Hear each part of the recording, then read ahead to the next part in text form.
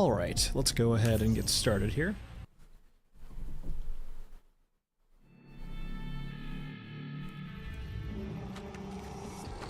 I guess we're continuing the quest for metal parts, or whatever it's called. The thing we need to make stuff. Really, we're just waiting to see if we can unlock, or rather we just need to unlock, what's it called? This right here.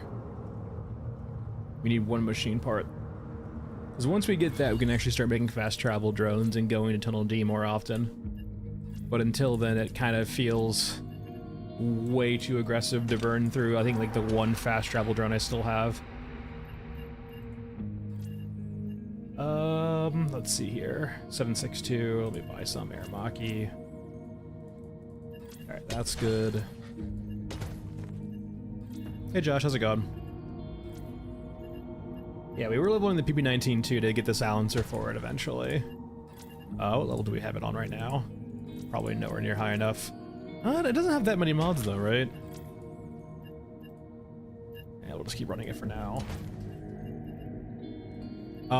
Let's do a few just regular runs through maps without having to worry about going through Tunnel A. We should have plenty of water, I believe.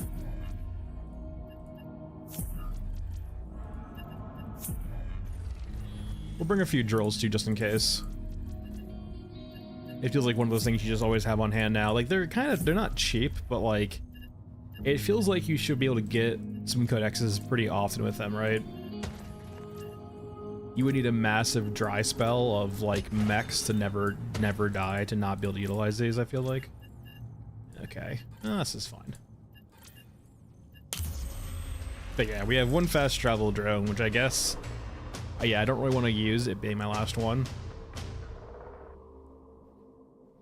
I wouldn't be against using it if we get the machine parts and start crafting the upgrade and use it to unlock Tunnel D a little bit quicker.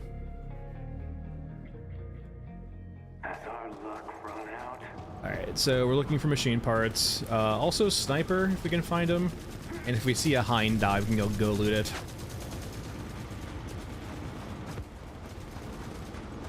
Alright, we got tanks. I don't see any mechs, though.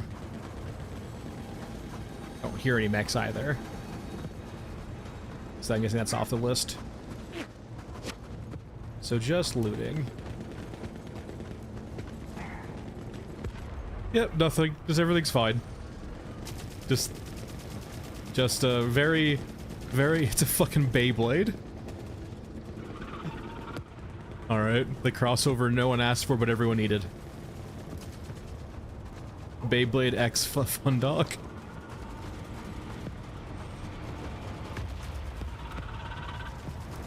I'm gonna need you to fuck off, drone.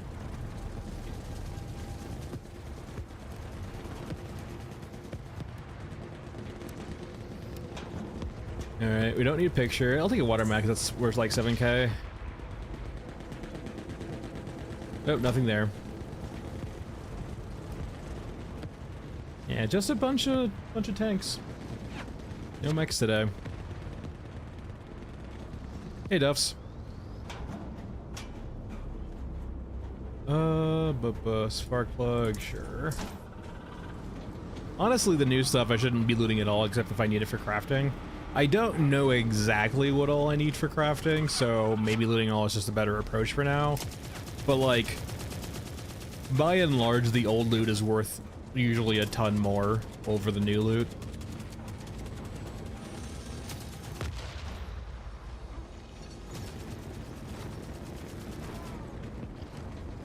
So far, no bueno.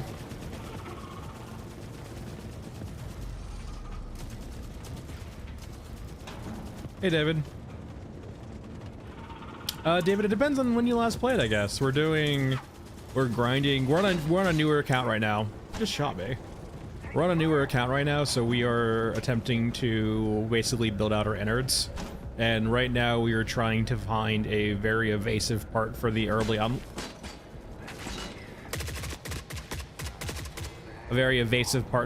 unlock being machine parts. We've been looking for a few streams now to try to find one. Because it's like the gatekeeper for unlocking like the crafting station. So like we have a bunch of components to start making fast travel drones to move around the map a bit easier, but we currently cannot make them until we get this out of the way. And apparently machine parts spawn mainly in the first 2 zones, Mesa or Scorched Enclave. So we're gonna probably just go between the 2 and just try to see if we can get lucky.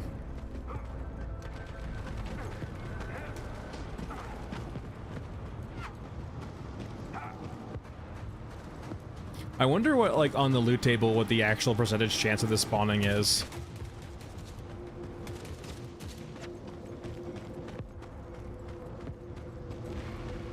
Whoa, whoa. Why is everyone so angry at me? I didn't have any problem, Sugar. Like, the only problem has been progression, really.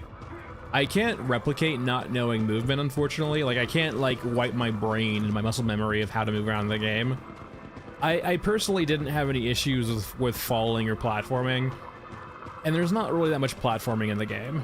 This is the basic holo. Like the, what's it called? The EOTech, I think? It might be the XP3.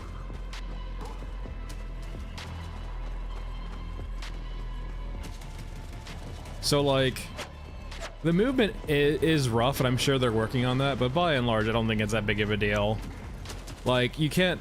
The people who are calling this game a platformer for having a jumping section are fucking children, to be honest. That's not to invalidate their movement complaints. The game has always been rough on movement, but, like, you having to jump once in a blue moon to do something does not make the game a platformer. You might have a platforming section, but there's like one tile that might actually require you to do some actual platforming.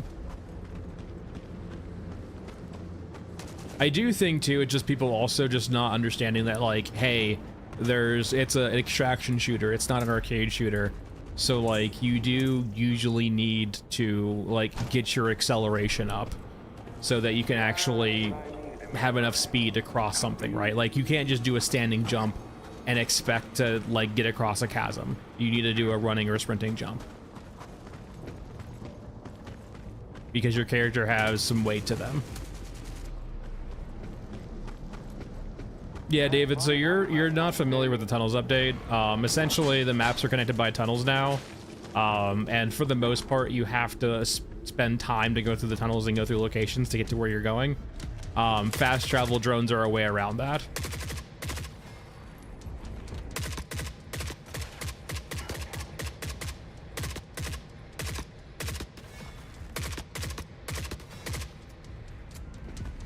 So if we want to do like later maps like downtown, we have to go through probably around, like, if you rush, between 15 and 20 minutes of like content before we get to downtown.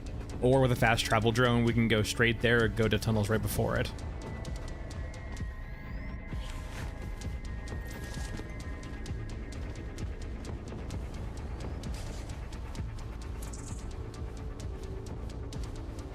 My kingdom for machine parts. No sniper either.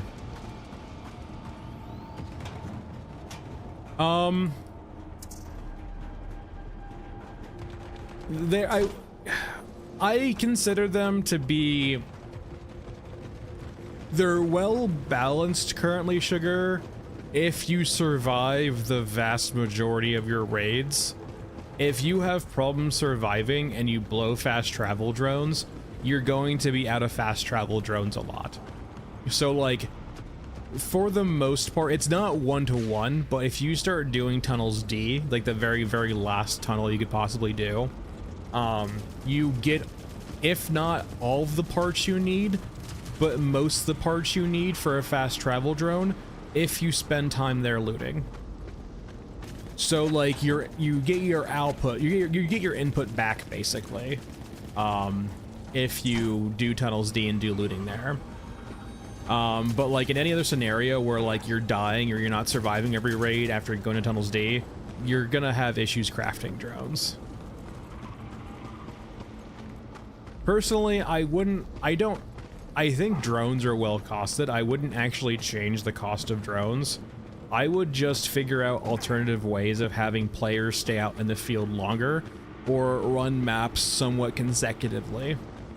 Like, the pain point is essentially if you want to run downtown and you don't want to use a fast travel drone, you have to go through Tunnels A, let's just say in this instance Scorched Enclave, Tunnels B, let's say this instance Mech Trench, Tunnel C, then you have to go do, like, say, Frozen Swamp, and then Tunnel D, and then you get to downtown. So, like, even if you're okay with the bespoke maps being filler, there's 3 tunnel segments where if you're not, like, in love with tunnels, you have to spend a lot of time there. So, like, while the tunnel percentage is not bad for, like, the earlier maps, when you think of downtown, if you think of the actual percentage of playtime relative to downtown that you're getting, the game is asking you to spend like 35 to 40 minutes probably if you're not going at Mach 1 speed before you even get to play downtown. And downtown itself is only going to ask you for about like 10 to 15 minutes of playtime at most. So it's very disproportionate. And I don't mind the time investment to get there. The problem is it needs to be more than just one run when you get there, right? Or there needs to be ways of like letting you like stay on the surface longer and not have to constantly just rerun tunnels over and over and over again. Not really, David. They didn't really, and to be fair, they shouldn't add more guns or attachments. They added a few new attachments, but I firmly don't believe they should be adding guns or attachments. Well, you need to have some system let you stay there and then send loot back and all that good stuff. Yeah. I mean, Zikron, I don't necessarily agree. There are absolutely pain points with, hold on. There are absolutely pain points with tunnels. I'm not gonna dismiss those. Like, there is some clear friction that's introduced in the game or brought to the surface with tunnels, but tunnels in and of themselves are very important to the game overall, or at least the concept of tunnels, right? The devs are never gonna be able to make enough bespoke content to satisfy the current consumption rates of modern gamers. It would never happen, and that's like literally like peak extraction shooter, right, is a way of providing cyclical content. Hold on. Fuck it, the Eurasian hell, man, my god.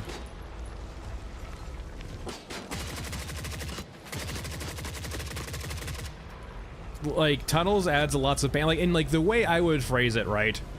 The way I have been phrasing your guys' issues, or at least your issue in regards to the dev team, is that I agree that proportionality-wise, the game is currently asking players to spend too much time in tunnels. I absolutely agree.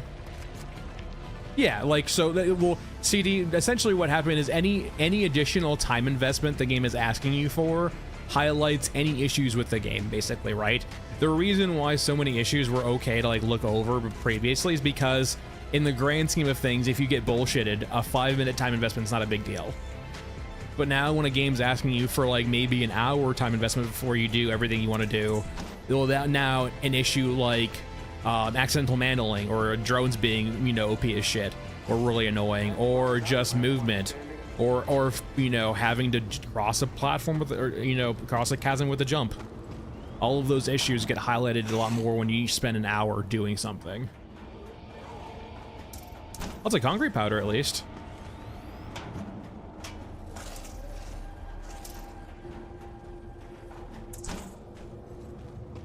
But no, the templating of tunnels is I think, very important for the game. A system like that has to exist, because it can't all be bespoke. Like, we have seen from their current maps and how, you know, they're doing a great job throwing out content continually, but it is an arms race they can never win.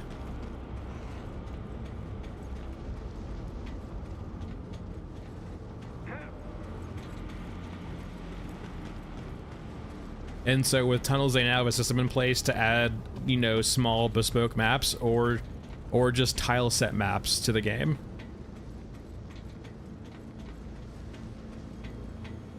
Yeah, and like the key thing to take away here though, Zekron, is like it's not about like tunnels themselves being bad, it's just about the proportionality of tunnels. The game is asking you to spend too much time in tunnels relative to the actual maps. Never do that again. Until the next time. There has to be ways of you staying out in the field for longer. And I don't mind if it's risky, right? Like the way I've always been like I've been pushing my system, right, in regards to doing scavenger camps on the surface. And those can be inherently risky propositions, right? Where saying is in the sense of, if you want the ability to stay at Tunnels D on the surface and go to downtown over and over again, you're going to invite risk over time. Say, for example, if you're on the surface, right? You don't get to wipe HK threat. Like, you know, if you're on the surface for over and over again and you want to run downtown, you don't get to, like, basically wipe away threat from HKs by going underground and going back to the innards, right? Which is presumably how you lose HK threat. So, like, it basically says, in the sense, you can stay on the surface, you can do what you want to do at your scavenger camp, but if you piss off a faction on the surface and you go back to your scavenger camp, you better be fucking careful if they track you back there. Essentially, you can introduce essentially a risk system in the sense of like, hey, you know, every single time you stay on the surface, it's going to get riskier and riskier. The chance of you actually seeing a raid on your scavenger camp increases and increases over time. And I'm not saying that like the scavenger camp has to be wiped out if you lose or something happens, but like it introduces, you know, a push-pull for you staying on the surface for a prolonged period, but also gives you the option to do so, to start giving a bit more fairness in regards to how much you have to run tunnels to actually do something like downtown. Did I go through all my ammo? Or am I just blind? 762. Really? And I guess I did fight a lot at the end there.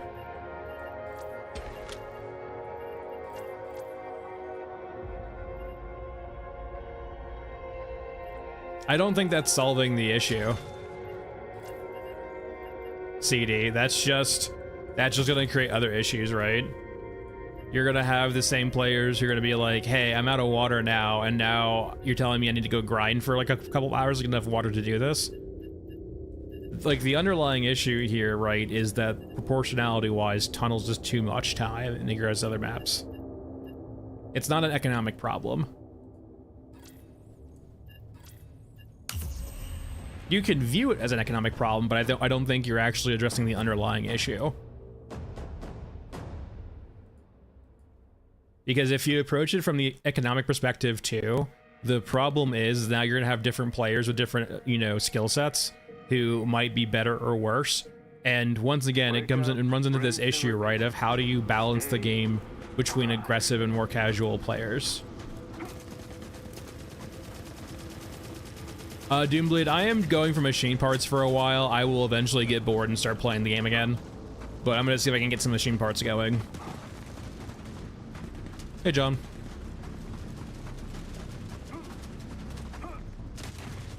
Ideally, what happens, Doom, is I get machine parts relatively soon.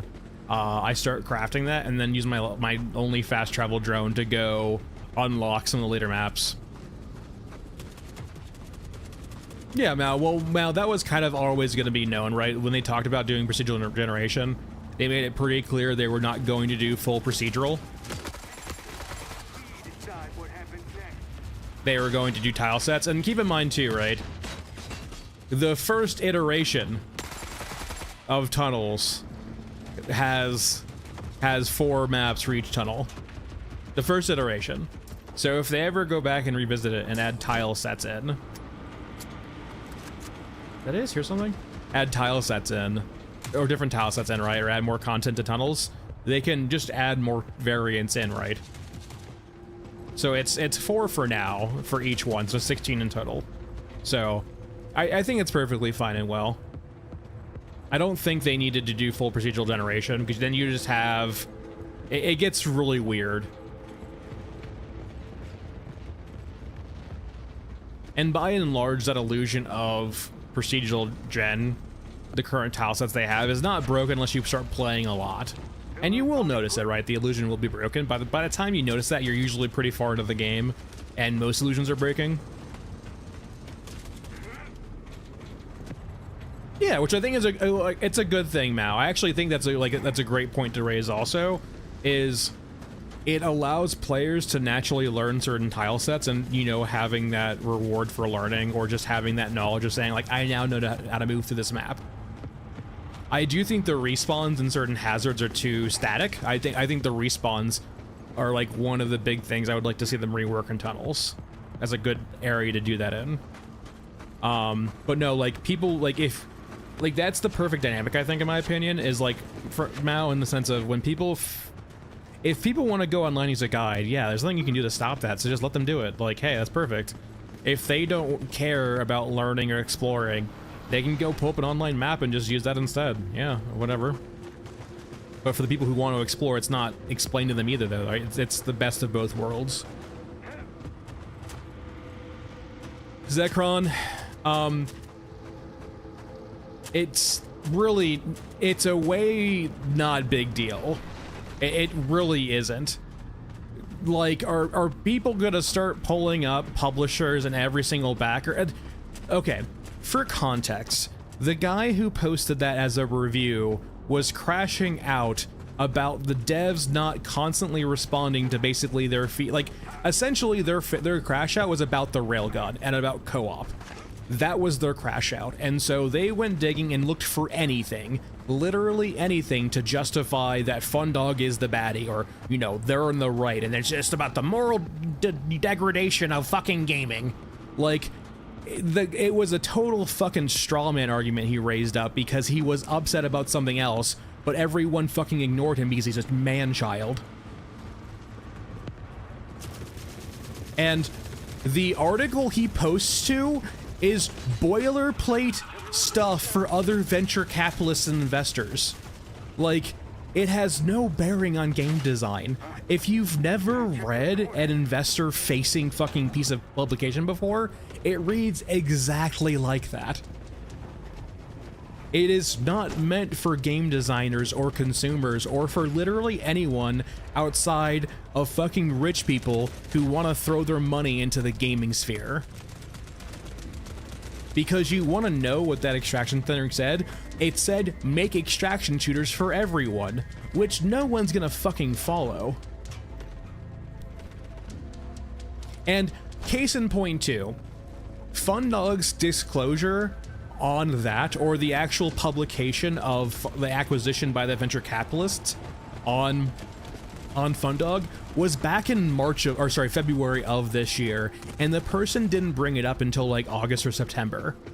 Like, why do they suddenly care now? Why is it a big deal now as opposed to back in February? It's because their feelings were hurt. It's because they didn't get the validation they wanted, so they used essentially a fake fucking argument to get validation.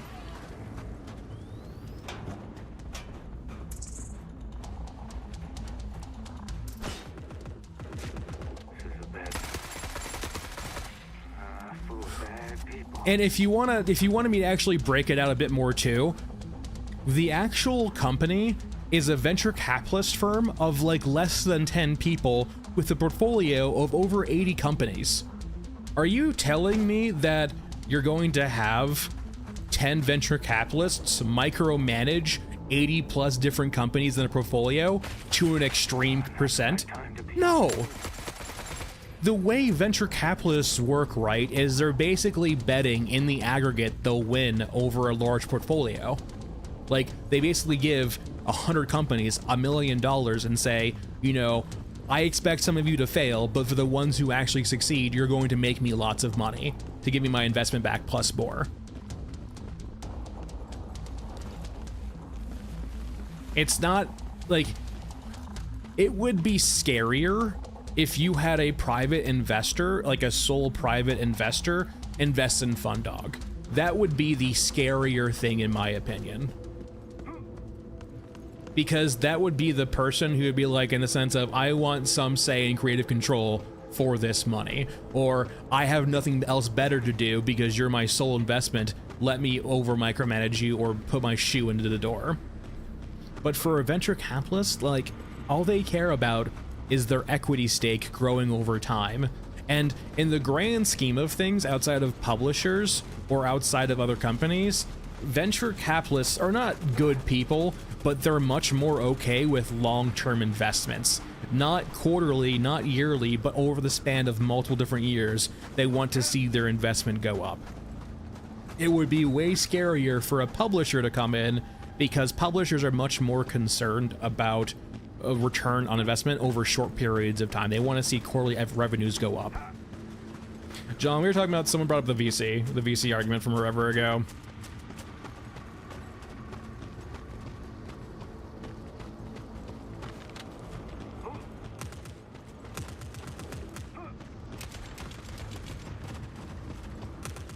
And it's an unfortunate thing about the grimdark space, is that, like, bless your all hearts. I'm not saying you guys in particular, like, this is a generalization, but like, I've played 40k in tabletop before. I've been to hobby stores before. I've been around grimdark for a long period of my life. Some of y'all are fucking antisocial weirdos. Once again, not anyone specifically, just in general. And if you've ever been to a hobby store before and played 40k, you know exactly what I mean.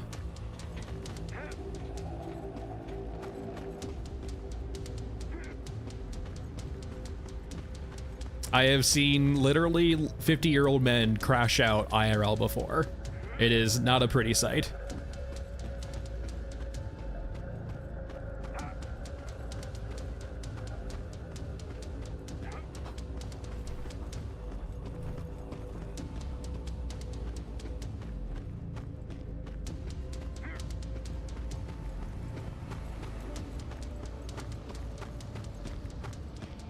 Hey, Aim, how's it going?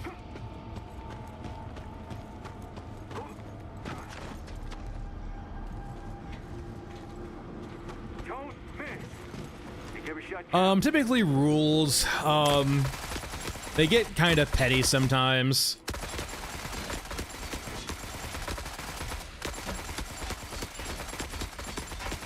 Some of them I've seen, like, get very upset about WYSIWYG.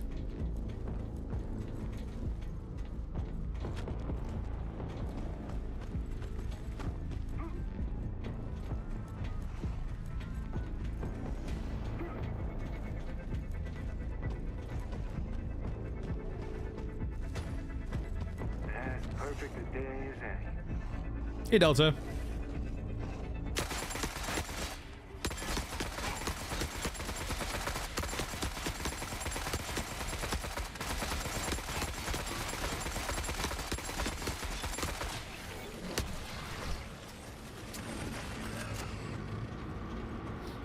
I mean, yeah, it's mainly for, I mean, Bao, that's kind of the whole game in general, though, right? There's not a whole lot of reasons to go to any map in particular. Usually it's more based on quests than anything else, but yeah. I'm guessing that's something that will come later. They've kind of clearly shown that, like, when it comes to, like, doing multifaceted work in the same patch, it kind of has to wait. I'm not gonna murder, that's just a waste of ammo. You guys are stuck. Like, for example, like, a lot of the new items in the game don't really have, not all of them have purposes, and all of them usually have a boilerplate or, like, a very static or a very, like, baseline cost. Like, a bunch of new items will have the same cost across the board, and they'll go up in tier.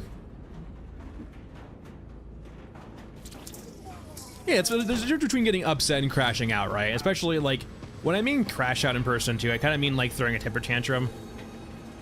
What I'm basically saying is there's plenty of people in the tabletop, you know, or gaming space that basically are man-children. And act accordingly so. And that's basically what I mean by the grimdark space. The grimdark space kind of attracts, for whatever reason, that kind of behavior. And I've experienced it firsthand. It is what it is. Like I'm saying, it's a generalization. It's not about anyone in particular. It's just that in consideration to what I've experienced outside of that sphere, It seems to happen there more often than I would expect. We're going back. It's like Christmas came early. But when I see, like, there's been a few crash outs on Discord and on Steam forums and on Steam reviews of like people just essentially showing that they're kind of bad faith actors, but not coming off as such to the layman, or coming off as such to like people who are just out of the know.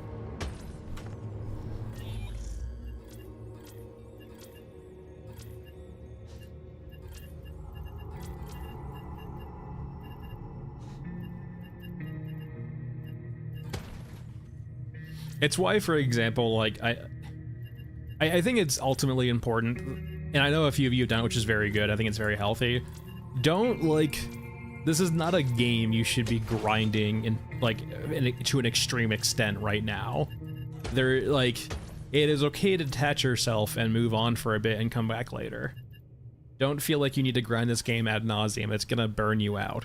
And I think what I've seen from a few players, I am kind of diagnosing here, and I'm not necessarily going to say who, but like there's been a few players who I know have lots of hours, and it feels like they're projecting a lot of their anger toward other people when they're really just ultimately upset with the game, and they can't ever coping by not accepting that. Let's do a Scorched Enclave instead now. Oh no, yeah, don't use the VKS. There's lots of guns that you just should not bother using.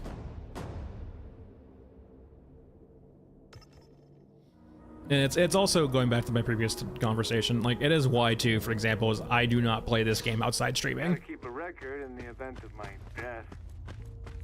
I have logged like 10 hours a week on this game since launch, and that's basically what my cadence has been.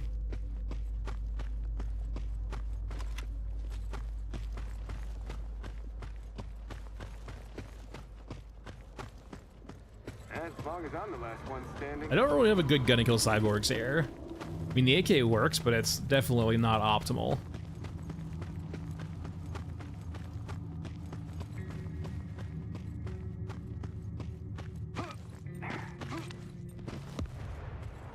Okay, the tank might help, actually.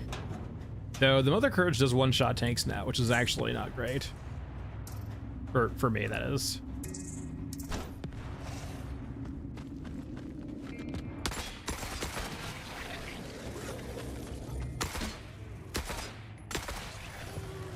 Whittle them down and we can break out. All right, they're coming.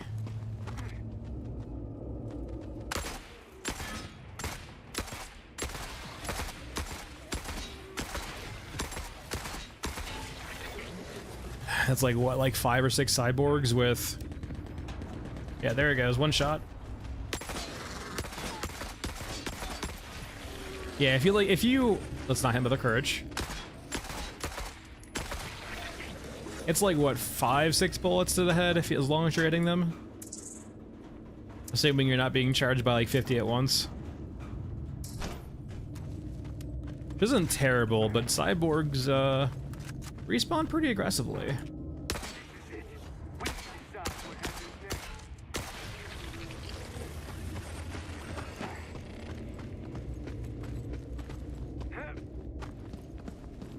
Any crates in here? No, just a jerry can.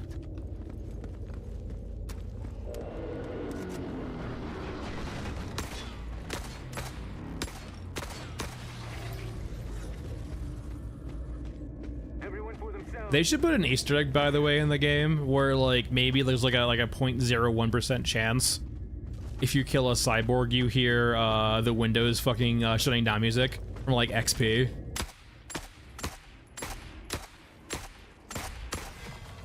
That'd be a good Easter egg. Yeah, here come scramblers.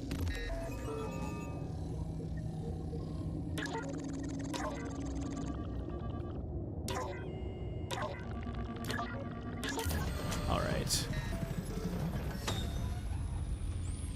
Got our aqua. The scare is delicate.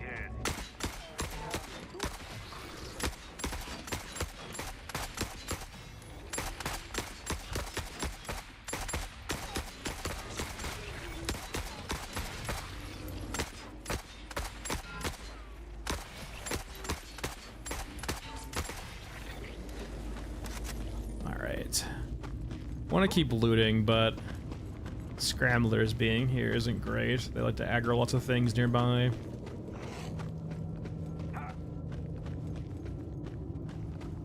Everyone for themselves.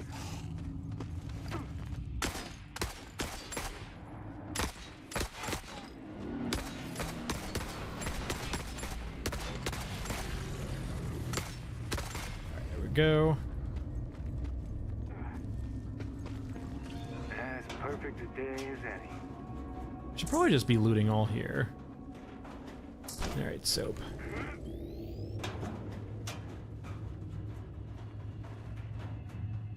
I mean, Windows XP was the goated. Ooh, foam. I'm gonna get like everything I need for every other building before I find machine parts. I think they spotted us. It's definitely feeling that way.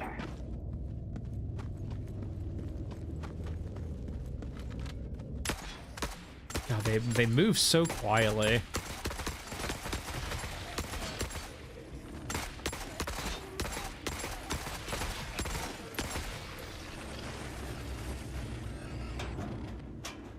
Yeah, thankfully I'm on a new account, Larry, so the foam, I've been getting a few here and there. Oh, there we go, just more foam.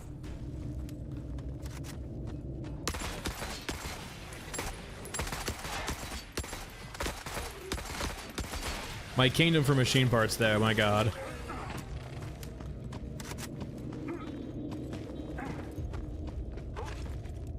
Yeah, Commander, I would easily expect for them to do a lot more with the tunnel system in the future, in regards to having like offshoot maps here and there. It'd be a good reward for exploration too, eventually, if they start doing stuff like that, where if you explore, you can find like optional extracts to like certain maps. I might ammo.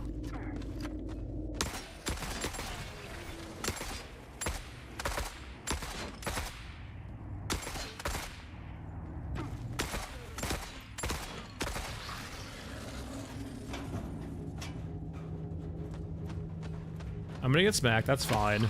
Good thing I brought my... Oh!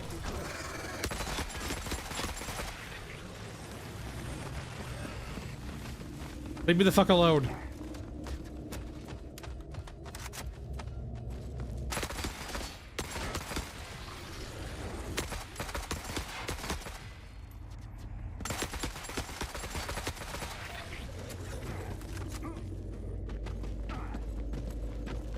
Alright, time to skedaddle. I got fucking 2 foams and a machine part. Let's get the fuck out of here.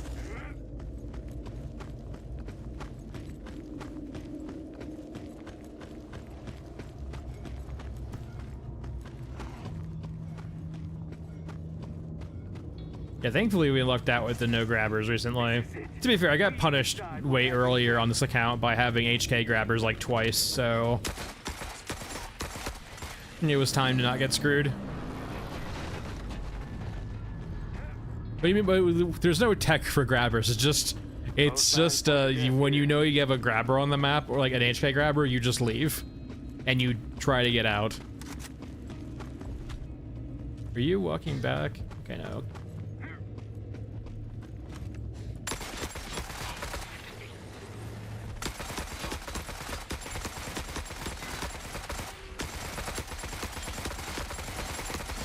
So many fucking cyborgs.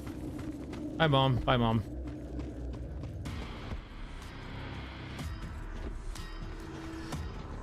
Enemy density indicates they're tracking us.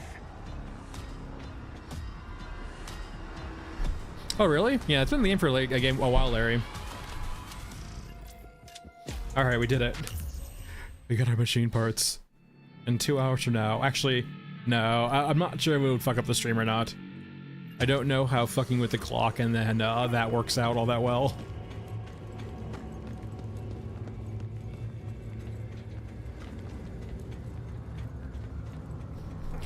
Technically they did add in the feature where you can actually, yes. Alright. They added in the feature where you can stun those units with the conventional firearms. There's like a certain damage threshold on them. So, like, if you have a squad of players, you can temporarily stagger an enemy. Granted, it's not really for that long, though. So, how worthwhile that is kind of up in the air. But it's something. Alright. I'm kinda low on ammo. I do have 5.56. Let me go buy a M4 and kit it out. I guess the question is, do I have parts for it?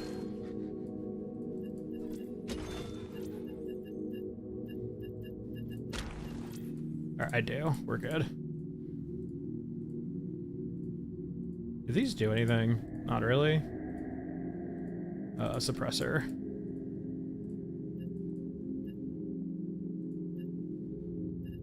Yeah, like, yeah. I mean, I would be careful asking for something like that because there's already, I would say, a lot of consumable bloat in the game, and we don't have, like, a good UI to go through them. It's kinda rough. Alright, let's go ahead and let's blow our last fast travel, go to tunnel C. Do I care about doing water wars? I don't think so. Water wars is very rough, especially when I'm blowing my last fast travel drone to get there.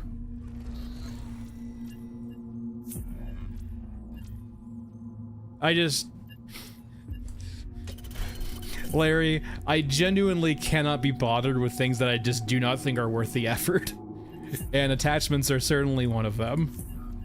Do I have a suppressor? Do I have the drum mag? And do I have, I guess, an optic? Is the three questions I'm answering. And by and large, I can get all of those from just looting. Fuck it, we'll do it. Yeah, I don't really care about optics at all because they all basically feel the same to me. So, I mean, some have worse visual, like, areas than others, but, like, it really, I'm pointing and clicking no matter what. In the grand scheme of things, it's not all that important to me.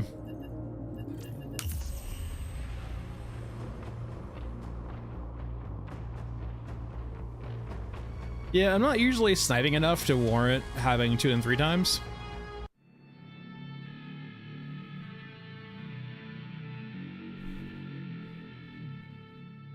I don't have a good feeling.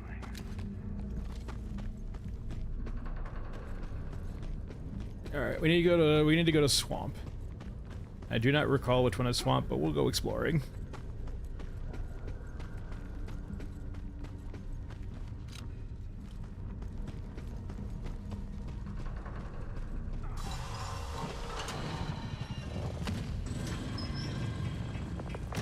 Drones and a squad. I hate, like, out of all of the tiles and on the things, I think I hate this tile the most.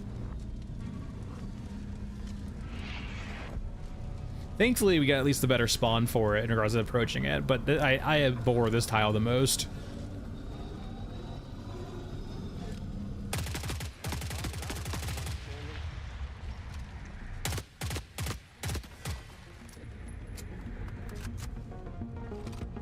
Yeah, it seems like we've been getting like 1 or 2 animations like that, Commander, per patch. It's gonna take them forever to actually like get all of them, but you know, 1 or 2 patch, you know, they'll eventually get there.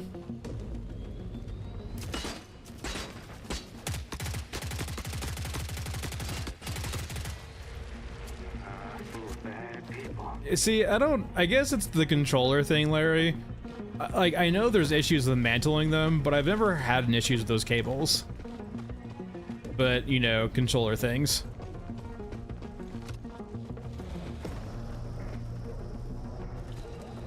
Perfection.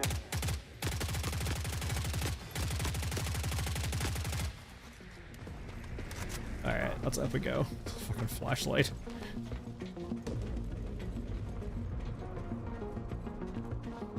Yeah, once again, I've never had issues with balancing on those cables, but once again, I don't play controller, so I have the ability to do precise adjustments very easily.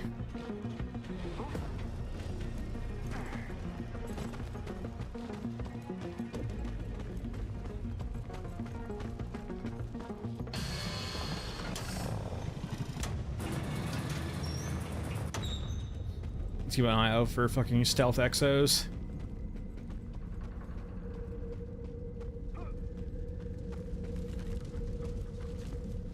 Also, the thing with tunnels too, I mean, people will eventually learn the paths and which extracts is which extract for the tile sets.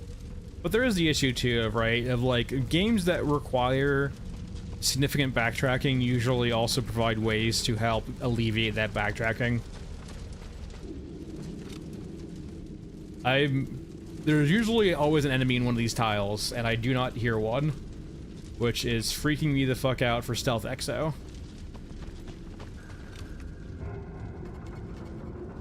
So rare are these actually empty. There it is, you piece of shit. I knew you were gonna be here, you giant asshole. Fuck you.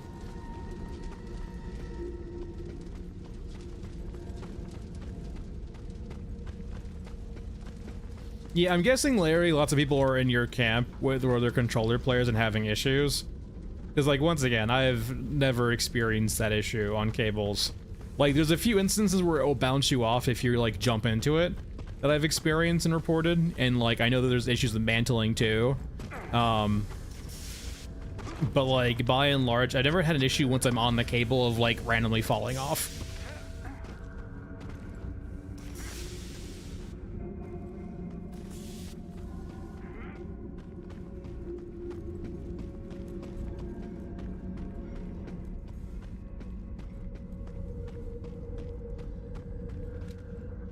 Alright, our extract's over there, but this is a loot tile, so why not just go do some looting real quick?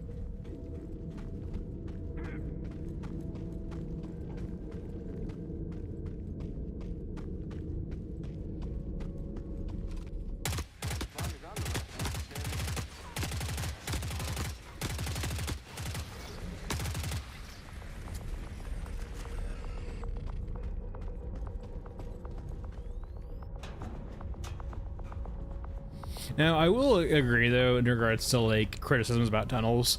I do think it has the normal fun dog design of, like, hey, they like, almost...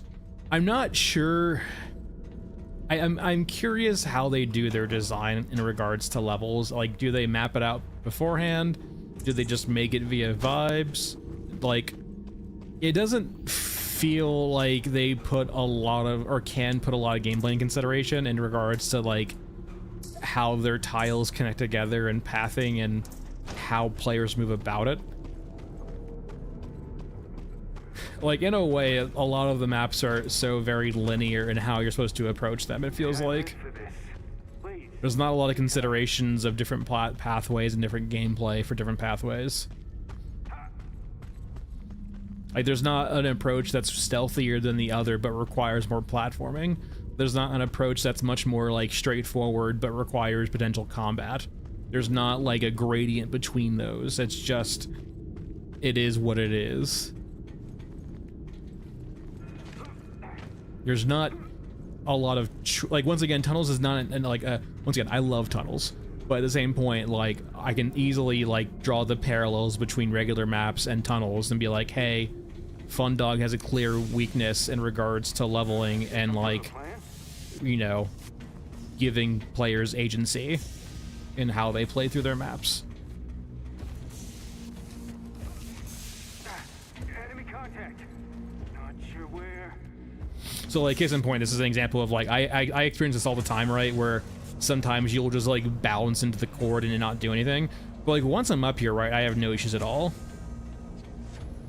But I will say I might not be able to appreciate people who might be, like, spatially challenged. I have a very good feel of where I am in space, so I might not be the norm there. Nor there might be plenty of people outside of what I'm used to and might be more spatially challenged.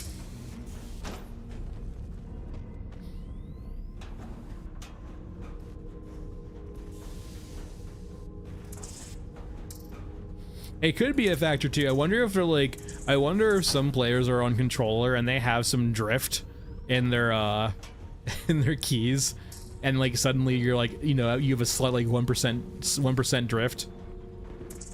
I don't mean it in a negative context, Larry. It's just a thing of like people are different. I don't genuinely mean it in a negative context.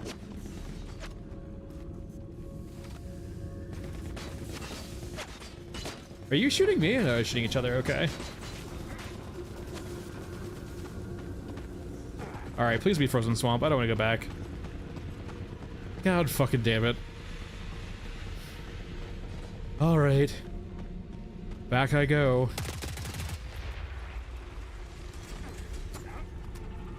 Now I know, though. Now I know that I will almost assuredly forget.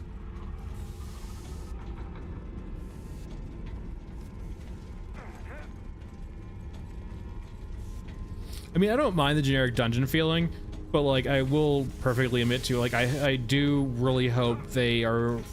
I can understand why if, like, I come to them and be like, hey, you guys need to work on the respawn mechanics. They're like, it's too much work. Like, it would require us to go to every single fucking map in the game and redo how it works. Fair. But if it's more in the sense of, hey, you should rework your respawn mechanics in tunnels or in your tiles and see how it feels before you, like, go start small and then go big. Don't do it across the entire board, but like do a prototype for like a different respawn mechanic in tunnels and see how it feels and see how players are receptive to it or not.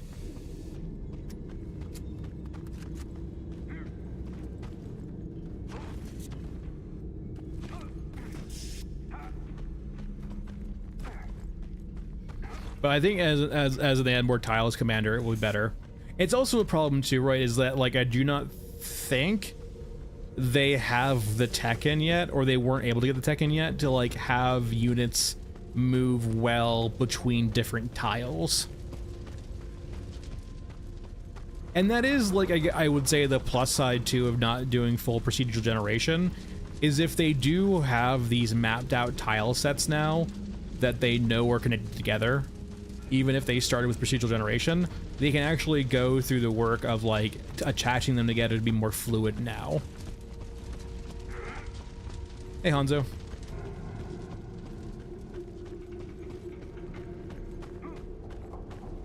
But like, for example, right, if you're gonna have a system that makes you double back too, I've mentioned this before, I think my map tier list, or maybe like around my map tier list, of like, hey, if you're gonna have maps that require a decent amount of backtracking, the illusion of like zone triggered respawns or spawns is going to be very, very apparent, right? Like the illusion is going to be broken immediately by almost everyone, right? They're gonna see through how you handle respawns in an instant. So like a new player playing the game who's required to backtrack a lot because they're not unfamiliar with tunnels is immediately going to realize how the game handles spawns, which I do not think is a good thing, right? Because the second they start seeing stuff like that, it starts breaking down the illusion.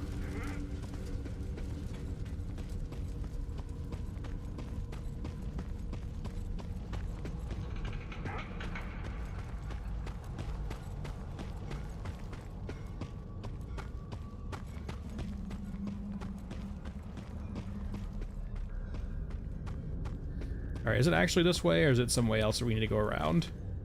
Yeah, it's a dead end. Are we going up or down? Maybe we're going up or down. Oop.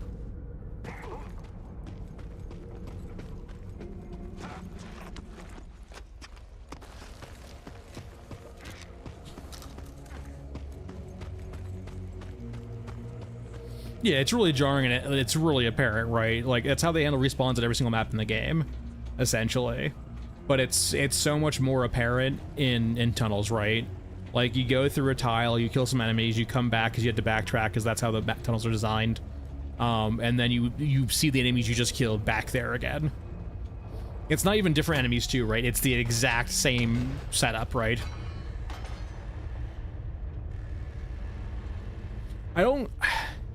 I think they should have different respawns, right? I think, like, once again, I want them to, like, this is the opportunity for them to, like, test out a different respawn mechanic in a very small scale to see how it runs and how it performs and how people like it or don't like it. Because, like, once again, trying to redo respawns for the entirety of the bespoke maps, or even a full bespoke map, right, would probably be a lot.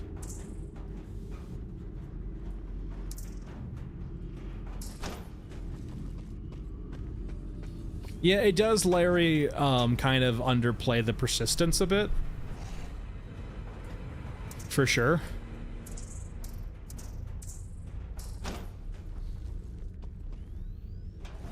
But I think maybe like that just closes into that they're working on a medium.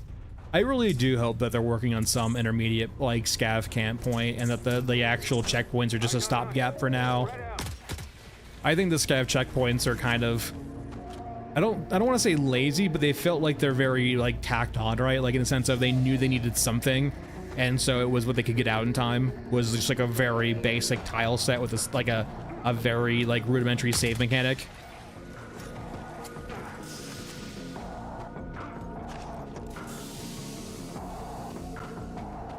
Yeah, they're pretty close to it, Larry. They are absurdly pretty close to being useless.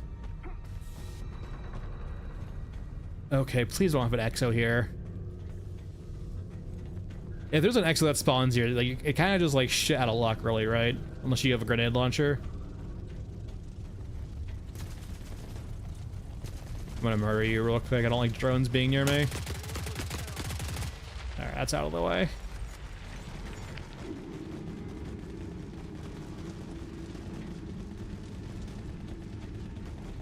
Okay, I think we're good. I don't see an exo. Thank God.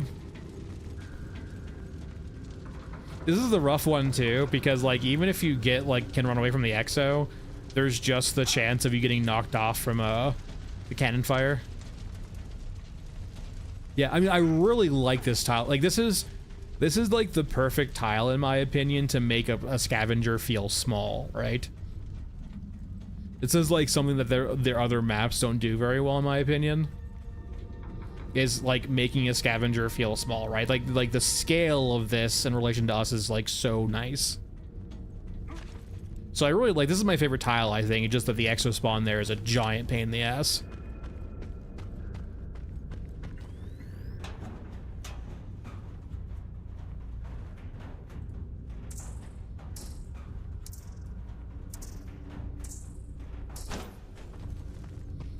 And once again, I will mention too, I do think that I mean, it might just be, it's a headspace I probably can't get into, to be honest, because it's so outside the way I think.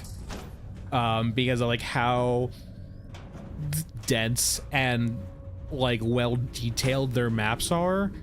But like, I keep always going back to, if you guys were here for the stream where I went out of bounds on, downtown, the out of bounds downtown areas actually feel really good, despite them having like little to no detail and being very buggy because they're outside the bounds of the map, right? Like it was almost more atmospheric being in these like not well detailed but run down areas of the map, right, that were just rocky and desolate and just forsaken.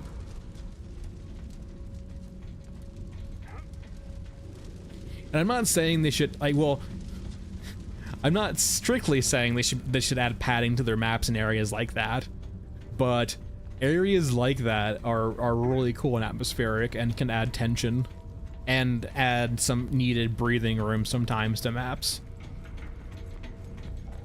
Like, it's always kind of crazy how much of a clusterfuck downtown is, basically, right?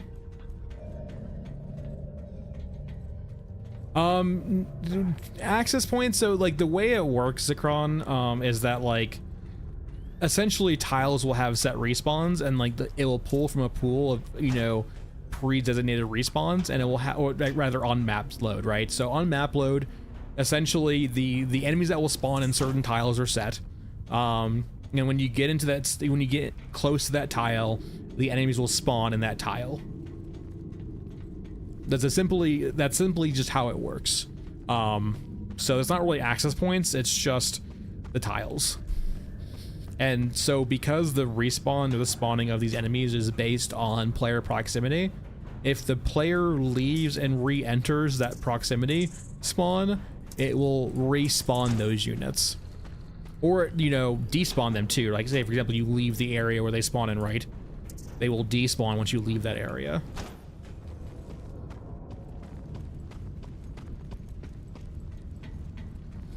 Yeah, I do think, well, you raise a good point, right? Of like, sometimes, like, it's important too, of like,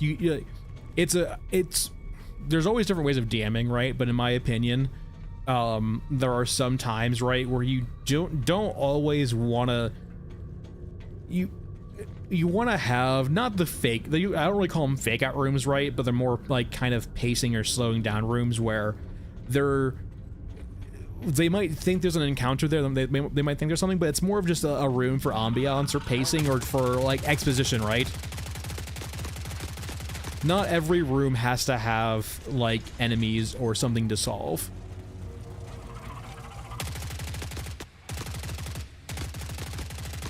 Sometimes it's perfectly okay for the purpose of a room to just be a room to exist, for ambiance, for tension, for pacing, to give the players some room to breathe and, you know, take in what they've experienced thus far and plan for the near future.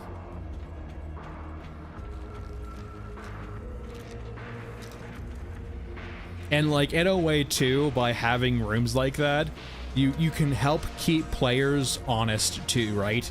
You can kind of show them that like, hey, I'm not going to throw something at you for every room. So your first check for every room doesn't need to be like send in familiar or like investigate constantly or just like do a bunch of really meta stuff to, you know, check off a bunch of boxes of being vigilant, right?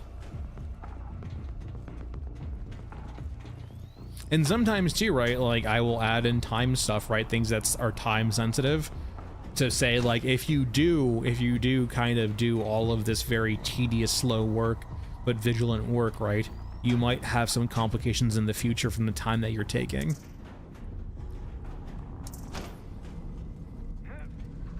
All right, let's save our time for Tunnel D, I guess, because I'm not really finding a lot here. We did find, I think, a motor, but... oh man, I was gonna do Water Wars too. We kind of use a lot of ammunition though, unfortunately. I don't think I'm gonna do Water Wars. It feels a bit too aggressive to do. I mean, I could technically do it. It would require me to get into a good spot and hit headshots, which I could do. But I don't think I would go to the actual shantytown. There's a certain spawn out by the train, the intact train, that will have them spawn nearby in like a line, which is probably the best bet for doing this.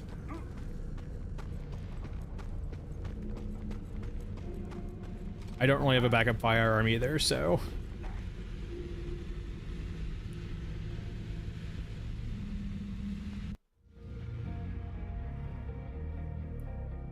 but no, yeah, we definitely cannot fight at the actual place. It's easier if you have height advantages too, right? You need to be in a spot where they can't push you.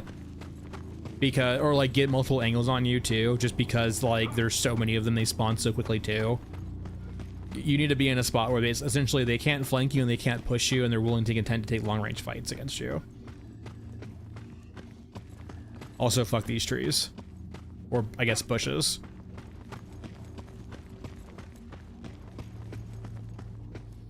Yeah, it's just that, like, yeah, there's a lot of them that they come out of the woodwork too when you start shooting them.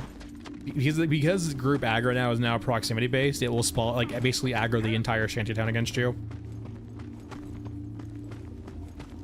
And the trees don't help either. The trees are the fucking worst.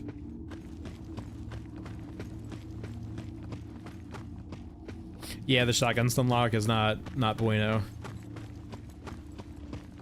If I don't see a spawn here for them, I'm not gonna tempt fate. I can already hear fucking one of the peppers. Yeah, that's a pretty common conflict with my party too, is the whole door opening, you know, issue. Though once again, the time pressure helps out a lot with that.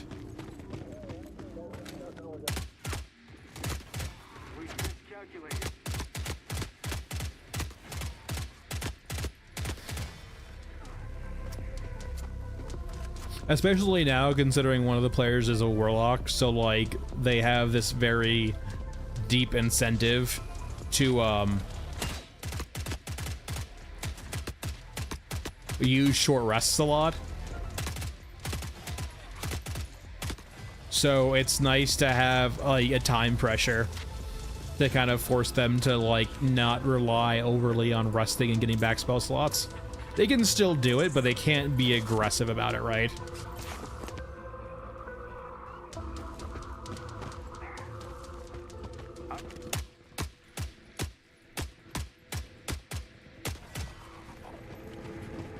Okay, so we can probably do Water Wars here. We were looking for that patrol there, and that patrol will just like continually respawn if we're here. So this is a great spot to just chill for a bit and then farm those guys.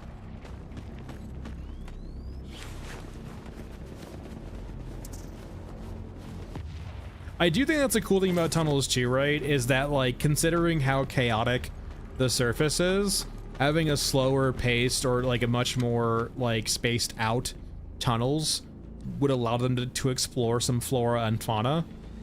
Granted, it definitely does seem that they're very interested more in like mechs and shit, so, or like cyberpunk shit.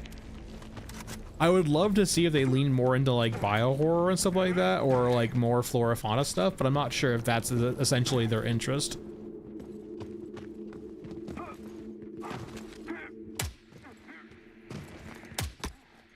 Push me. Here they come. No, I want to lean.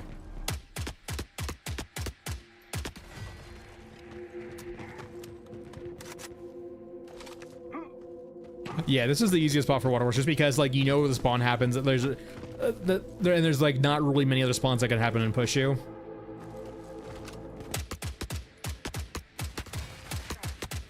And a lot of like locations for farming too usually require you to leave and re-enter an area. This is just you standing here and they'll respawn and push that same angle. It's forever. It's going well. Yeah, that was like probably like my more favorite times from Warframe was like the OG, like corrupted guys day. Those were fun. Everyone for themselves.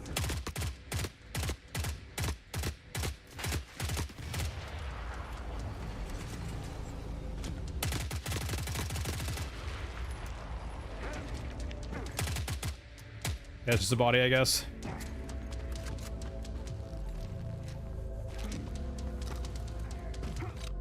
Is that someone there? Hey!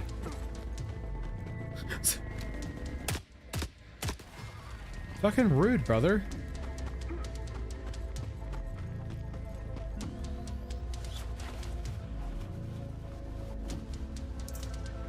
Really? No ammo at all?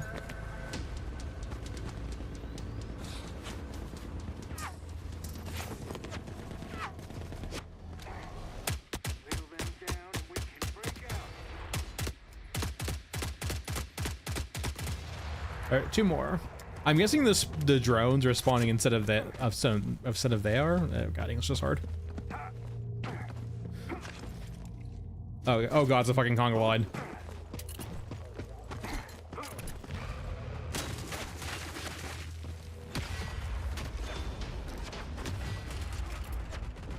All right, I'm not gonna tempt fate here. I'm just gonna fucking skedaddle.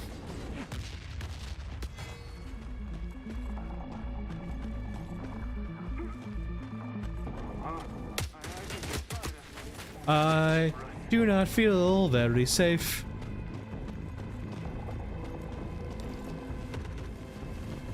Hey, survivor.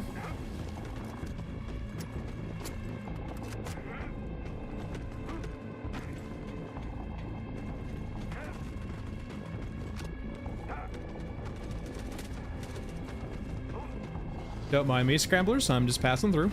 Go have some fun murdering some Eurasians. Sorry, Europans.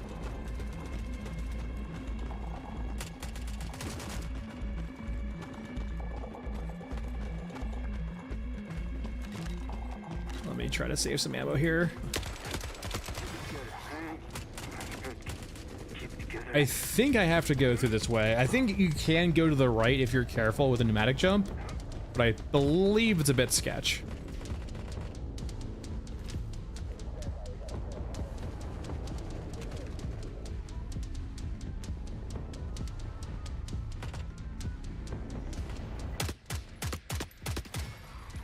And ideally, I don't want to reload here. Like I might be able to save some ammo here by not reloading and getting a free refill.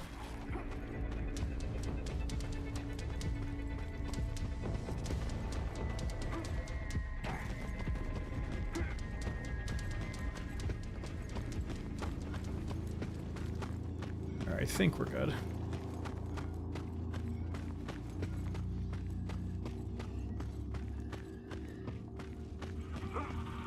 And with Water Wars done, at least now, no matter what, even if we die, we at least got our entry fee back. At least when it comes to fast travel drones. Eyes on us. Spread out.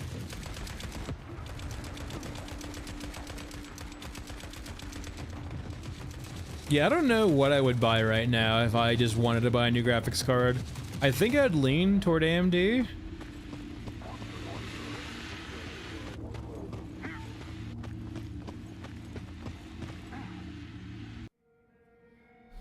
Though, the problem is too, is like, at this point, I would not even buy a graphics card, I would just upgrade my CPU and motherboard, because it's, I'm still on a 5 series Ryzen. So I'm still in like DDR4, 5 series Ryzen, so like, if I go to like a higher graphics card, I'm just gonna be constrained on my CPU no matter what until I upgrade that. Corrado, it still exists, like, yeah, there still exists a way to toggle off the UI.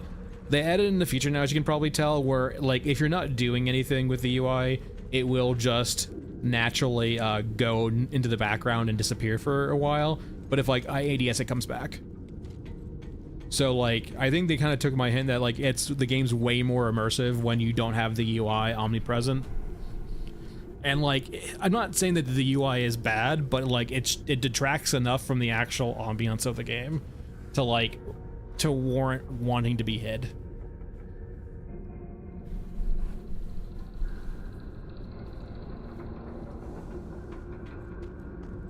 Alright, so I don't really necessarily care where I go to, I just wanted to unlock Tunnels D. Now, naturally, I would probably prefer to go to downtown, since it's the easier map to extract from, but like, I really do not have tons of ammo to go through backtrack land over here.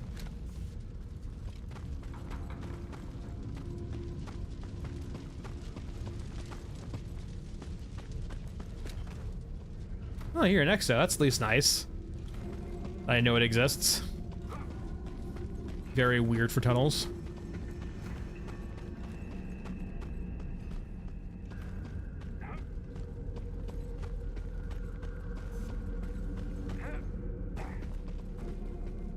I need to go down, right? Yeah.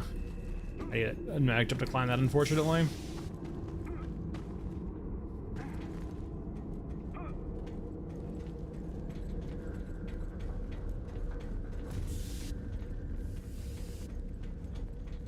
Thankfully, no drones here. Usually drones love spawning here, and it kind of can be a pain in the ass. Babel's not necessarily a no-go. It isn't insta-death. It's just kind of a pain in the ass, like everything else is. Out of the 3 maps, I would probably take Babel over, Cemetery. Because Cemetery is definitely one of those maps where, like, you can just get checked, right? Okay, this is the... Wait, is this a path down here? No. Yeah, okay. But Babel is, like, definitely one of those maps where you just basically get, like, RNG checked sometimes by the dog.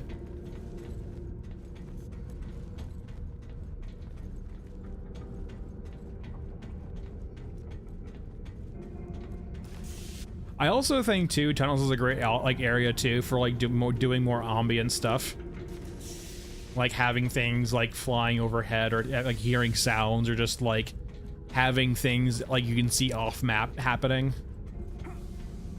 or hearing off map too.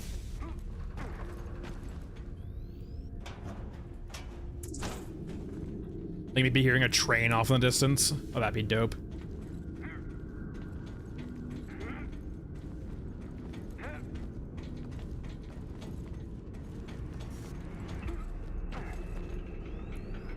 Five, 5, 6. Oh, nice.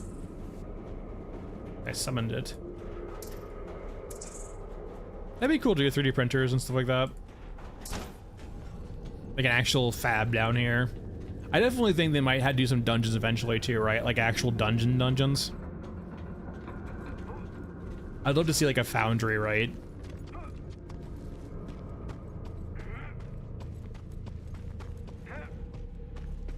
It is. It's not a map you want to spend a lot of time in because it's like it is a question of like when, not if. So it is a map you want to go through quickly and get done. But like, if you have enough ammo, you can just gun your way through. It's just that you will eat through lots of ammo if you stay there for too long.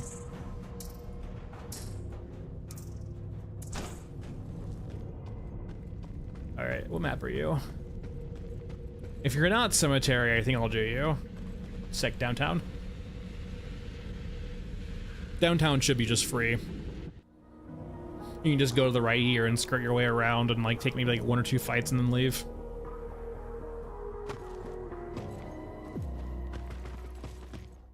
I don't have a good feeling.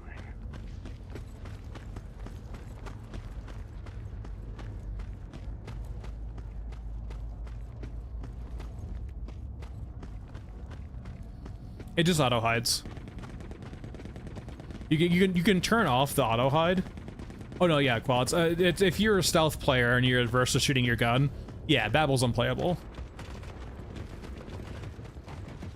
But no, yeah, you can turn off the setting for auto, but by default it just auto hides over time.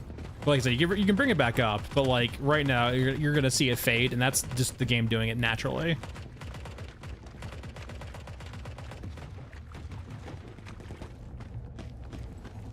Henry, I'm sure they will. It's a very fundamental system right now, or a very baseline system, and it's got a lot of modularity to it, right? Also, they can add more tile sets. They can go back and adjust the old tile sets. They can add more things that use the tunnel system but are not tunnels.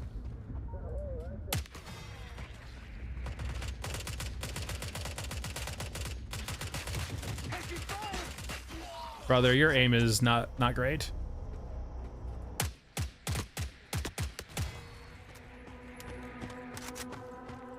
Favorite is Frozen Swamp, least favorite is Stairway, and I have a whole map tier list where I go over why my favorite it's my favorite and not my favorite.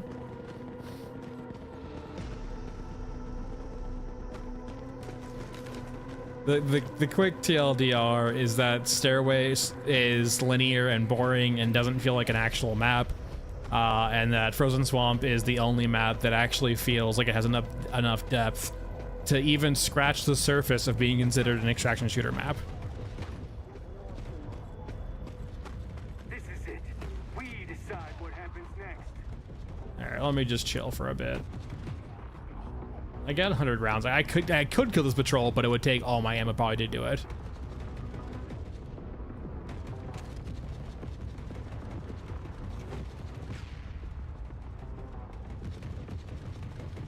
But like, and I would consider Frozen Swamp to be like really the only map in the game that I would consider satisfies the fundamentals of being an extraction shooter map, in my opinion. Every other map falls short in some capacity.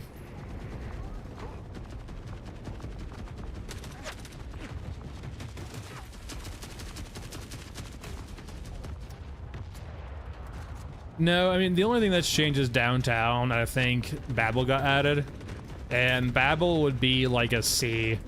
I think the only thing that's saving Babel is that like it does look so fucking cool with the skyscrapers. But Babel, from a gameplay perspective, is just so bad. Downtown would probably be like a B-. I think they mentioned Tutu in their anniversary video that they're going to be expanding the maps or going back to the other older maps. When that happens, I don't think anyone knows, but they at least mentioned the intent.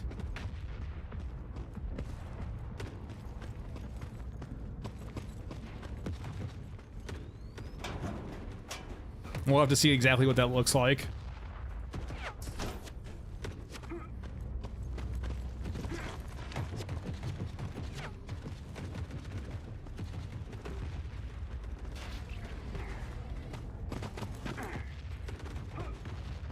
He just doesn't leave.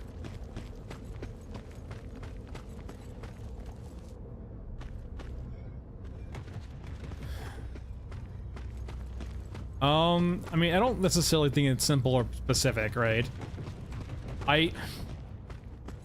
To me, the core of the issue, right, is it felt like they started to make a game before figuring out what they wanted their game to actually be and do the design legwork.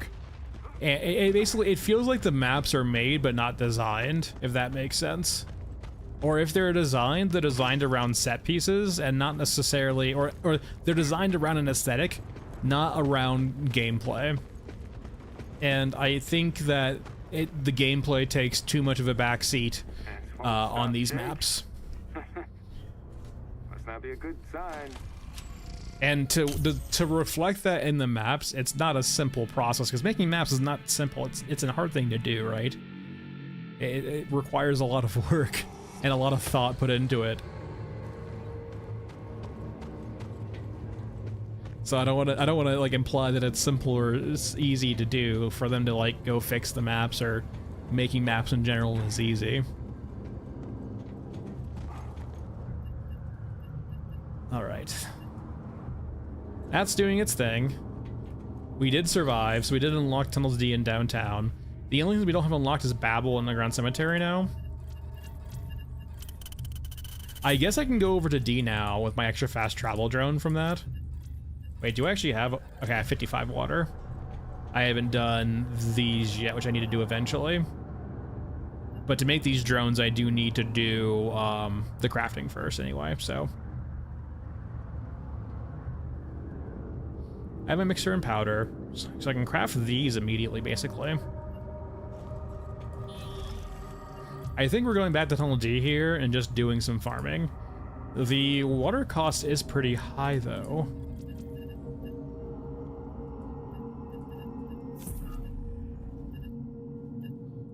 I could offset that.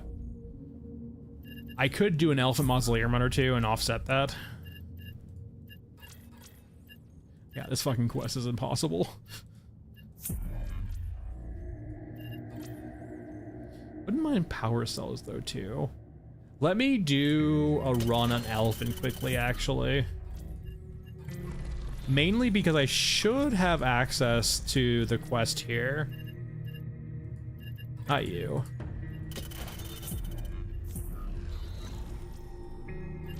I'm 99% sure it's from Europa.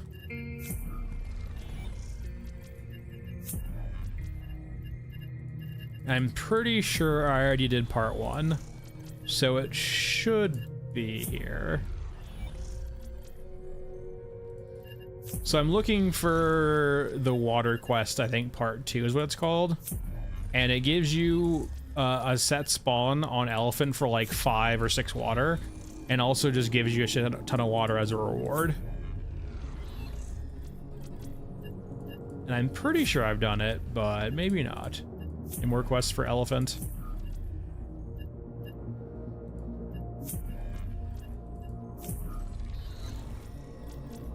There we go, Head and Water Part 2.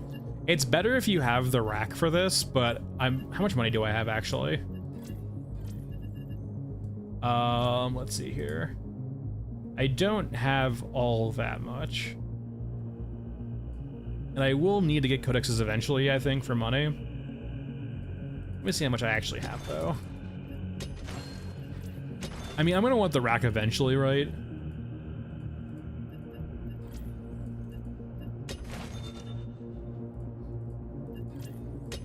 We go ahead and get the rack and get Bagman out.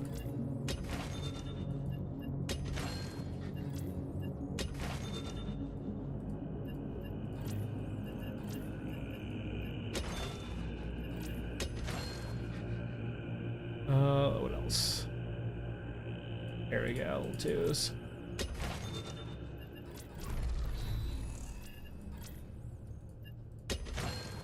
Characters, Bagman. Customize. I need a center high quality.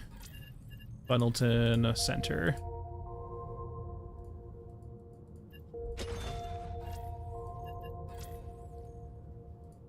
All right, perfect.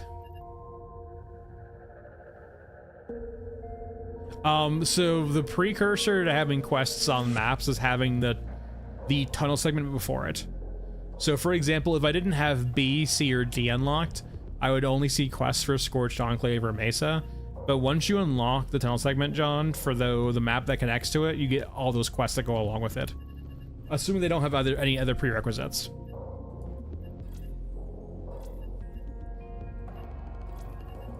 Alright, I think I might just... Well, you do cost a fast travel drone for me to come here, right? Yeah. So I could just go straight to Mesa, pay a few water, and then go Tunnel B to Elephant. Save the fast travel drone cost. I feel at that point, though, I'm just better off going to Tunnel A, though, and saving 3 water. The concern I have right now is I need to figure out what I need to bring ammo-wise. Because I won't have a lot of ammo. I think 545 is fine. Actually, let's go 762, because it weighs the same. Hold on. I need to sell a few things.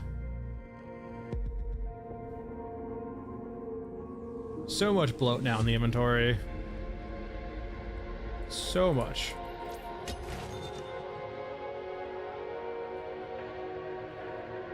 I might actually just go to after I get this water run done.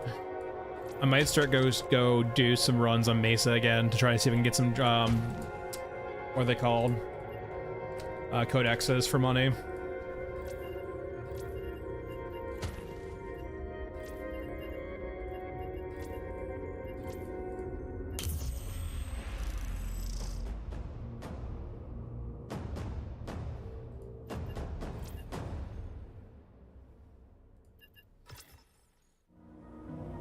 I feel like by the point we actually get to like Elephant 2, we can probably be full on water anyway, but... If you lose contact with the crew, stay there. Hey, really? We'll find you.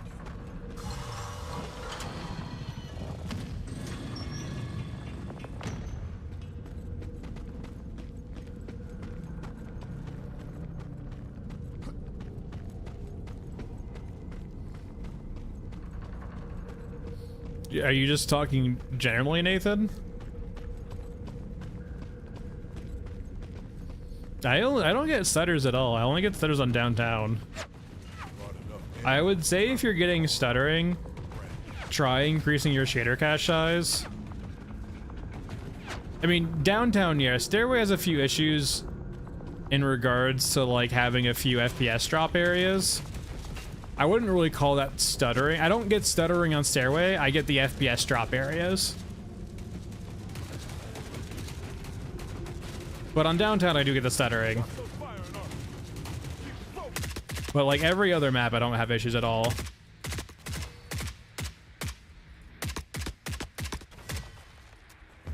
I mean, Bron, if you only have like one of each codex, then just keep them. But if you're gonna be farming medium X for codexes for money, then sell them.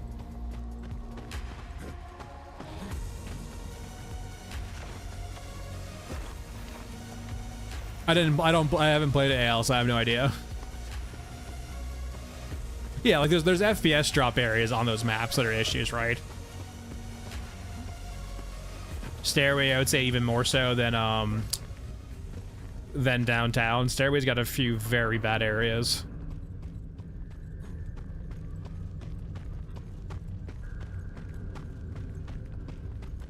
There's just something on those maps that's siphoning performance in a certain area.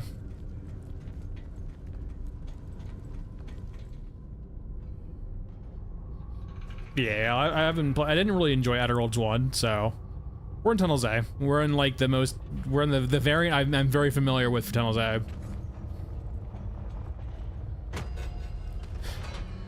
But yeah.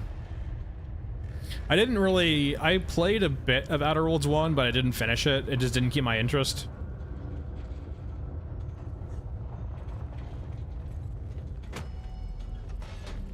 I mean, Nathan, I get where you're coming from if you're upset, but I think you're kind of being a dick right now, considering they've spent literally a year plus of doing constant performance work, and it does show. And they have a clear push-pull, too, of, like, any engineer who's not doing work for new stuff is a third of their pipeline. They have 3 engineers, remember that too, right? So if they have an engineer stuck doing performance work, that's a third of their workflow being sent to just doing optimization work, which does need to be done, and they've been doing it, but like, don't act like they're not doing it. The game is way better than it was back in September of last year.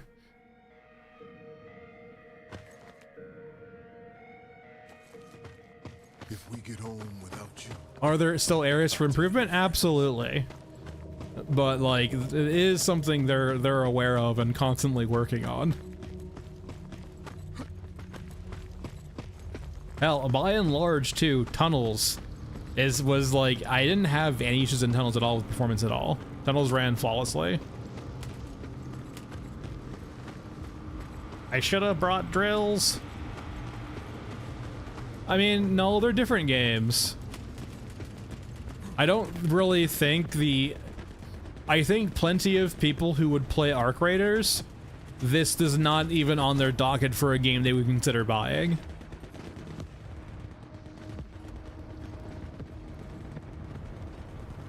It's like, you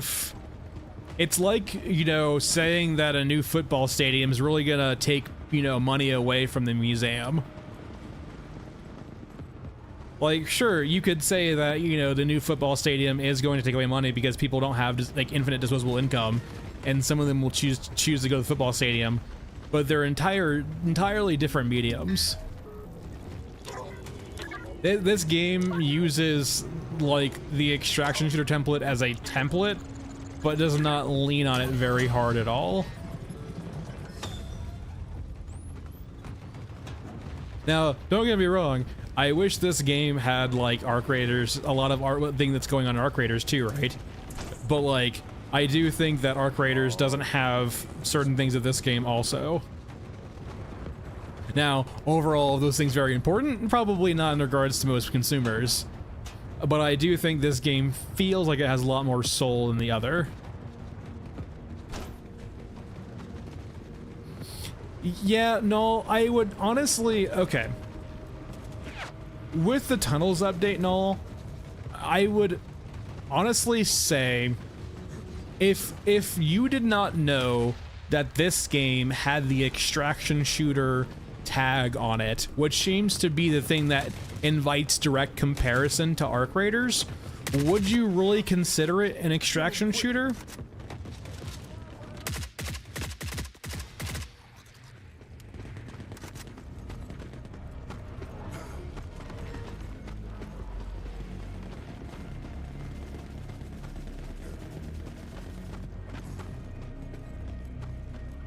Exactly, right? It is very, like, almost like genre amorphic, right?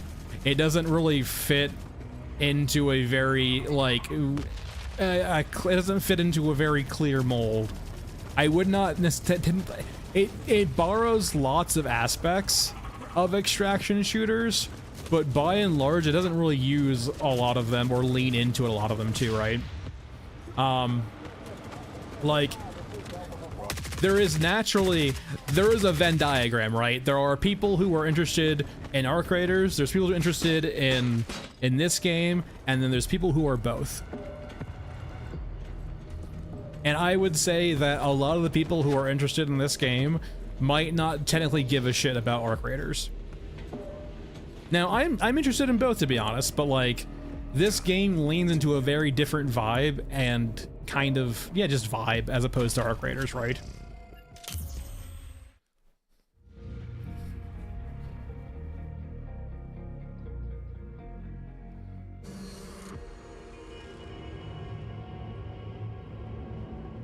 Yeah, I choose the wrong extract. All right, let me just go ahead and bite the bullet here and actually just use a fast travel drone, I think.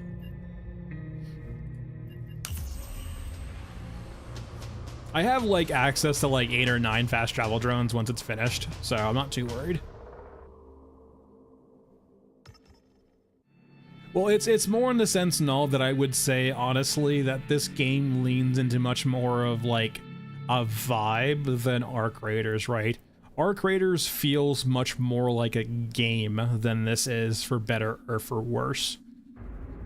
And I do think that, like, there's lots of elements of Arc Raiders that feel like they're there to fulfill a need for a certain market demographic, right? Like, the PvP feels tacked on.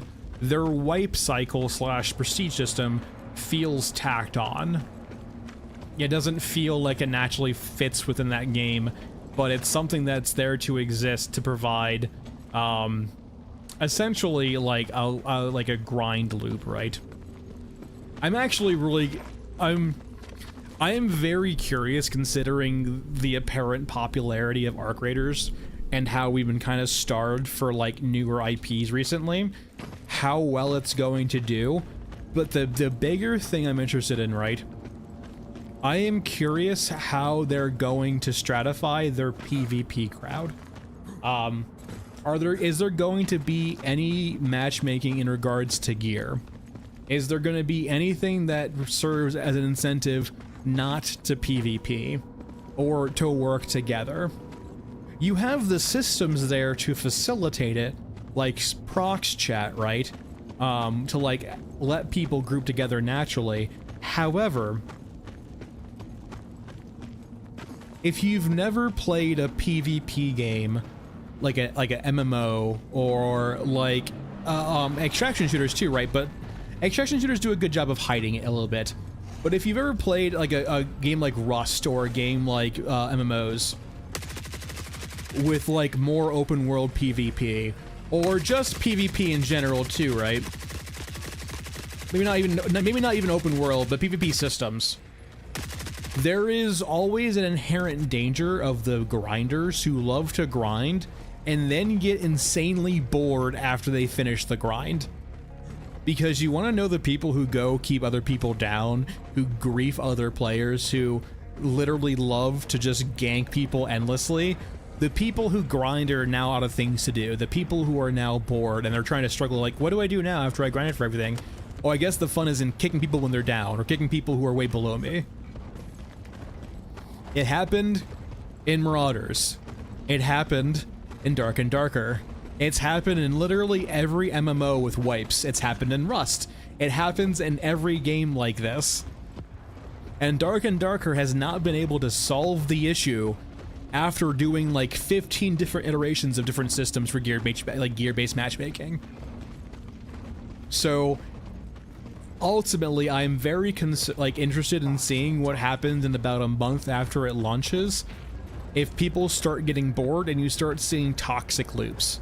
If you start seeing people, you know, bitching on Discord or Reddit about, you know, them getting camped or ganked or just kind of griefed by people in very good gear. Yeah, I mean, and Dune Awakening, Null, is literally just Rust with a Dune theme. It is that genre of game. It's Rust, it's Ark, it's just with the theme of Dune. It's why when I played Dune Awakening, I gave it like, I did not trust Funcom. I'm like, I'm gonna give it an hour and I'm gonna give it till the refund window to basically impress me. And if not, I'm gonna refund it. I didn't even get to the refund window. I played it for literally. Wait, what happened to Water Wars Part 2? Does it fail if I didn't? That's lame. I used my fast travel drone for fucking nothing. Oh, I guess we're gonna go through the maps then.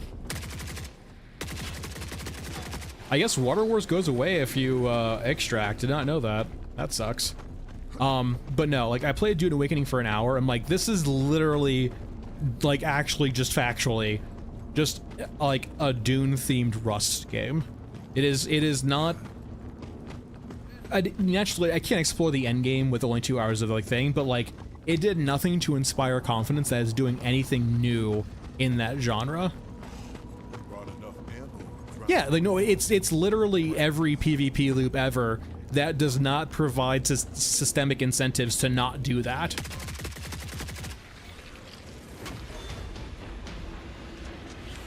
And like that's, I played the game for an hour, dude, and I was like, this is what it's going to be. Like this is literally just Rust. Yeah, like that's very on par for every game like that in that genre, right? That's not remotely surprising at all. It is just echoes of other genres in that genre.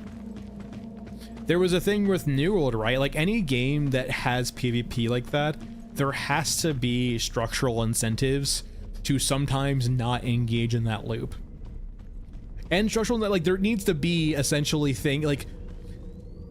there needs to be, okay, I am a very systems-oriented type of person. I like to think in systems. I like to break things down to systems and how systems work. But even and like, so you can think that I'm much more inclined to order than chaos in that kind of context, right? But weirdly enough, chaos is a necessary evil to include in systems because you need to shake things up constantly, right?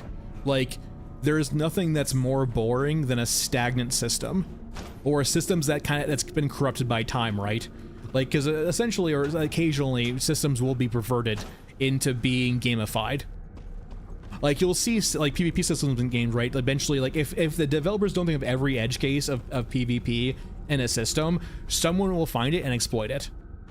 And so sometimes chaos can help influence that system to not make it so static. Like, in a way, what I'm describing is that you need to think of like the worst players possible who are playing your game to think of the systems that you're making, right? And provide safeguards or provide natural chaos in those systems to do resets or do things where, like, essentially kind of in a way reset the game. And it's dangerous, right? Because the last thing you want to do is have people feel like their investments are being invalidated by chaos. But it's a balancing act. But like, I think EVE Online's gone through this cycle before too, right? EVE Online has had periods of stagnancy too, where they have needed to go in and on purpose shake things up because of stagnancy. Because like what you're describing, Doom, right, is honestly boring, right? Is like, if the people on top keep everyone else down and they're okay with that and that's all that ever happens, it's kind of a boring system, right?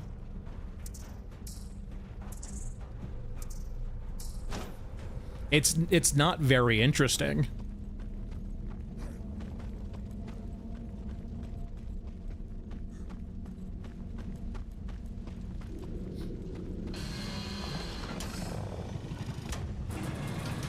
So no, yeah, I'm very curious how Architects will turn out in about a month. Hey, Freepar. I will say too, okay, I was not gonna buy Arc Raiders on launch, and so I imagine if I stream Arc Raiders, I'm gonna be called a hypocrite. I'm okay with that, because I did say I was gonna be waiting a month. But that was before I just basically got like a free like $200 from fucking Valve. I didn't, so my CS2 inventory, I didn't have any knives currently, but I had a bunch of like kind of really shitty red skins. And if you're unfamiliar with what happened with CS2 recently, essentially they allowed knives and gloves to be craftable now with red skins, essentially like very rare skins that aren't knives or like that, right? So considering I had a bunch of very mediocre ones that weren't worth a lot, they suddenly became worth a whole lot overnight. I was like, oh hey Valve, thanks for the free money. So now he's got like a couple $100 sitting in my Steam inventory now. I'm full, fuck. Let me drop a few, let me drop Sledgehammer. Yeah, definitely check your inventory. The reds are still worth quite a bit. If you had any knives or gloves, they've kind of tanked in cost for the most part, but like if you had any reds, or like kind of shittier skins, they've probably gone up in price but quite a bit. And thankfully too, like the normal skins have rebounded.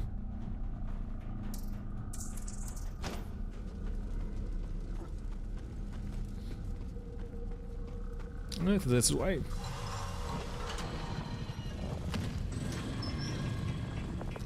But no, I'm very, very happy. A very happy camper. And weirdly enough too, there's actually like, I looked at like to see if there's any games on my wish list I wanted to buy.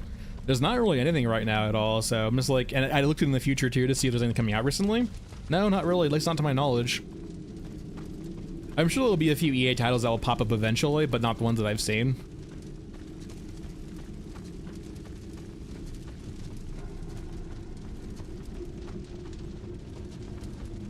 Alright, EXO.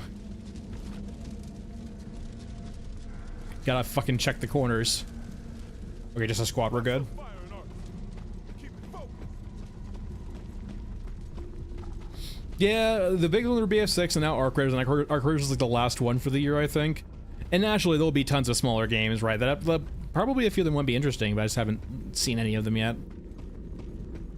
I had to see if any of them will pop off.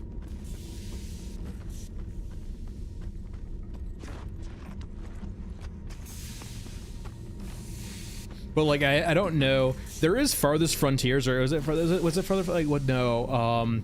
What's that fucking space game that's been like delayed 15 times? Is it Farthest Frontier? Hold on.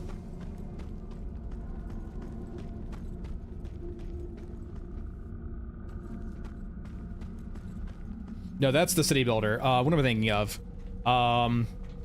There's like a space game that's coming out that's, no, not Star Citizen. It's like an RTS. No, it's like RTS, but like much slower paced RTS. It's like individual, like a few ships. It's got a very cool aesthetic. Fucking, what's it called? It's like ship versus ship combat in space, though, right? It's something Frontier, I think. Is it Falling Frontier? Fallen Frontier? Hold on. Yeah, I think it might be Falling Frontier. Yeah, it's Falling Frontier. Hey, Vinny. And that game looks dope, but it's been delayed. It was delayed in 2020. It was delayed in 2023. And now it's like we're approaching the end of 2025, where like that's what the 2023 delay said, was that it was going to come out in 2025. And we're quickly approaching the end of 2025, so I am unsure if it will actually come out or not. I hope it does, though. It looks really genuinely cool. And like, watch the trailers too. Like, the visuals don't do it justice. Like, watch the trailers and listen to the trailers. It does a very good job of making the ambiance feel really cool. That was kind of my issue with Sins of the Solar Empire. I really like Sins of the Solar Empire, but it does, in a way, just feel like balls versus balls. Balls being like death balls, right? It's just like an amalgamation. It's like you don't really have the luxury of like zooming in and watching the battles and what's it called, in Sins. So like it's literally just giant ball battles for the most part. I'm unfamiliar with Fallen Hope.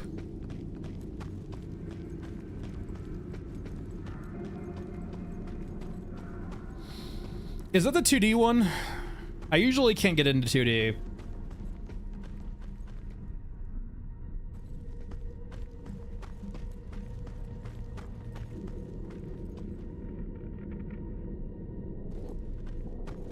Oh, I actually have Star Sector. Yeah, I tried it. I couldn't get into it.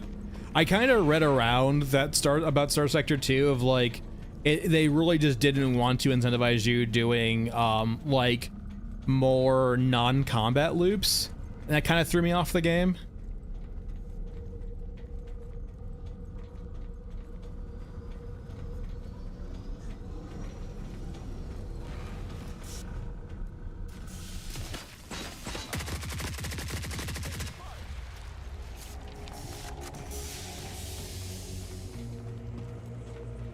Oh, fair, Doomblade.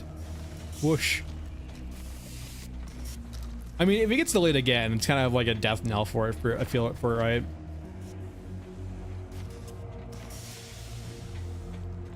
I am curious too. Apparently, engineering is on Avocady for Star Citizen, so I'm very hopeful.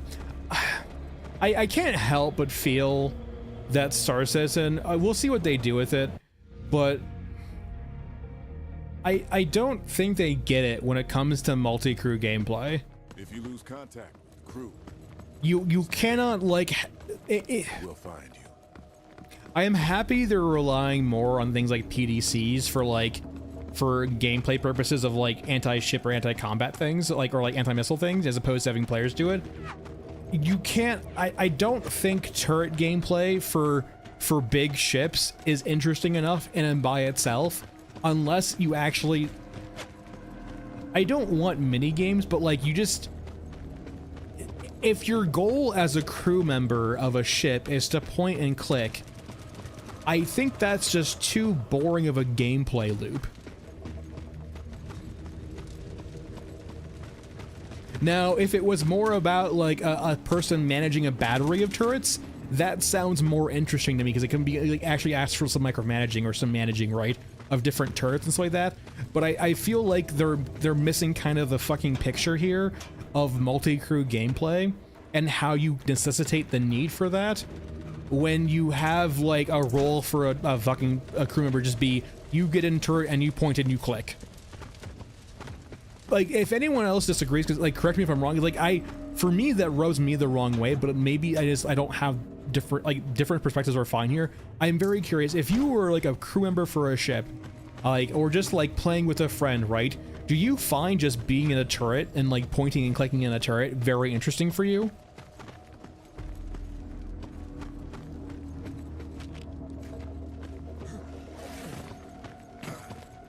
Jack, is that like a yes, you are into that, or yes, you're not into that? Like, yeah, you have an issue with it.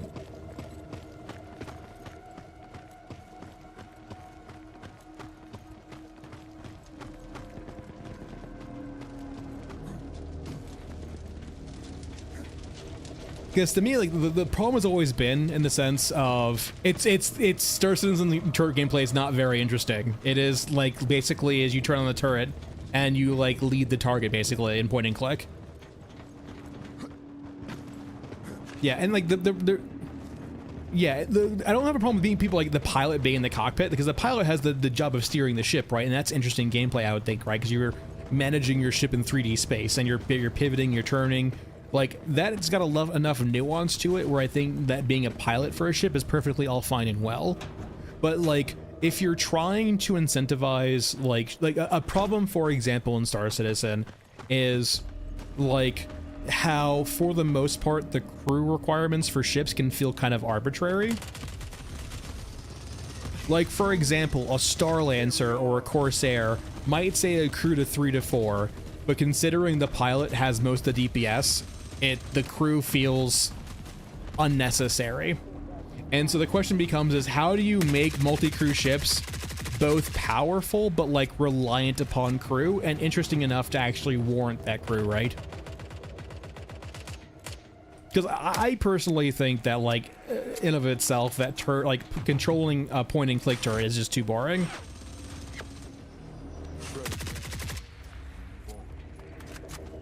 And so, like, there is that, like, whole, like, you know, theme of, like, you know, a very Star Wars-esque kind of theme, right, of being in a turret, you know, killing things, but the flight model or the flight in that game isn't that interesting, I think, to warrant that.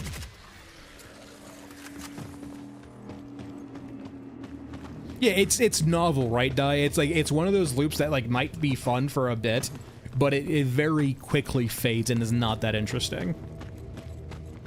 And so, like, you need to do something that actually elevates the turret gameplay to not necessarily being just always being in a turret. And you could have, like, the edge case be in the sense of sometimes you can be in a turret, but maybe, like, the way to approach it, and, like, I actually don't think, too, like, if you're in a... It's a different, I think, story entirely also of when you're in a... There are smaller ships, like small fighters, that will have a turret on top for, like, essentially it'll be a two-seater, right? It will still be, like, a fighter ship or a heavy fighter, but we'll have an extra seat for, like, a co-pilot, right? Or a gunner. And they can do things like manage shields, they can do things like, you know, do turret gameplay. I think that's perfectly fine and well, because the crew member there can actually do turret combat, and also do things like manage shields or manage other things on your ship while you're fighting or piloting, right? I think that's all fine and well. But when you're thinking about, like, larger ships with maybe, like, up to a dozen crew members, I think if a crew member's part or role was to just be in a turret and point and click, ultimately you're going to have issues finding people who will want to do that. But alternatively, if, like, say, for example, if a ship has, like, say, 6 turrets, if you abandon, like, 3 together at a time, you can have a turret operator be micromanaging multiple turrets at once. And part of the turrets could be automated too, right? In the sense of you can assume direct control over a turret. Or you could actually just have, like, you managing power, you managing which turrets have, like, you know, certain, you know, power adjustments or whatever adjustments you want to do. But, like, it actually gives you multiple things to do, right? You're not managing just a single turret and point and clicking, you're actually managing the whole turret system.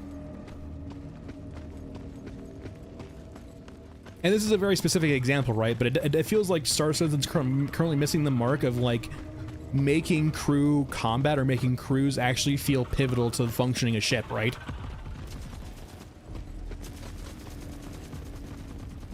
Yeah, and that's kind of the issue too, Jack, right? In the sense of like, you have a few ships right now that kind of require or would be like help out when they have more players in them, but by and large, right, there's so like most if not all of the ships, even multi-crew ships, don't really feel like they need more people, or like the people they need would be, it doesn't feel right to advertise for a crew member who only job would be to sit in a turret. That gameplay loop is not interesting enough in my opinion.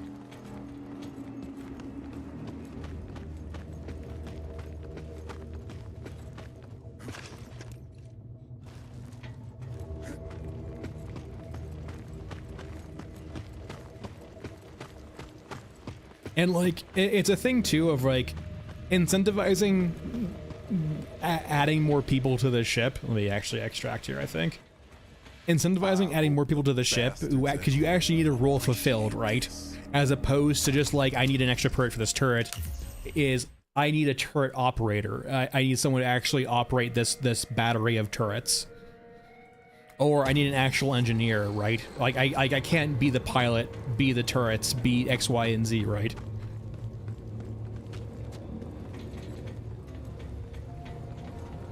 Because their current approach to, like, making ships require crew is having crews, or having, like, things like turrets or non-pilot based DPS. But that doesn't solve the underlying issue of the crew gameplay has to be interesting.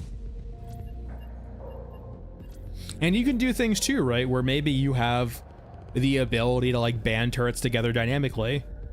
So like, let's say for example, you can have auto-controlled turrets, but they're not very effective.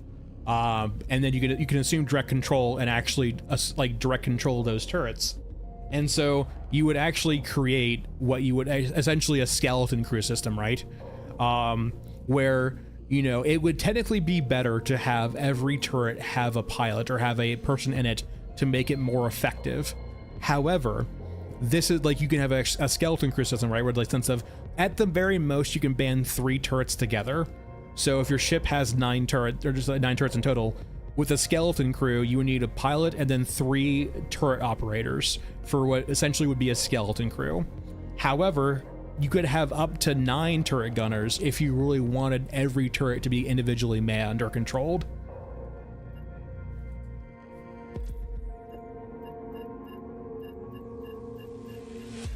Yeah, die in effect, right? And the way to do it though is like, is usually lost, I think, or requires too much work, or just is like, so I think they kind of missed the point, right? The point of multi-crew ships being more powerful is that multi-crew ships in a vacuum should be more powerful, but the amount of bandwidth or like the amount of work an individual person would need to do to maintain or operate those ships is impossible, right?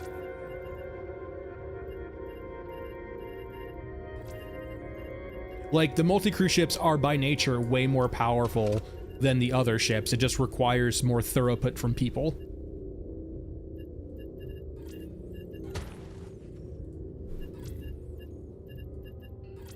All right, well, unfortunately, we didn't actually get to do what we wanted to do, because I was trying to do Water Wars, or not Water Wars, but Hidden Water Part 2, but the quest got dropped, actually, after I left that cursed map, unfortunately. I'm on water. I'm still maxed out, at least. All right, 40 minutes. Thanks, Nasco. Thanks for the streak. Thanks for watching. Also, thanks for the Prime Null, too. Let's do some hunting of mechs for some money. I require money. 3 should be enough. I would doubt if we actually see more than 3 mechs, or get 3 mechs dead.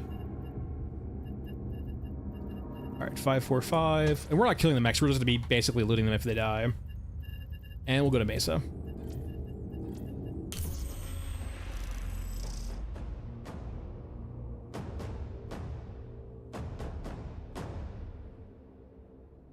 Yeah, dude, like the thing that so like took me like got me off Star Sector was just like I eventually was like trying to do like trade routes, and essentially I just basically learned that like trade routes were so micromanaged a lot, or like they're basically disincentivized because they didn't want people abusing like trade routes to make lots of money passively. In my opinion though, like, oh,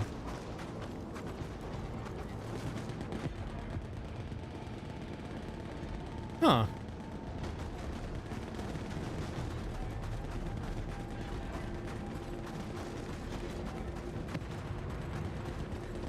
In this game, the AI, if they are fighting someone else, they will usually ignore you for the most part. The most dangerous situations is when the AI is not fighting someone. That's usually when they get kind of very aggressive. They will see you from far away. They will aggro from far away. If you haven't played for a while now, essentially there's a new state called the like exclamation point state, or the aware state, where you will get notified that they're aware of you with an exclamation point, but they're currently fighting something else.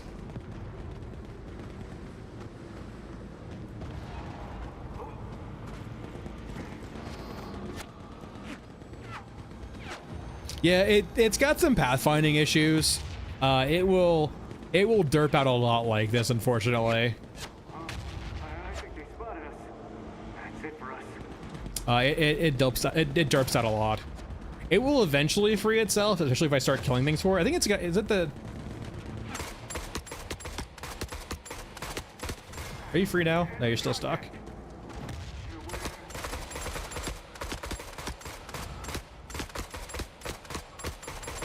Might be the tank too. It does break it a lot. Revan, I have no idea. I do genuinely think they're I don't know. I can't say too much about it too, because I am like I would consider, I have talked to the devs, but I am under NDA, so I am assuming that most, if not all, of my conversations with them is also under the NDA. So I can't really speak to it all that much. All I can kind of say is I hope, but I don't know. It could end up being strictly superficial. Yeah, you know, the greatest enemy is always time, right? I will say too, even if this particular game ends up being fairly superficial, it is important to note that this is like a learning, like a stepping stone for them, a learning step. They're understanding like what they've gotten right, what they've gotten wrong, their blind spots, and so on and so forth. So even if they don't get this particular game right, at least from the video that Miles put out, it seems that they're focusing on growing the IP outside of just the game itself.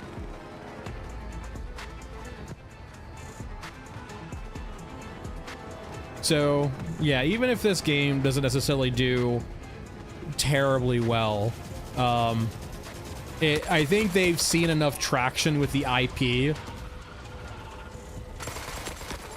to expand it outside of just the game.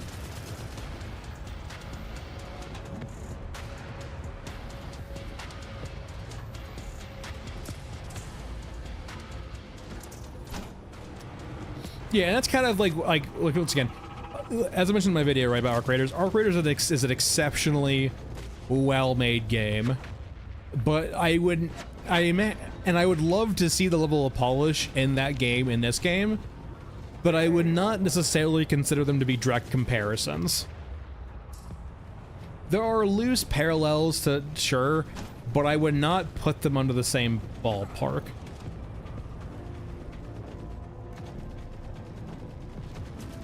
And for example, right, one of the reasons why is like I would consider Arc Raiders to take its lore or its setting to take kind of the back seat in regards to the gameplay or the overall kind of player experience. This game is very much the opposite, right? it is, I would say, almostly actively undermining the player experience in some capacity to make sure the vibes and the setting and the units are immaculate, at least in concept, or in vibe, I guess.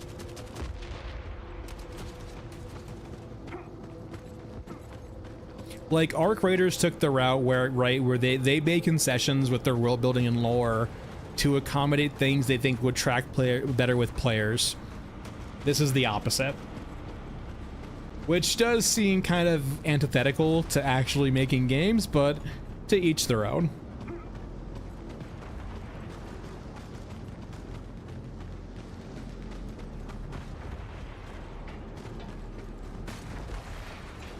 Yeah, the Arc. It's over there just... Wait, I mean, the sound effect... Huh. Curious. The gun sound effect for that is all the way over here. Fundog is between 20 and 30 employees, to my knowledge. The key thing to note, though, is only about 3 of them, if like 3 to 4 at most. I think it's 3, are actual factual like programmers, or like engineers essentially. I don't know if it's considered an alpha. It's early access. If you want to call it an alpha, sure. If you want to call it a beta, sure. The whole terminology between all of those 3 has became very muddied over time. So I have my concepts of what alpha, beta, and early access mean, but it all seems so gray now. No, and it's why Sugar, for example, I think the direct comparisons between Arc Raiders and Fundog or this game are unfair. It would be nice if we could have the same level of polish, right? But we're talking on the difference of hundreds of employees and not tens of millions, hundreds of millions of dollars.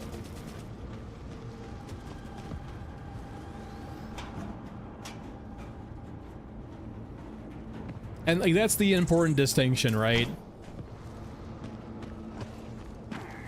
Correct. And they're also, I think a lot of them are ex-DICE employees too, right?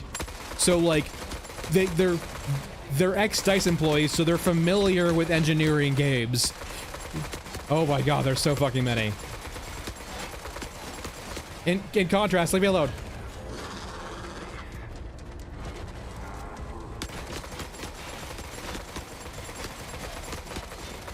In contrast, like, yeah, it's form benefit devs. So like I am sure they have plenty of full stack developers in there, right? Lots of engineers, lots of full stack developers, people who are very, very familiar with making multiplayer games and having it run smoothly.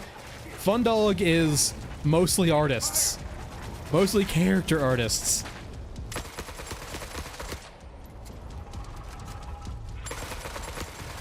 Said, like, once again, growing pains. And don't get me wrong, like, you guys know I will call out Fundog for their bullshit.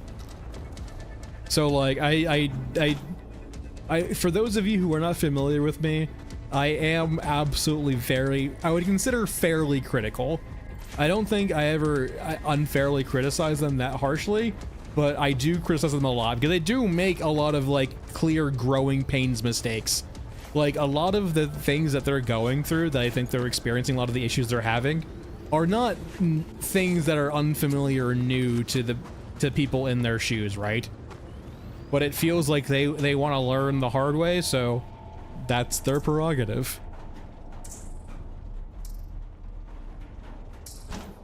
I do think there's plenty of things to learn from the OG extraction shooter Tarkov to other games.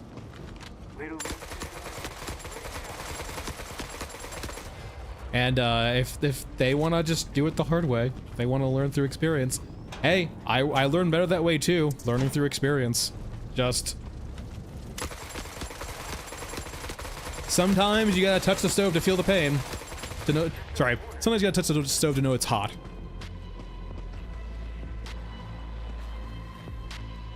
JJ, that's essentially the way I would put it too. Like, I think if you just joined a little bit later, JJ, than just now, the way I put it right is that Arc Raiders has undermined its vibes to make a better gameplay loop, or make in what I would consider a better gameplay loop. Fundog has undermined its gameplay to make sure it stays core and true to its vibe. Russ, I have it. I don't usually. It is what it is. I'm not. I don't. It doesn't really. It doesn't interest me. John, I haven't experienced that. There's plenty of loot in Tunnel A. Maybe just you have a bad variant, John, or maybe you just got unlucky. There's a lot of loot in Tunnel A for me.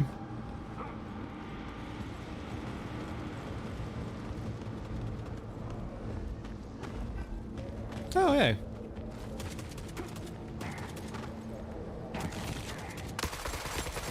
I actually think there's just overall too much abundance in the game. Technically speaking right now, yeah, I don't think I would reinstall Tarkov. I mean, I don't currently play Ark. I might play Ark when it fucking launches because I have extra money right now. Like, once again, I'm not even sure if I would consider this an extraction shooter, to be honest, right? I tried playing Red River, but like, Red River still seems so thoroughly raw. Always a pleasure, folks. Like, what else is there really, right? I mean, I've played Dark and Darker. I've played lots of extraction. I played Marauders.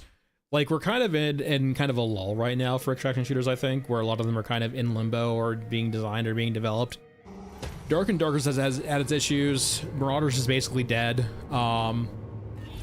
Tarkov, I haven't played for a while because I just can't be bothered to grind that hard in the game. Hunt is weird.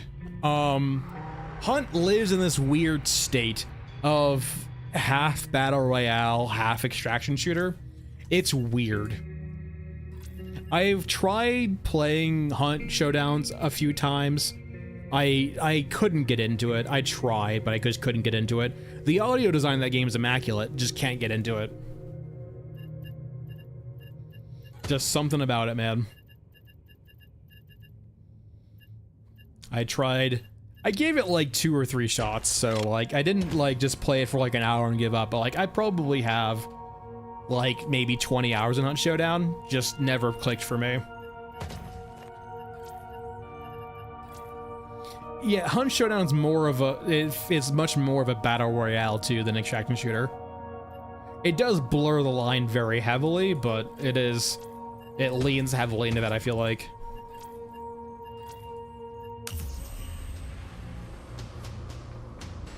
Oh no, yeah, I think I do 100% agree that Tarkov tripped and fell. But like that's the thing though too, right? Of like sometimes keeping with your vision and like, I don't know, it's like there are a reason why occasionally indie games will pop off, right? Because they do something that's in a way pure, even if it's like unintentionally pure. Like Lethal Company, for example, right? Does a developer of Lethal Company think they were going to make a game that's widely popular and kind of do create an offshoot genre? Probably not, no. But like they made it, they made a game they wanted to make that, you know, was something that just they designed from the ground up, and it popped the fuck off. Same thing with PUBG too, right? Like, or the original Battle Royale sort of thing, right? Yeah, it was a single dude, Greg. Yeah, correct, Null. So like it was a pure artistic vision from that one guy. And like that's kind of the plus side of like having a single creative vision too, is you can make a pure vision of the game you want to make. And sometimes it will fail and sometimes it will work. Like, I'm not saying that like every time someone makes a game with their vision in mind it will succeed, but sometimes too when they do something like that, it will be novel, it will be new, and it will really resonate with an audience like no other game has for a while. I'm sure he's basically set for life now. Like, his game is cheap, but it sold millions of copies. Are there any Mercados around? Okay, they are spawning. It might take a second for them to actually kill. But as long as the Merkavas are spawning, we should be okay. But no, I do think Silva, like, I don't want to call the developers of Tarkov incompetent. Maybe somewhat. I don't want to say they're broadly incompetent. Maybe specifically incompetent in certain regards, but like, I do think the early level design of certain Tarkov maps were very well done. Even ignoring the first Customs expansion, Customs was a great map. I still think, I genuinely think if you're designing levels for extraction shooters, what the literal fuck? And if you don't look at, like, you need to look at Customs. Customs is perfect PvP extraction shooter design. You want to know why? Because for the most part, you can avoid PvP on that map, but the beauty of Customs is it has choke points that are hard to camp. That's the beauty, right? Is that the actual, like, ways or choke points on those maps are areas where they're so bad to camp that the actual PvP that takes place in those areas is natural. It is you stumbling across someone at a bad time and them you. All right, that's one back down. Let's head on over.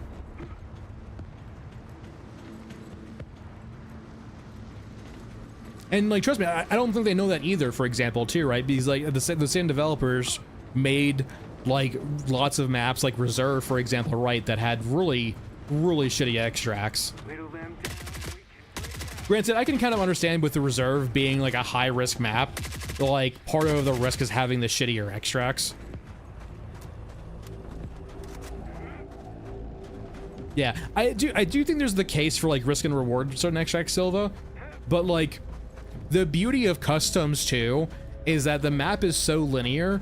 For you to camp an extract and use that extract, you have to go across the map, right? That's another important design consideration of Customs, is if you're gonna spawn on one side of Customs and have to camp the, if you're gonna camp your extracts, after you camp that extract, you now have to go take your loot and go across the map. Or alternatively, if you want to go camp an extract that you're going to leave at, you first have to go cross the entirety of the map.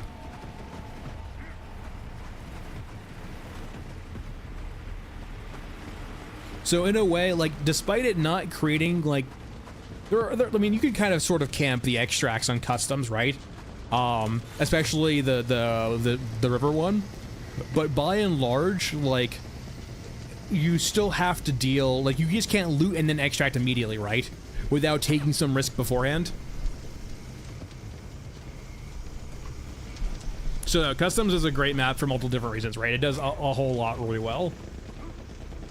I do think it's by accident because they quickly forgot those lessons, but it does so many things well.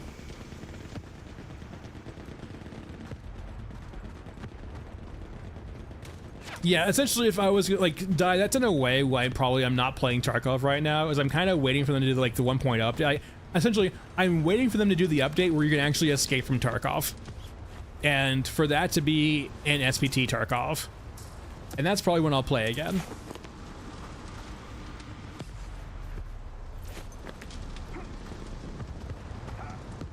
And I don't typically like hate the PvP in Tarkov. The problem with the PvP in Tarkov is I am going to play it like a survivor and not necessarily like a very like uber aggressive meta Chad. Because like that's how I really like to play Tarkov, right? Is I like to view it as like my first goal is to do this and survive, not necessarily just kill everyone in the raid. Is the tank on the thing? Or is it inside of it? Where's the container, boys? It might be in the ground too. Sometimes that happens.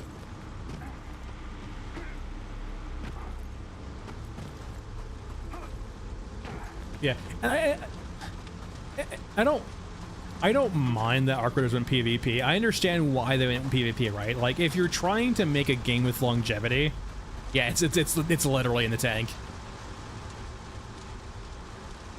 There we go. If you're trying to create a game with longevity, there is only so much you can do with PvE. And like, you generally have to like focus on the, like, a core part of extraction shooters too is the intensity of like trying to survive. It's very hard to do that and have it be dynamic in PvE. It's a very complicated thing, right? And so in a way, it's just a lot easier to be like, what if we just offload this to the players to be our AI for us?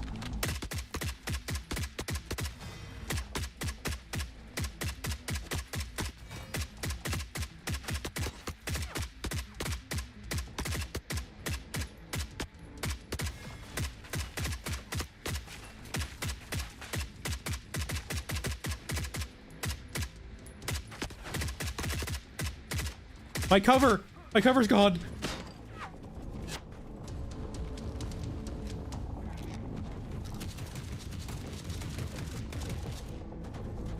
Alright, what's the over-under on dog right now? Leave me the fuck alone!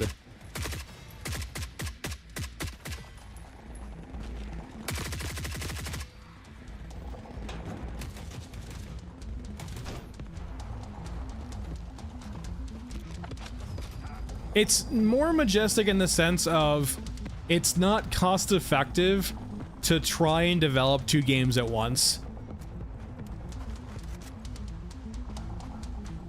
It's not really a server thing, it's more of a trying to create one game. Everyone for themselves. Because I think people have very much learned at this point from like, say for example, Destiny or other like RPG PvP games that have PvP and PvE. You can't really balance both of them together. They're kind of 2 separate games entirely. Destiny's had to learn that lesson the hard way.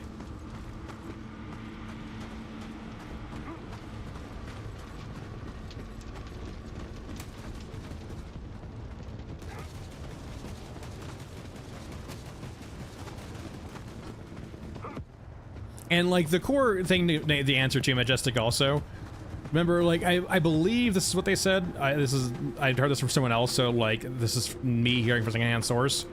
The reason why the developers of Arc Raiders went to PvE is because, to them, according to them, they could not make the PvE version of their game fun. And that might just be a cop-out. It might be them trying to justify, you know, Nexon's wishes to go over to PvPvE. Who is to say? But if we're gonna treat their statement at face value, they could not make their PvE game fun. And that is a real issue, right? Like, it is an issue of when you have a PvE game, or it's hard to make a PvE game intense like a PvP game. And that's a core tenet of extraction shooters, right? Is that intensity of trying to survive with good loot.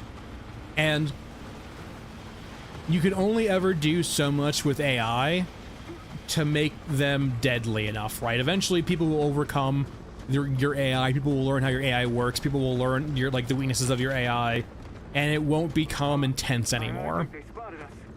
That's it for us.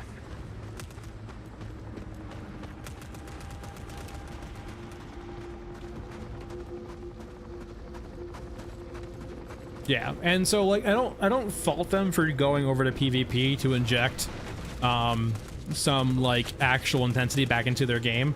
I do think ultimately it's fleeting though.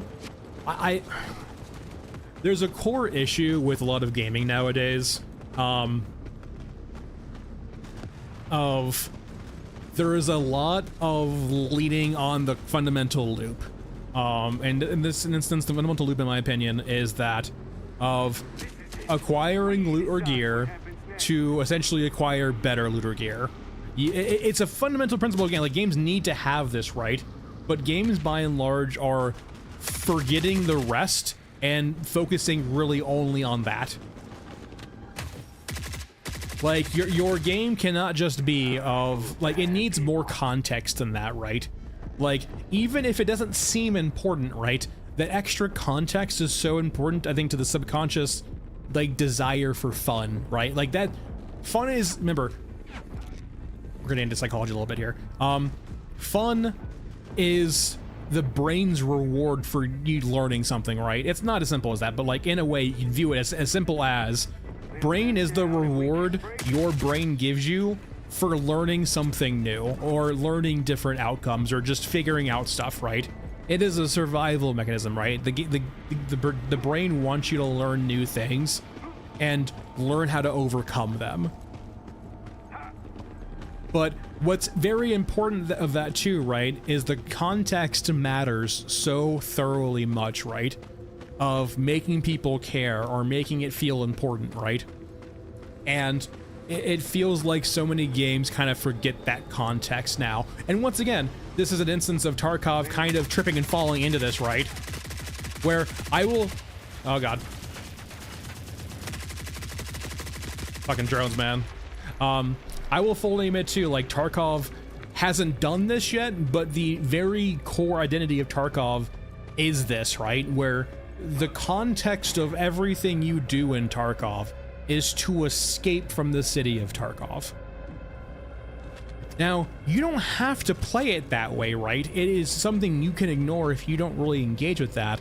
But that context, I think, provides a lot of reward for players for surviving, right? It's like in the sense of, like, if you didn't have the idea of escaping from Tarkov and it just dropped you in there and you said, like, go get loot and leave, people would feel like in a sense of, why am I doing this? But the background, like, actual push of saying you're trying to survive this raid to get better gear so that you can, you know, get trader rep or get tools or get ways of surviving Tarkov or getting out of Tarkov so that you can ultimately survive. That's powerful, right? But if you don't have the underlying context, which can seem unimportant, you know, there might be issues with motivation in the future. Let's never do that again. Until the next time. I do think Striker, I actually think this game has a kind of, I think a lot of games have this issue too now, right? Where, yeah, the Tarkov's looting has never felt that great.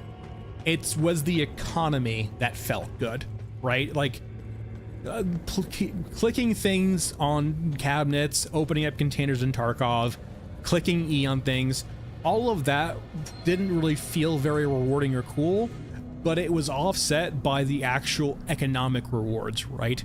The process of looting in Tarkov didn't feel great, but the rewards were so good and so dynamic and so useful with the economy and the, you know, crafting and so on and so forth, that it made it feel good. But the actual structure of looting never felt great in Tarkov, except, I will say, when you're looting corpses. I would say, and that's like an extra thing of context too, right? It doesn't seem that important to actually have the UI make it feel like you're looting a body. Why not just have, for example, this containers we have in here, you know, just have this square box populate what's on the body, right? But that extra layer of context of, like, design or feeling, right, is so important to making us feel that reward. Like, we have to trick our brain into feeling like, in a sense of, we just killed someone and we're taking their stuff, as opposed to, I'm hitting E on this bag and here's what's inside of it. That context is important for the reward, I feel like, and that's the important thing too, is like, over time, novel experiences will not become novel anymore. They'll become more mundane, and so your brain doesn't reward you with time, or reward you with, you know, stuff anymore, or with basically, you know, feel good chemicals. And so you have to create ways in your game to, like, have things feel perpetually novel, or at least novel enough, right? That's usually what PvP does pretty well too, right? Because, like, PvP is forever changing. There's dopamine, there's a few different chemicals. I don't want to say exactly which one, because that's getting into, like, the actual science of it, which I can't answer which one's actually the chemical that makes you feel. There's a few different chemicals that make you feel good. 9 minutes. Alright. Vendors. I brought both out, right? Not crazy? Yeah, I brought both out. Nice. I have solved the issue of money. Let's do one more money run just because that will probably shore me up for a very long while.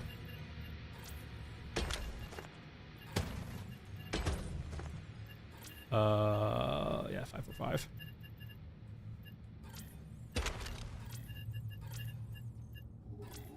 But no, like, yeah, like, I think there's just been a massive miss recently, or just for a while now, where the actual process and the actual, like, design and just, like, all of the fluff things that feel not too important to the gameplay or to the loop and just to everything in general, the thing that doesn't feel important to shareholders or important for time considerations are actually very important, in at least on a you know, grand scale.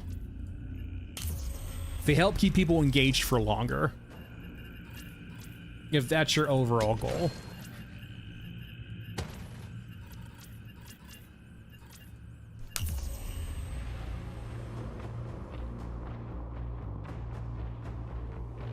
Oh, Revan, Henry, exactly. That's like, I've mentioned that a few times, right? Like I have mentioned to them, I think specifically, and in a few videos, right, where like them being an indie PvE extraction shooter, right, who, you know, they don't have to be strictly in the space of extraction shooter, because they're not PvP.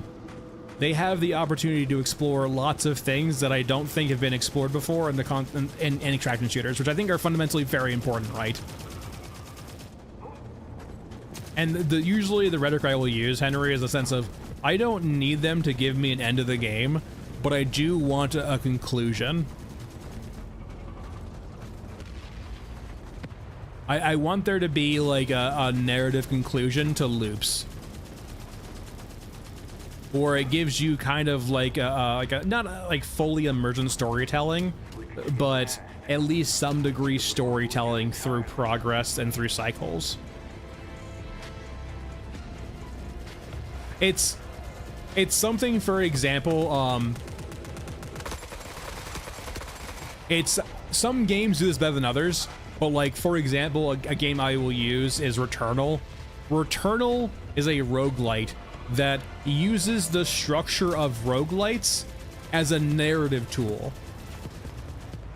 That's the importance here, right? Is like they have figured out the game they want to make and have used the structure of that genre to facilitate their level design, or just the whole game in general, right? The whole game is built from the ground up to be a roguelite. Whittle them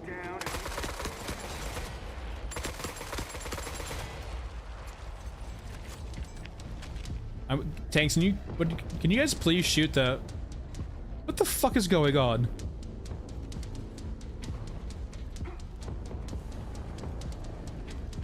But no, I hope they do. Yeah, fun is a perception, 100%. And it's a perception and it's a feeling too, right? That's like why it's so hard to like actually like figure out what fun is, because it's different to different people. And it's something you kind of eventually do have to feel out, right? You can kind of shoot for the ways people perceive fun and the building blocks of fun. But by and large, it isn't like a science, it is just, please don't murder me.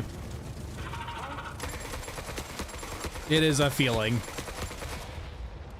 Alright, Rat King. Fucking drones. I need you guys to kill each other, please. Do something.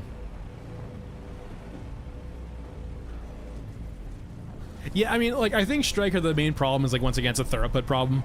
They have limited resources, and so they're constantly got, like, a full docket of things to do. They are very much constrained by time. Tanks, what do I need to kill for you guys to go murder him? Is there a drone nearby?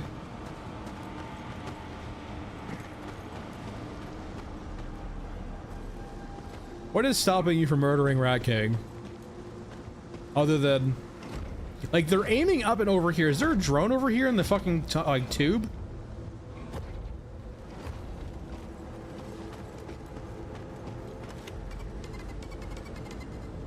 What are you assholes aiming at? I don't think it's that time of game, Shiger. I don't think we're supposed to join a faction at all. We're not supposed to be that guy. We're supposed to be survivors. That's literally it. What the fuck is...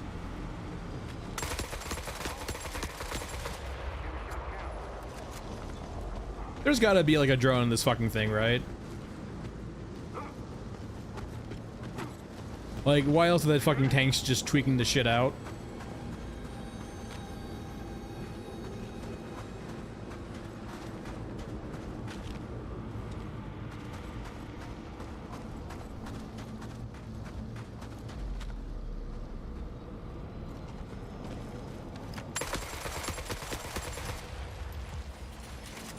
Maybe I can reset them.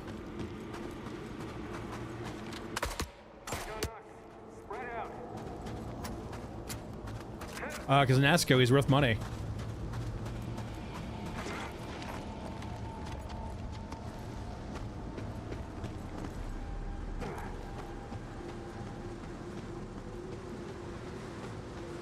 What the actual fuck are you idiots aiming at?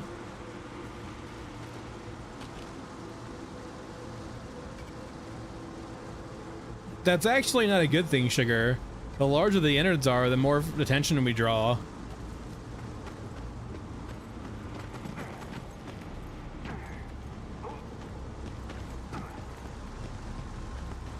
What the fuck are you idiots aiming at?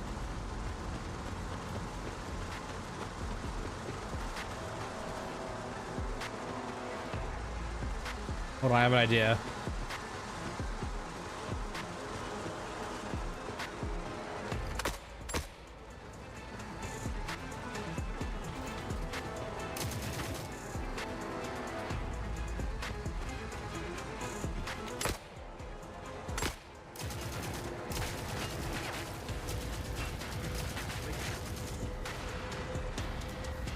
What is going on?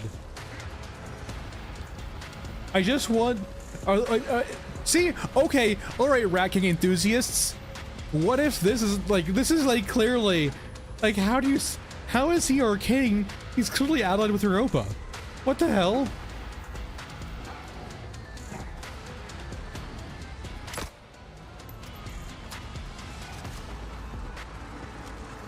I give up. All I wanted to do was get a Rat King Codex, but no.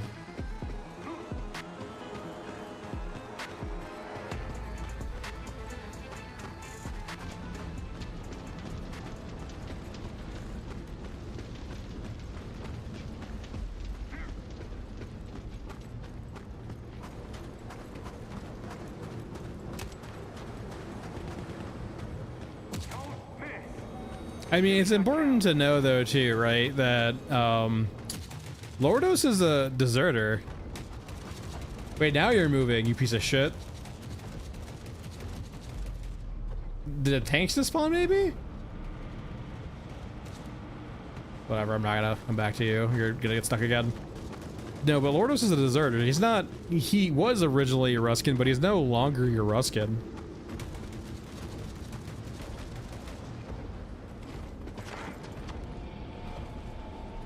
They're not shooting each other. It's being kind of weird.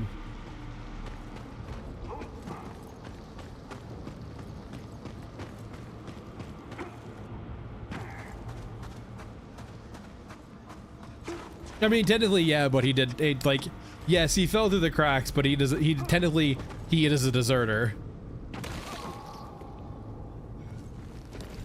He didn't go back to Yoruska to be like, hey boys, what's up? He literally went like, fuck the war, I'm out. And sure, the system was set up in a way that he just do it easily, right? But technically he still is a deserter.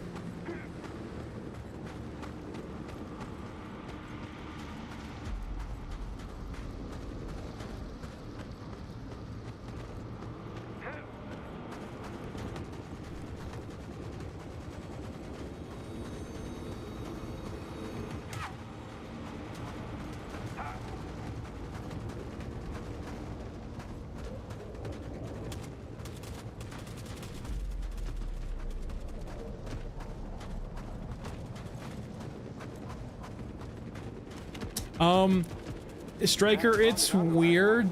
What you're actually likely seeing, Striker, is not an AI issue.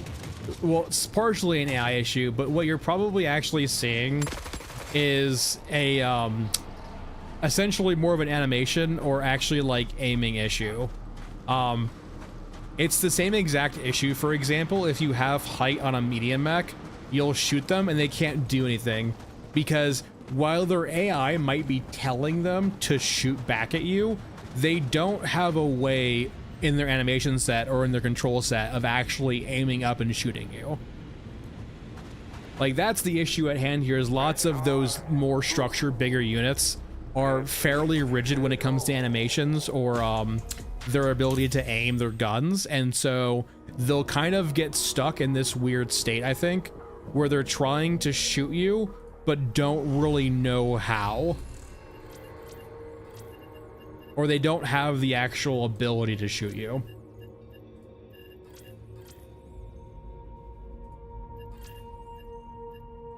So yeah, it's kind of an AI issue, but it's a little bit deeper than that, I think.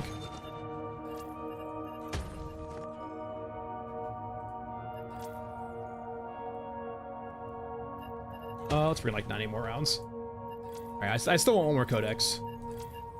Actually, hold on here. This should be done now. Yeah, I don't know why either, but I'm sure you know how Miles is. Actually, have you talked to Miles? I don't know if you talked to Miles, but like Miles is a certain way. I won't go into details at all, but like, you know, artistic integrity.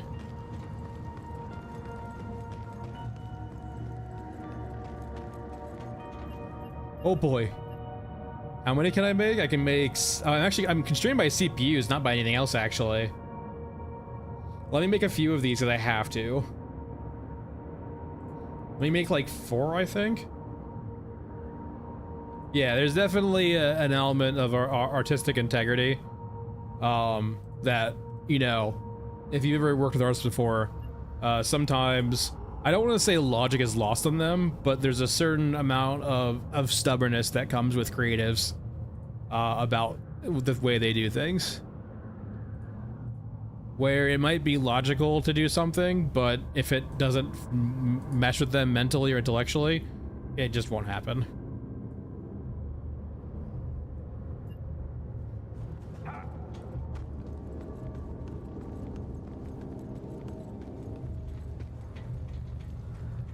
Yeah, it can be kind of like arguing with a brick wall.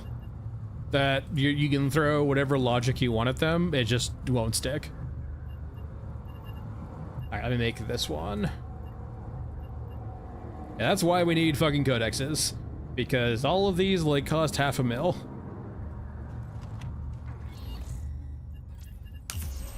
I'll get one more. I just really want to go for one more codex before I go to the maps again. But yeah, I just want to get one more real quick.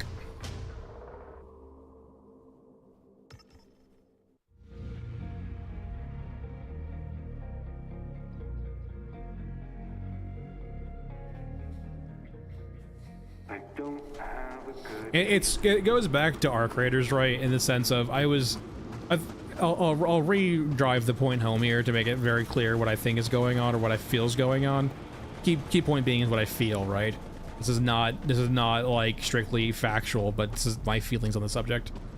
Once again, our creators made like world building lore concessions to make their game more accessible and more fun. Or just, yeah, that's how I feel, right? They conceded certain things to make their game more approachable and more wider appealing and more of a game. Fundog, or at least what I've seen thus far, is kind of the opposite. They're willing to sacrifice gameplay to make sure the vision or the vibe is kept intact. The idea of concessions in regards to gameplay considerations is like taboo. Well, I can point out, Sugar, first and foremost, PvP. Like that is a very clear thing with our creators, right? Like they decided they needed PvP, and it feels very tacked on. It's good, don't get me wrong, but it feels insanely tacked on. Like, it feels like it was Control C, Control V, put the Cycle Frontier on top of our core gameplay. It depends, Revan, right? Are you trying to make a game or an experience?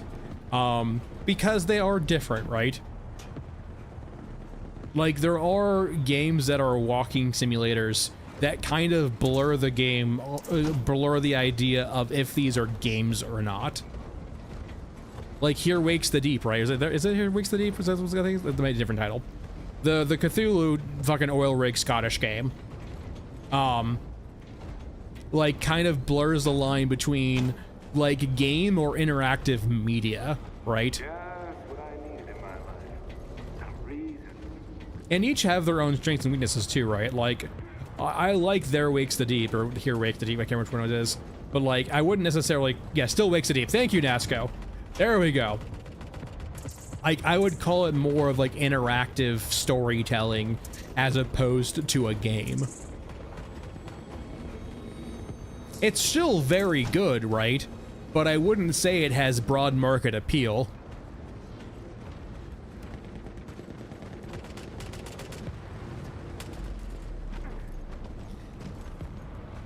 Yeah, or I can't really necessarily get into the weeds with you for very obvious reasons. But we've had talks before where I think we're on the same page.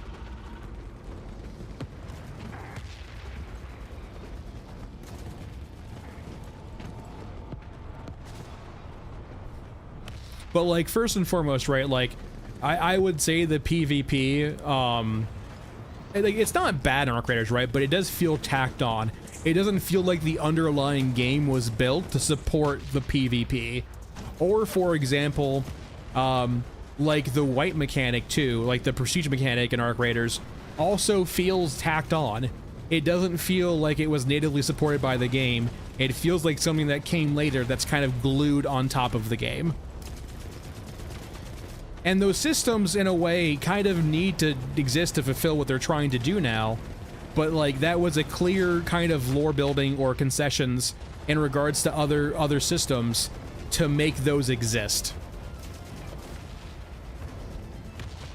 Like, it doesn't make a whole lot of sense why we're a bunch of human survivors working together to survive this, like, robot apocalypse under the ground.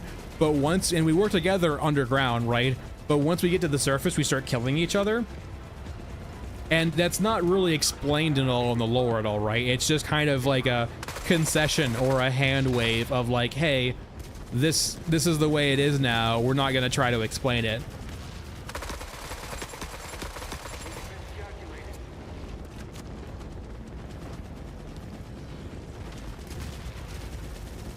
And it very much feels like they could have too, but like it's not, it's one of those things, right, about like the context or like what makes a game fun that I feel is so lost nowadays, right, is that when they're pivoting their core game design to add PvP in, the fluff of why is quickly lost and doesn't feel important. But I think in the grand scheme of things, if you're trying to have your game persist over a long period of time, that why is so important. And for an example, right, the reason why so many PvP games are so long lasting is because they have such a simple why to them that's just baked into how they're structured. That being things like leaderboards or incentives and rewards for doing well. It is that simple for games like that. Like, for example, for Counter-Strike, right? You could say the incentive for Counter-Strike, the why of Counter-Strike is to get better, to go up the leaderboard and go do things like Face It, or go get things like, you know, start playing ESC areas. It's all Face It now. Go play things like League in CS, right? And you know, climb the leaderboard, become amateur, semi-pro, pro. Those are all things that come naturally to a competitive shooter like Counter-Strike that you necessarily do not have in Arc Raiders. And if their goal, And the finals is, for example, probably maybe something that like might have. I did not play that much with the finals, so I can't speak on it all that much, to be honest. But that could be a reason why I don't really necessarily see the finals popping off, right? It might be missing that extra substance.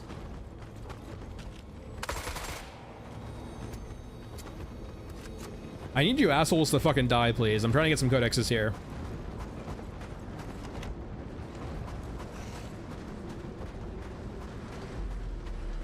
Blood, does the finals... I am curious, right? Well, okay. Explain to me this, right? How much of the finals do you actually play? Do you play like a match a week, a match a month? Is it very off or on? Why aren't you playing, for example, the finals right now? And I don't mean strictly right now, but in the grand scheme of things, are you like, do you not play the cycle like every day or every week? Or sorry, the cycle of the finals.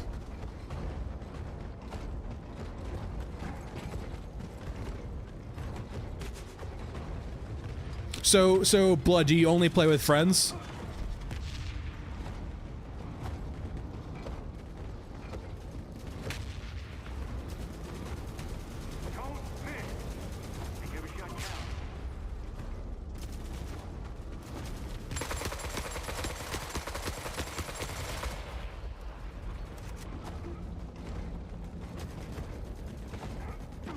I'm also curious, Blood, too. Do you ever solo queue in that game? Or is it strictly only a game where you play with friends?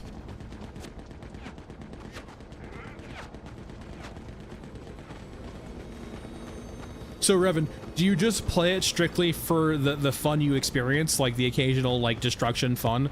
Like, do you ever, like, do you say you maybe, like, log a few hours, maybe a month in it?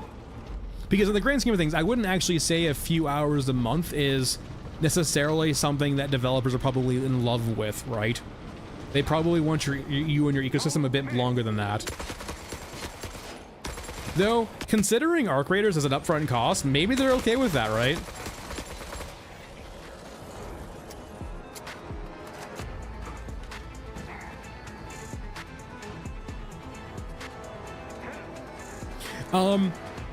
So, is there competitive in the finals? Is there, like, any type of, like, leaderboards in the finals? Is there a competitive scene in the finals?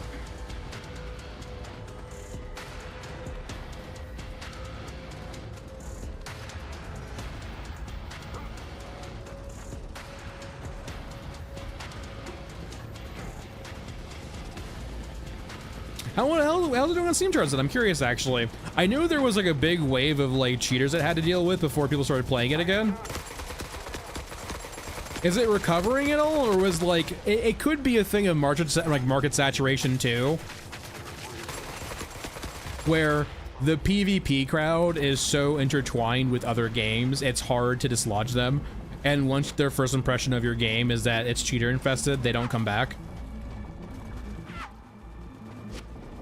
That's respectable, actually, I would say. It's not gigantic by any means in the grand schemes of having a giant esports crowd. Yeah, but like in regards to like, the concern is always like, how do you dislodge the incumbents, right? If you're trying to make it big. Well, medium max, I guess you get to live today, because the tanks don't want to kill you.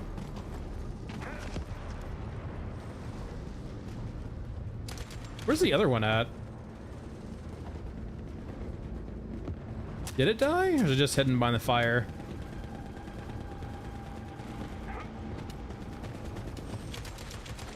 I mean, like, between Apex, Counter-Strike, League, like, they're in PUBG too. There are so many very large incumbents.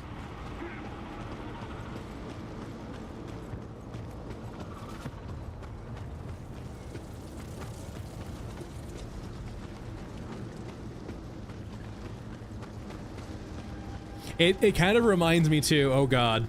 You guys remember Firebreak? Or it would not be surprising if you don't.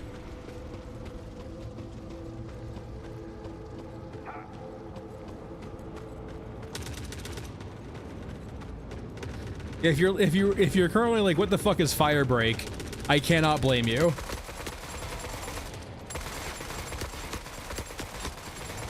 I'm pretty sure it's dead. So Firebreak was a game by what's it called? I can't remember their name right now. The Finnish guys who did Control. Fuck, what's their name? Why am I blanking right now? Remedy, there we go, Remedy. So it's a game by Remedy, right? Yeah. And it is one of those games where you're like, you just look at the game and you just ask the game, like, who is this for? Like, who asked for this? Like, what? Like, if you're online chronically, or you play games chronically, you kind of have like maybe a certain instinct or a vibe of like how the market's currently going, what the current trends are, right? And would you like? Everyone was like, who is this for? Like, it felt so clearly like it was a game for no one. And I guess the final, I don't want to say the finals was exactly that, because there's some people who just wanted a game with level destruction, right? But like, I don't think it did enough differently for it to like really pop off. And so like, it sucks that I don't like having games fail and having people like have their jobs at risk always sucks, right? But at the same time too, whose decision wasn't to like say like, this is a game that should be made? Same thing with Concord too, right? Like, who the fuck is this game for? Like, the market is saturated. What novel thing are you doing to essentially pull people from your competitors? Or how are you going to attract new players to this genre?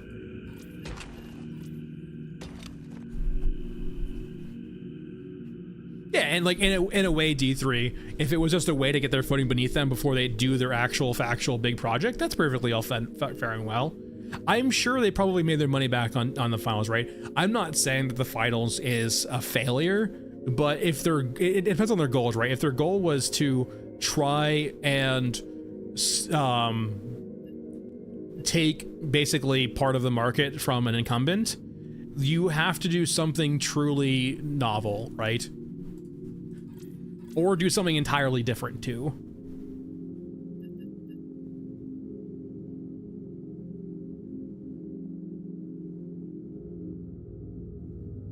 Wait, you just said, I might not be following you, D3. You said the finals was a concept proof of arc, you said, okay, so the finals was a concept proof for arc raiders, and then the next line you say, arc raiders was before the finals.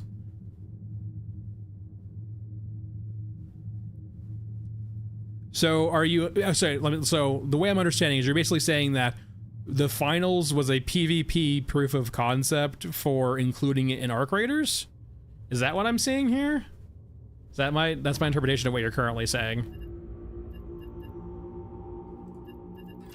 No, okay, can you elaborate things? I'm not following exactly your train of logic. Because Arc Raiders is in development for a long time. Now granted, multiple projects can exist under the same company, right? Like when you have a big company, you can have multiple things going on at the same time. Like that's perfectly all fine and well. Happens. It's actually a sign of a good thing, right? Because it means all your eggs are not in one basket, but... Because I kind of got the sense that they're being developed in somewhat parallel. Like, sure, finals came out first, but it felt like they were being designed in parallel or made in parallel. Because hasn't it been like 8 years of development for Arc Raiders? Something like ludicrous like that?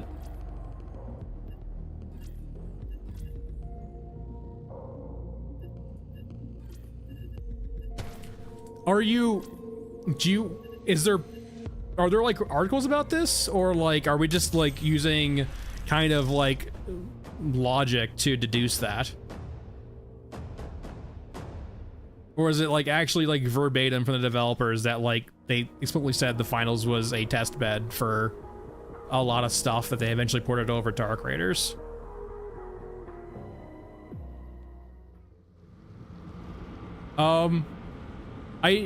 I don't think that's that. You're kind of losing me here, D3. I'm not gonna lie.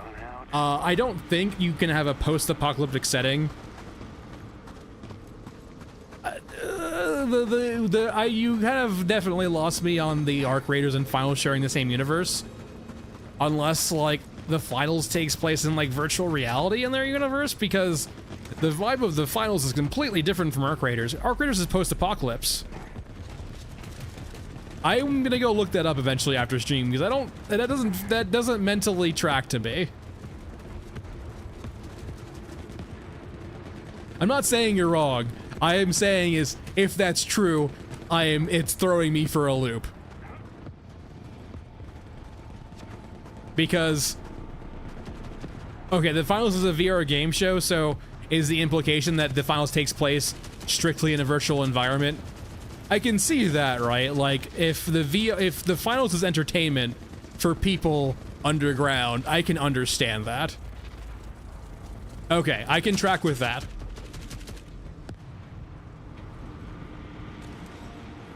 The problem I was having is that if the Finals was not like VR, or not like if it was not like basically a virtual environment, basically, if the Finals was just taking place on a different part of planet Earth while the apocalypse was happening on a different side, that would have thrown me for a loop. But if it's in VR, that makes a lot of sense. I can track with that.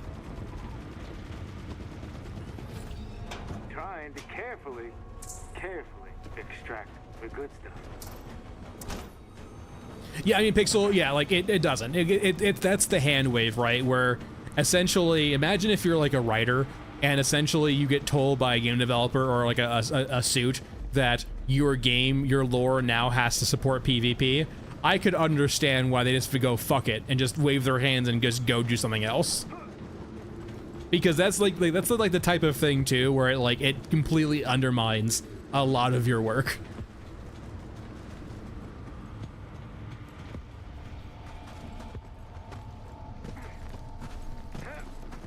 Yeah, if there's a time thing too, Sugar, I can see that. Like, if there's a large branch of time between the two, I can believe that too. If they're not concurrently happening at the same time, and both of them currently being real and not in a virtual environment, I can track with that. I can see the Finals being entertainment for people underground to escape the post-apoc hell they're in. I can be on board with that mentally.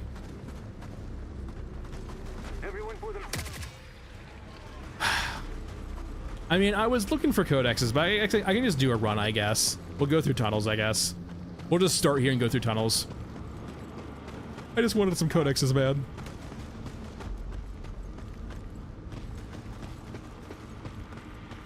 PvP or the Art Wings or what?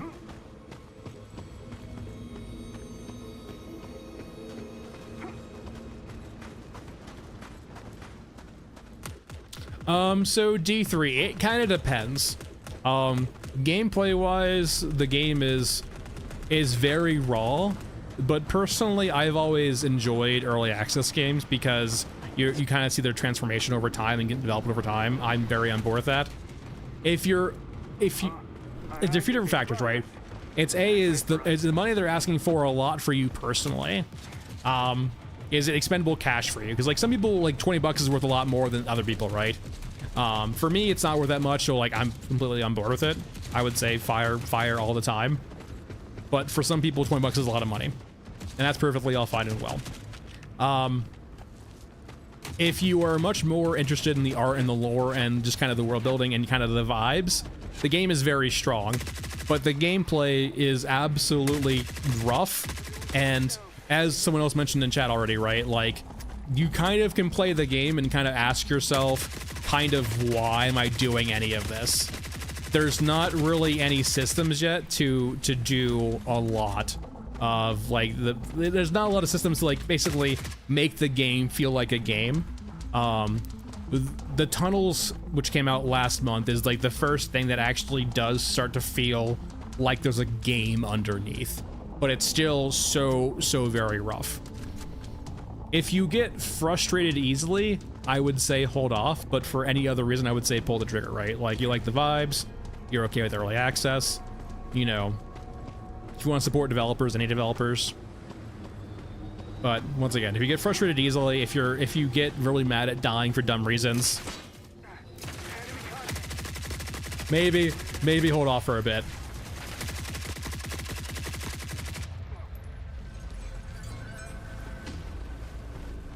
Because you will assuredly die eventually to dumb reasons, and it will be entirely outside of your control. It doesn't happen all the time, but it will happen occasionally.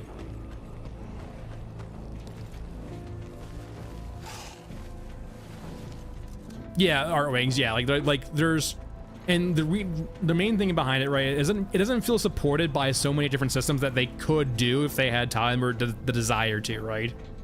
I think there's like the reason Arc Raiders is such a well-built game. It'd be a shame if it didn't do very well over a long period of time because of oversights during their shift.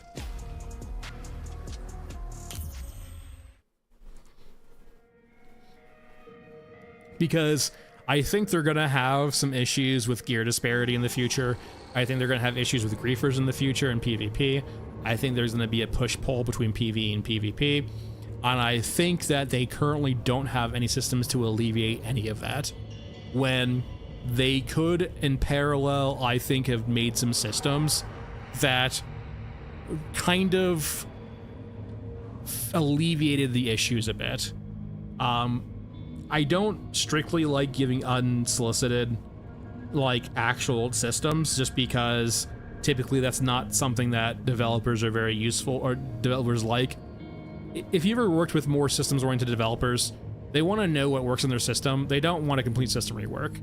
Fundog's a bit weird because they've actually said that they're okay with getting systems back, but anyway. By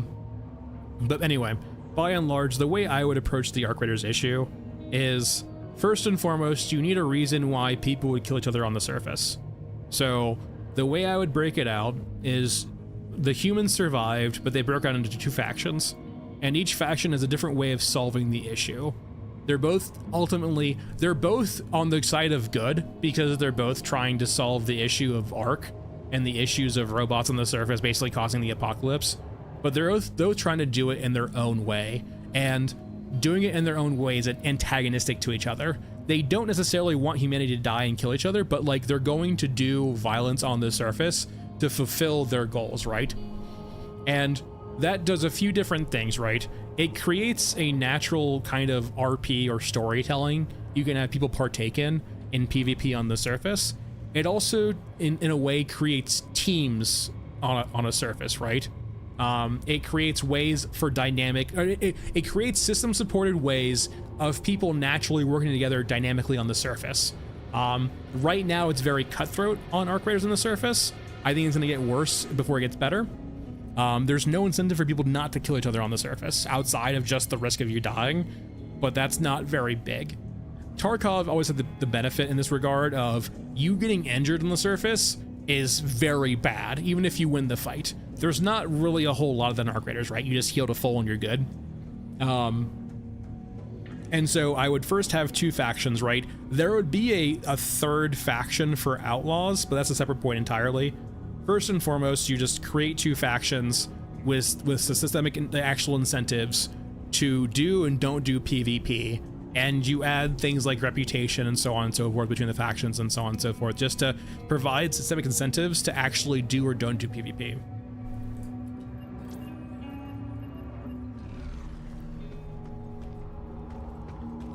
I don't, in the grand scheme of things though, I was watching, I think, a few videos of like people doing, like, ruining robots. Like, once you actually learn and have the tools available to kill them, people will find a way. Like, that's always been like the issue with PvE Gaiden, is that if you make your enemy possible to kill, people are going to find ways of killing it. Even if it's not the intended way of you wanting them to do it. He said, we'll see in time. Like I said, we'll see in time.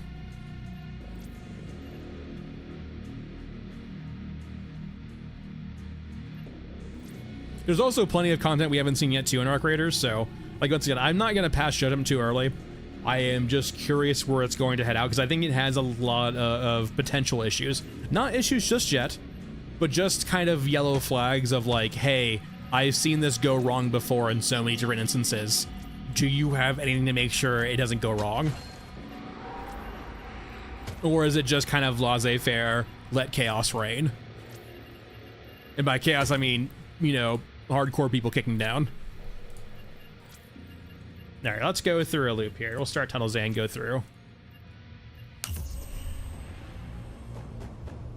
Oh no, Sugar, I do enjoy the fact that most guns in that game don't seem to get damage stacking. They seem to get other quality of life updates.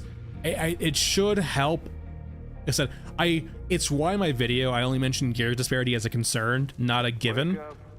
Because in the instances of what I've seen thus far in the finals, it doesn't feel like you get strictly better stats for like damage and rate of fire, like essentially DPS from your weapons, which I think is very important to making sure gear disparity doesn't get out of control, but we'll have to see.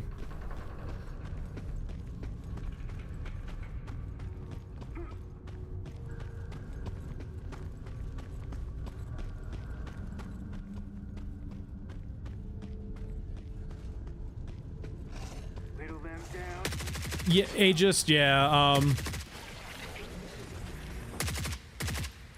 I would say that overall... Wait, did I bring the wrong ammo? God damn it. Guess we're starting low with ammo. Oh, thank God.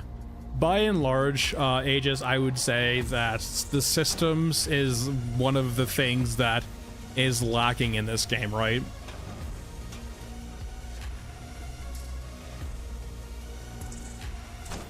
I shouldn't loot too long here. If I loot the entirety of Tunnels A, I'll be here for fucking 15 years. So let's just cut through here.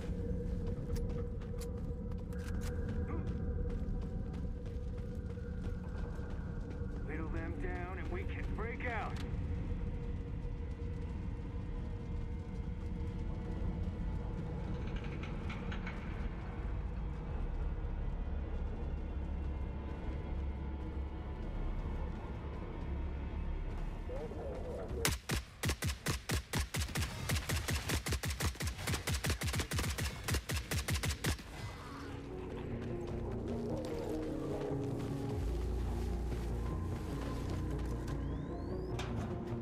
We'll do this room and move on. Really just looking for anything really valuable or just ammo. Yeah, I don't know. Loot. It seems to be plenty of loot in Tunnels A still. Like, we've not even gone through the first room yet, and we've had like what, 10 containers? I would agree though in the sense of like the relevance of a lot of this loot seems like fluff or just meaningless. Like the release clamp or construction glue perhaps might not have any meaning yet, and like the credit value of it is basically nothing. So it just is junk loot. I mean, most stuff won't get touched in forever, basically. That's just a given. Like I said, when you have 3 developers and one of them stuck in the performance mines for perpetuity, there's always going to be just the throughput constraints. Yeah, it's gonna be a wall striker for sure.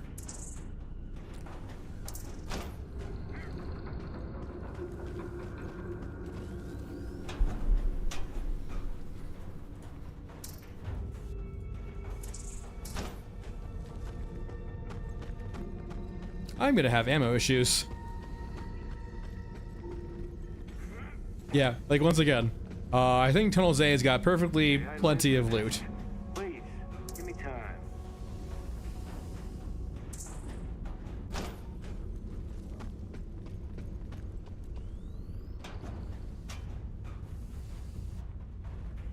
I disagree. I like tunnels a lot. I think there's issues with tunnels, don't get me wrong, but I think overall they're a positive change of the game, and the system needs to exist for... If they relied upon their bespoke maps for content, I think they would have had some very big issues. Because they've very clearly shown that they are unable or unwilling to do larger bespoke maps. And so multi-raid and thus tunnels, necessary evil. Now, are there problems with tunnels? Absolutely. But a system like this needs to exist for the game to have any relevance of survival instincts or survival fear, right? If you just want the game to be a grimdark safari, I can't help you because that's not my perspective. If you just want the game to have cool units and cool art, that we're not operating on the same perspective.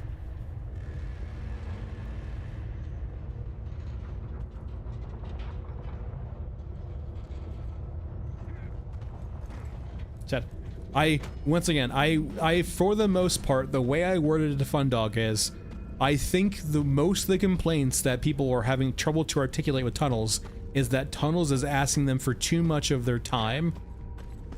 Contact.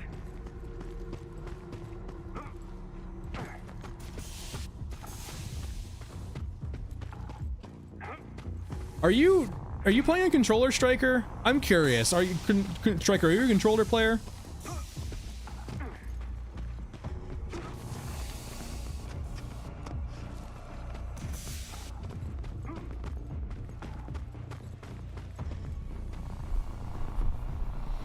See, Striker, once again, yeah, I would dissolve your pain point. Okay, you're playing a controller. I can understand why you have issues on tunnels then. It seems to be a common theme between controller players is they're having issues with tunnels.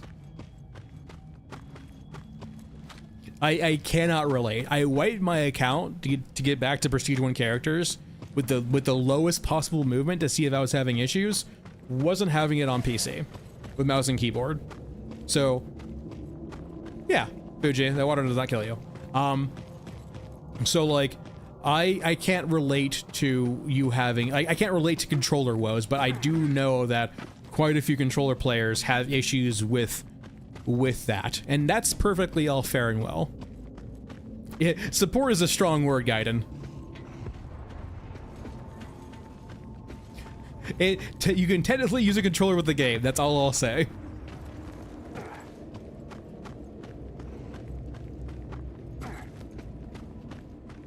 But no, like a Striker, the way I've phrased it to developers is I think the way the way Tunnels is currently structured is it's asking players to spend too much of their time in tunnels. I am 100% on board with that perspective. When the game says you need to play 45 minutes worth of maps before you can play downtown, for every time you want to play down basically, it's not great. I have, in my entire span of playing tunnels with mouse and keyboard, I have never had an issue where I have walked off of a pipe. Now, I have had an issue where like I'll run and try to jump onto an electrical wire, I will bounce off and die, but like I have learned just not to sprint into wires now.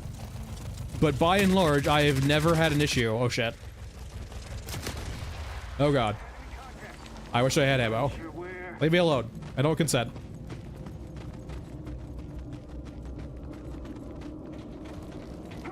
Leave me alone. Leave me alone. Leave me alone. Okay, I'm not gonna go back to the tunnel because I need to leave here instantly. Let's never do that again. But no, yeah, Larry plays on controller too, and Larry does not like tunnels because it's hard for him also. So I kind of get this feeling it's a controller issue. I'm curious if it's Striker. So that's another key thing too, right? Is that the scav checkpoints do not really do a good job of what they should be doing. The scav checkpoints are supposed to serve as a way for players to take breaks or like log off in between running multi-raid, right? And they don't really do that. I've made a post about that, and I've put in like, hey, you need to provide ways for like it to be easy for people to log out and come back later. You can't just say like, why did I bring in the wrong ammo again? What the hell? It can't just be like you have to go out of your way to like save. Like literally after every single tunnels, I think, and maybe after every single map, at least tunnels, right? There should be a scav checkpoint or a save after the tunnels, right? You should get the option to go through the tunnels, finish the tunnels, and then be at a spot where you can save and come back later.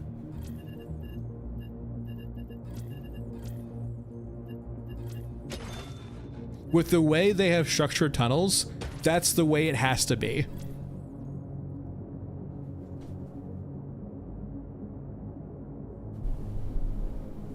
Okay. We'll start tunnels B just because I was supposed to be there already, but I just didn't have ammo to actually do what I needed to do there. So we'll just start tunnels B. I got plenty of, I got some drones at least.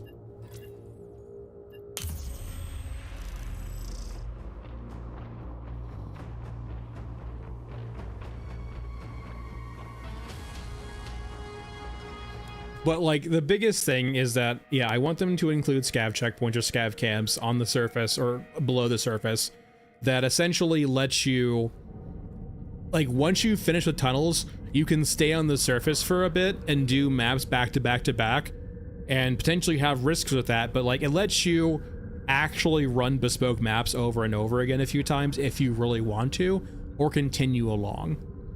I think enough people like tunnels. They shouldn't just gut tunnels for people who don't like them, but they need to provide alternate avenues of gameplay or to support for people who cannot be bothered with tunnels.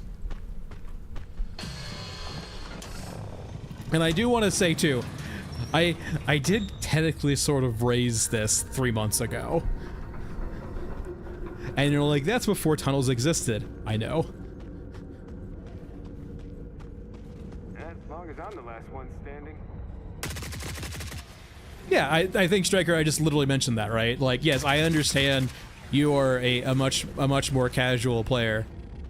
They're not punishing you. They're trying to make their... Are you familiar with other extraction? Have you played like Tarkov or like any other extraction shooter before, like Marauders, anything like that? Or is this like your first extraction shooter?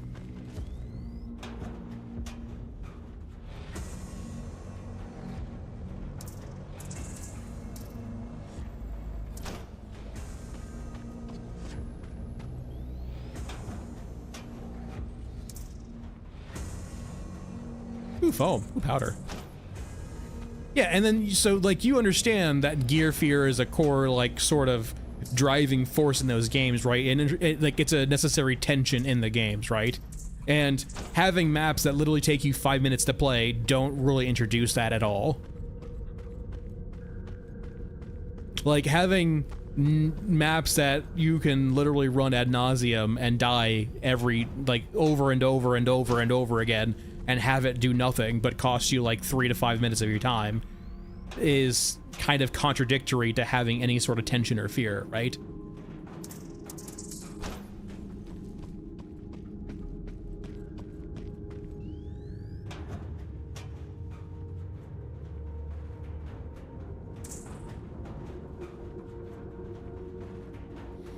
Yeah, and so let me ask you this question then. How do you propose to inject gear fear into a game where, ignoring tunnels, right, the average maps takes about 5 minutes to run?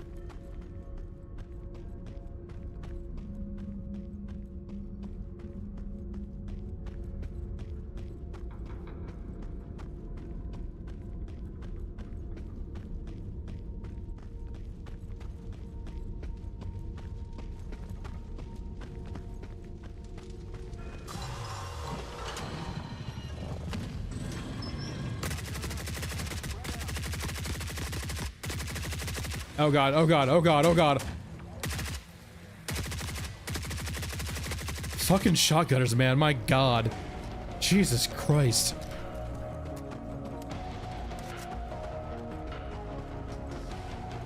Well, I'm not even talking about, like, coding. I'm just talking about in general, right? Like, like, from just a design perspective, like, ignoring, like, development costs.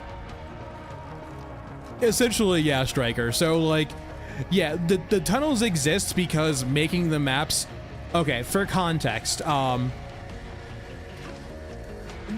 Elephant, Scrapyard, Mech Trench, all of those maps used to be connected and one map. they had to scrap that entirely and break them out because they couldn't get the game they wanted with the performance they wanted. It did not work.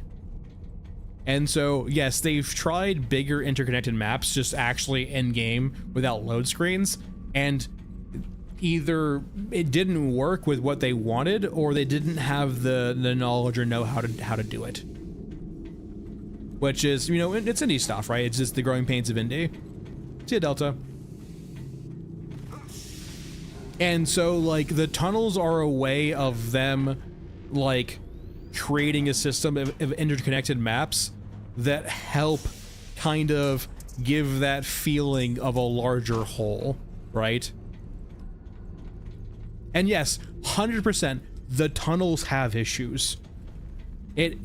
Like, I am very much on board. I like tunnels a lot. I can perfectly understand and agree with that tunnels asks too much time for players to do in proportionality of what the other maps offer. And I did technically, I can't speak too much to it, but like this was a concern I raised ago in the conception stages of tunnels, right? Was you are going to have players who are not going to give a shit and just want to get to your bespoke maps. Like, and like there needs to be considerations of those players, right? Like what are you going to do about players who just cannot give a shit? And sometimes the answer is just, we don't give a shit about those players. Like, sometimes game developers are forced into the bad choice, right? Where sometimes you just cannot keep a certain player in mind with your game. I don't think that's necessarily this case, but it does come up. You can't make a game for everyone. But in this particular instance, right, I think there are plenty of choices they can eventually do, hopefully, that just might take time, that will allow them to even out the playing field a bit in this regard. It's just, unfortunately, it's when they're on a monthly release cycle, the patches aren't going to be that big, right? And they're not going to be, like, complete system overhauls. It's always going to be bits and pieces.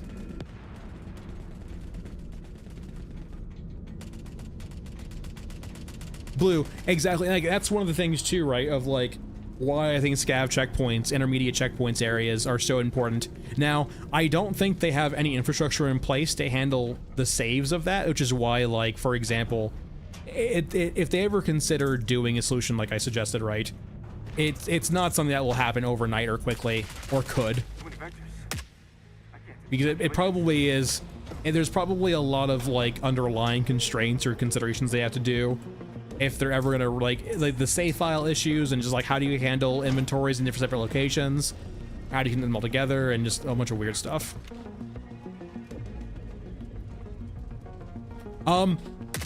So you're arguing with the structure of tunnels, right? Yeah, like it does feel weird how it's linear like that. I don't disagree. It's just the way they've currently done it.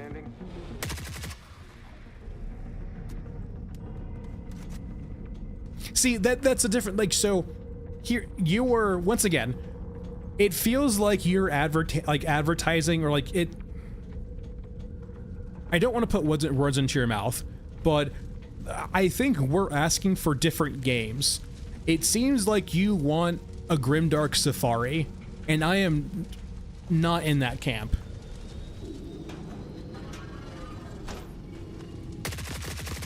It sounds like the game that you want isn't an extraction shooter. It sounds like you just want an interactive art piece.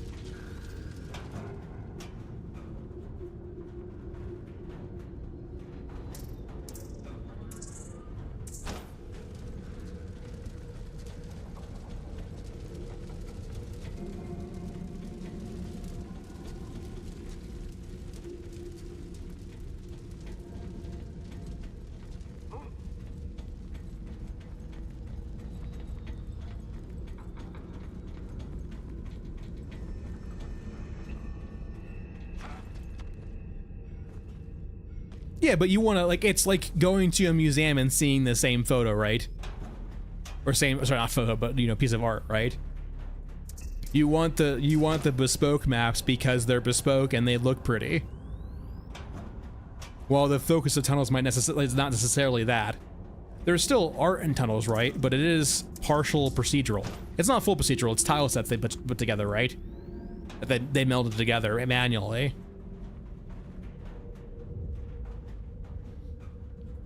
Yeah, no, I like, if your issue is, once again, I do not mind them breaking up maps into segments. Like, okay. Once again, I really just do think your root issue, I think you're focused so much on the feelings you're having and not necessarily like the actual cause of those feelings, right? From everything you keep saying, it seems like your underlying issue is that A, the game is asking you to spend any times in tunnels at all, but for the time you spent in tunnels, it feels disproportionate to the amount of time you're being able to spend on the surface. And yes, I do ultimately agree with that. But the developers have chosen, like, the way the interconnect maps is through tunnels. Now, is the way perfect? No, I would have done it a different way entirely. But like, and I don't like the one-way gradient either, right? But like, I don't hate the fact that tunnels are used to connect the maps. Now, do I think you need to go through tunnels to play every map back to back? No, like, I think they have a clear structure here they can use. They have tunnels A, B, C, and D, so you have zones A, B, C, and D. If you have scav camps on the surface, right, that, like, let's say for example you have scavenger camp A, you go through tunnels A, you get to scavenger camp A, and now you can do anything in zone A or go to tunnels B. So if you want to go to scav camp A and run Scorched Enclave and Mesa 15 times in any order you want, sure. But if you suddenly then decide that, okay, I've done Scorched Enclave or Mesa, I want to now go over to, let's say, downtown, I now need to move through the game to Tunnels D, and once I get to Tunnels D and go to Scav Camp D, I can start playing those maps ad nauseum too.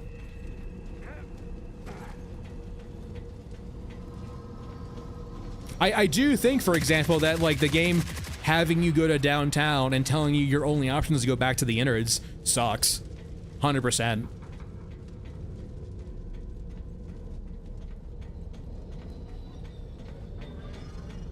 Sterling, if I am speed running through all the content to get to downtown, I can get to downtown in about 15 to 20 minutes.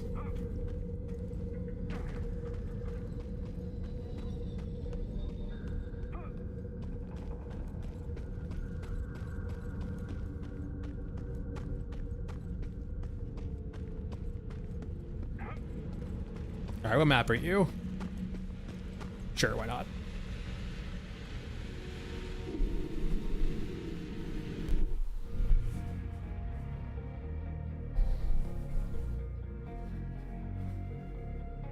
God damn it. Gotta keep a record in the event of my death.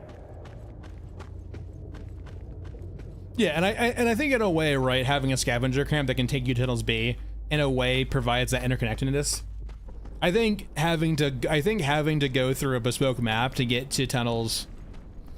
Okay, in a way too, the problem is the rigidity of it, right?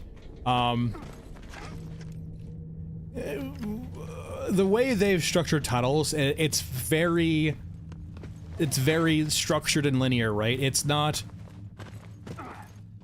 There's no randomness in it, right? There's no chaos. It functions like this, and it's always like this. You always go to Tunnels A. Tunnels A always has Mesa and Scorched Enclave. Tunnels A will always take you to like Tunnels B. There's no chaos or randomness, right? There's no shuffling around, right? Where, hey, maybe this week or this day, downtown is actually in Tunnels A. There is absolutely, it's overly structured, which can be kind of a complaint of a lot of their systems, right? Is that they're overly structured with like finite outputs. They're not. There's no emergent behavior in the systems they design, right?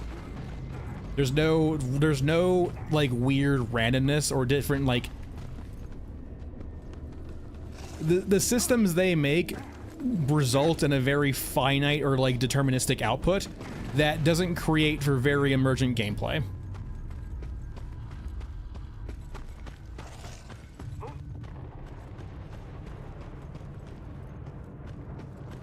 And once again, like, this is the clear bonus, for example, of why PvP can be important to some games, right? Is you kind of outsource that emergent behavior, right? Like, having other players in control and having those players fight immediately just introduces that emergent behavior, that kind of, like, that just ever-changing gameplay you could only dream to reproduce in PvE.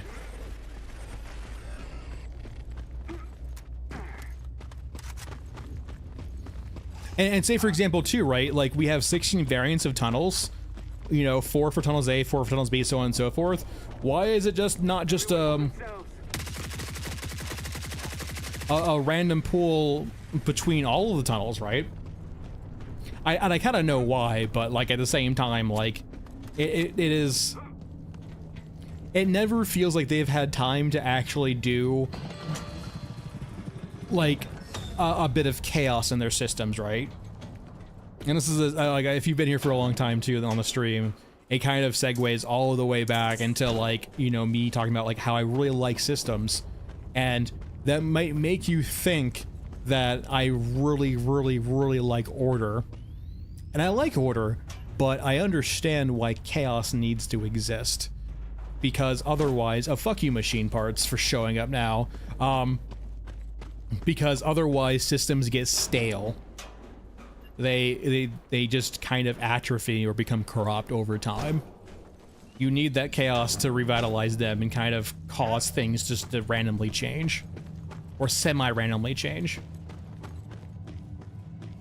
There's such a thing as too much structure.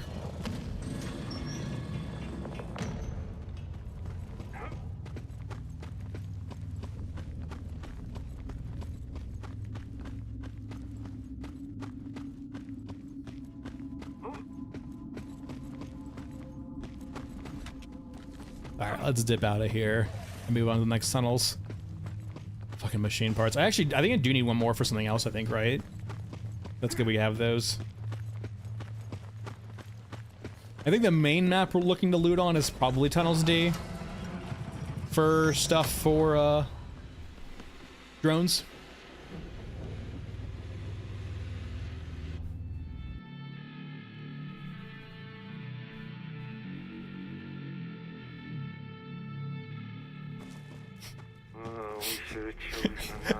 It's so fucking troll how it spawns you right here in front of a statue. So if you walk forward, you just immediately run into a statue. Alright, this is Frozen Swamp, right? That stairway over here. Yeah, so let's go this way.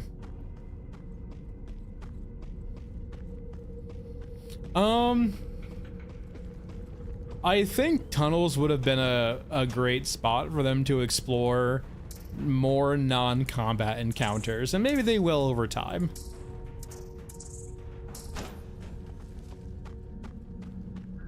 Or to have the combat encounters not be conventional. Thanks, Bust. Appreciate it.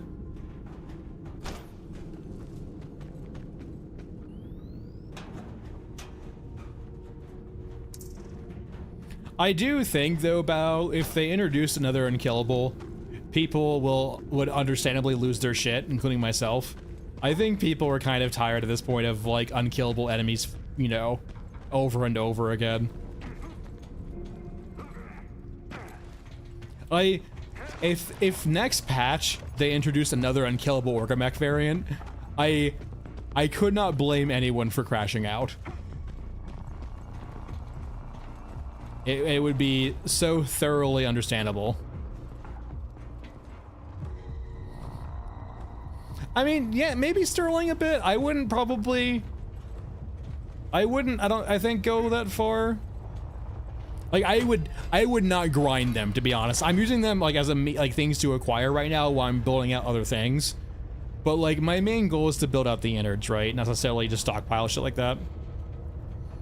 I still haven't seen Mr. Meatman, by the way. It's just one of those things, right, where I might be a weird gamer, but, like, if you do something weird like that, where I feel like I have to go out of my way to experience some element of your game, like, so out of my way, I need to go, like, look on your map for, like, a fucking Easter egg, I'm probably not gonna bother. Especially when that Easter egg just leads to something I can't even interact with. Sorry, no thanks, I'm good.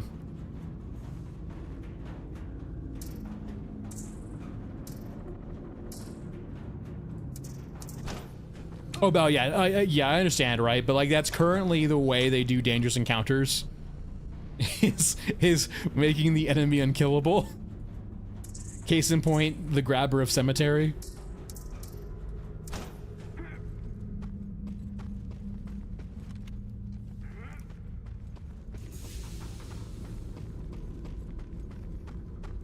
I do think, though, I think someone was doing this earlier, I think for a certain character or maybe a certain variant, there was an issue where the water would kill you. I'm not sure if that's strictly true, but I heard someone had issues like with the water on a certain character. Oh no, yeah, I'm not a big fan of the sink kills.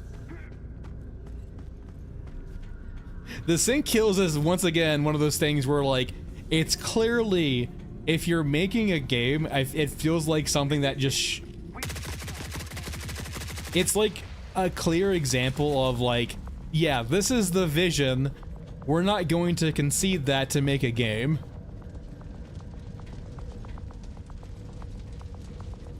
Like, the drone sink kills, or just sink kills in general, are so uninteresting from gameplay's perspective. That's like, why would you ever do this? But like, if your ultimate goal is the vibe and cool factor, yeah, it makes a lot more sense of why you would do it, because it's not about a game, it's about just the vibes.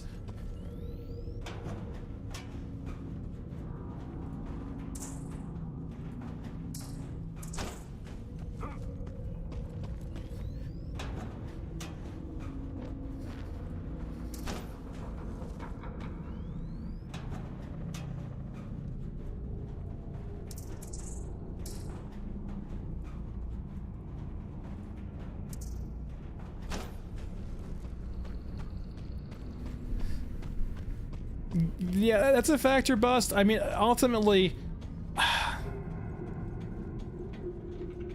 I don't mind sink kills existing, but they can't be cinematics. They have to be, just make them QuickTime events. Just, like, I know that, like, QuickTime events are kind of old. I feel like they could probably make a comeback.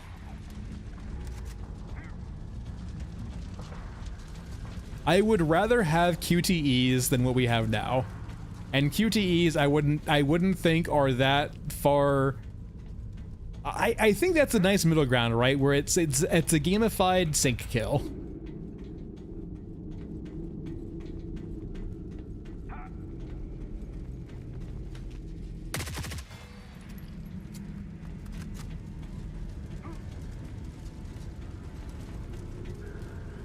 I can't believe I've ever in my life actually advocated for fucking QTEs, but here I am.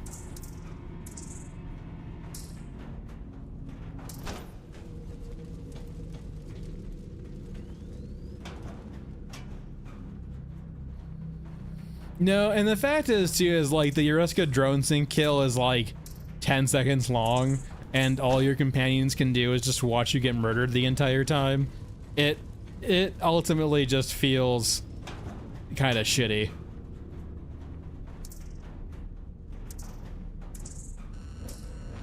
Lots of motors, or power cells too.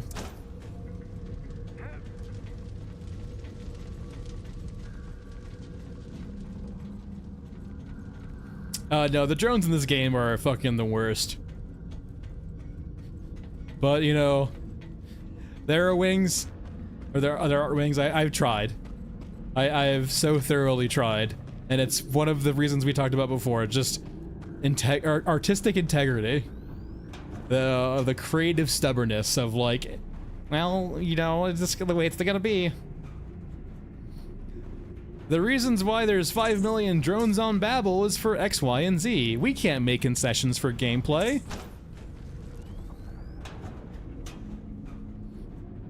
It's lore justified why when drones die on Babel, they respawn a second later.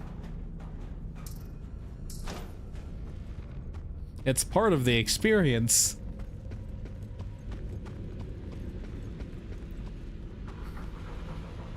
Imagine if you were playing Arc Raiders and you killed a few of the drones and You go like loot one of them, you turn around, and there's 3 more drones that just respawn behind you.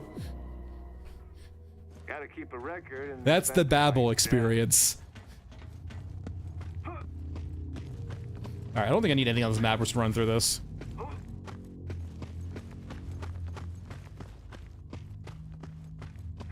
I mean, if I wanted to play a walk and die simulator, I'd go fucking play Arma Aegis.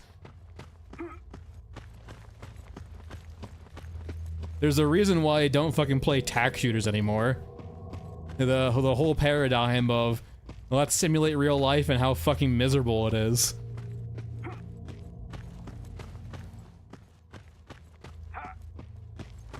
And, sorry, let me rephrase. How boring it is until you die.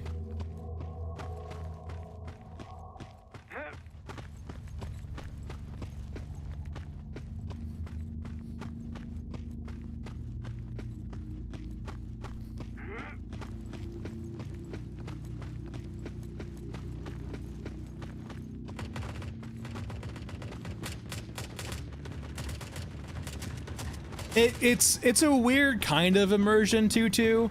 It's a weird kind of immersion. It in a way is immersion, but like not in a way the players could ever appreciate, because it doesn't make any sense in any fucking capacity to them.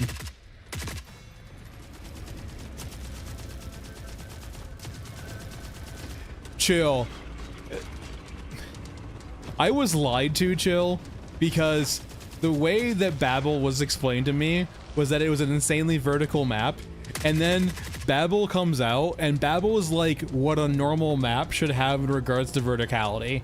It doesn't really have any more verticality than any other map. It's like the standard baseline of verticality for a map that's not focused on verticality. Meanwhile, Tunnels does an infinitely better job with verticality. Tunnels still has issues with verticality too, but it does a way better job than Babel fucking does. Babel is a fucking lie.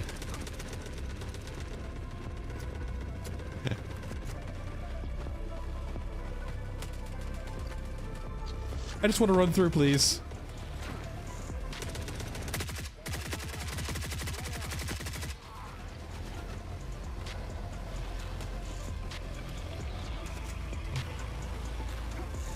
But yeah, no, like, there's been lots of issues with verticality in this game. And maybe there's an AI constraint I don't know about, which is perfectly all well and fair, but to have a map have like the feeling of vertical gameplay and then Babel being the example of that is, yeah. Babel has the illusion of verticality by having skyscrapers that occasionally an enemy might be on. But by and large, yeah, no. It is relatively a flat map. Though I will say, I'll give props where it's due. It actually does do one very cool thing. It has an alternate path that you can only use if you bring a tool. It's still overall a really fucking boring map, but like that one side pathway that's a one-way gradient unless you bring a tool is super cool. And I wish they explored more of that in other maps.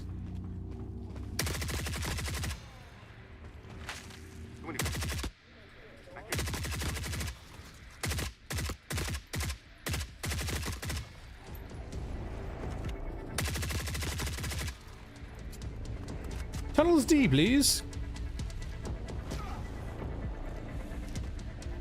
If you bring a pneumatic jump, chill. The room with the hanging corpses, you can go up that path with a pneumatic jump where you normally couldn't.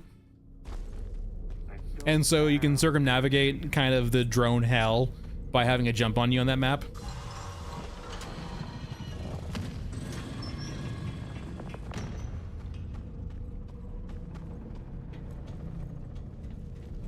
I heard drone. Oh, there you are, you assholes.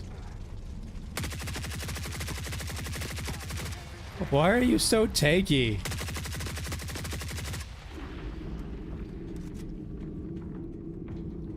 So you have to press the extract, which calls down an elevator, and once the elevator is down across the map, you can then use the elevator.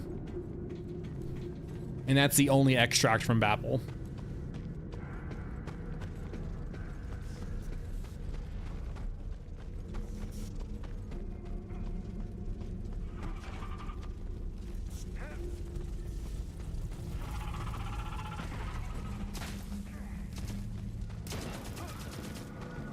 Let me do some looting first before I actually go to downtown.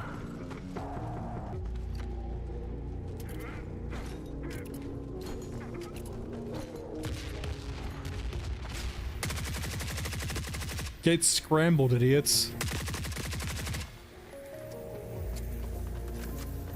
Yeah, but thankfully though, if you have a pneumatic jump, you can get around the worst part of it.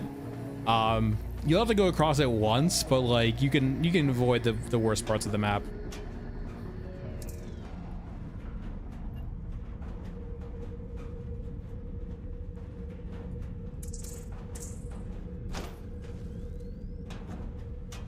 But ultimately, just like Underground Cemetery with the new tunnel system, when they're under Tunnels D, there's just not really a reason to run them because of the investment of time, and there's not really like anything good there to warrant it. But like, that's kind of the reason why like some chaos would have been kind of nice, and some randomness of like, hey, in this particular day, you know, downtown's in Tunnels A, or like it's easier to get to downtown or cemetery or Tunnel D map, so like you can actually go run those maps a lot cheaper now. The only concern would be like if a person's trying to do a certain map a day, it would create this weird incentive to like them for not playing, but yeah.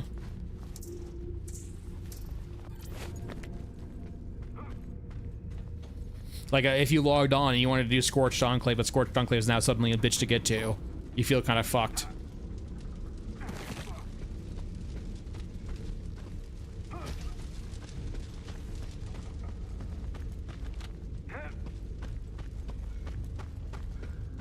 All right, over we go.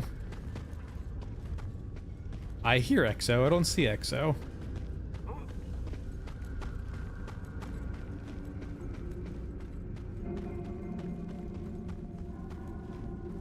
Or for example, like this too. Like this is another cool alternate pathway, for example, that you can't use unless you have pneumatic jump. I think it's one way otherwise, but like more stuff like this is really cool. And not necessarily like all that requires pneumatic jumps, but like other things, just weird pathways that offer different incentives. Like that could be a thing too, right? Where maybe this requires platforming as opposed to pneumatic jump, where you don't have to go this way. You could go the long way around and maybe do combat instead. But if you really wanted to save time or avoid enemies, you know, you could engage in a different obstacle as opposed to fighting.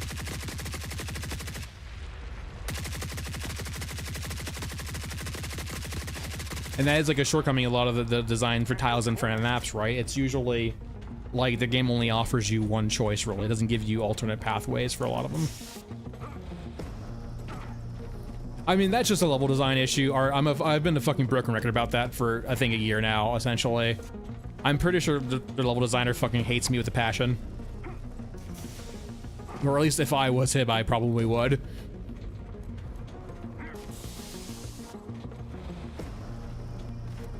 I've basically been pointing out how their current level design does not support really any choice at all, really, in most regards. I don't have varying pathways or interesting pathways or choices I make at all. And the fact that Stairway got made, like, just wild. By the way, if you couldn't tell, I absolutely fucking hate Stairway. I want to do some more looting. Let's go this way instead. Like, that downtown is right there, but, like, I got some room left. And this is Tunnels D.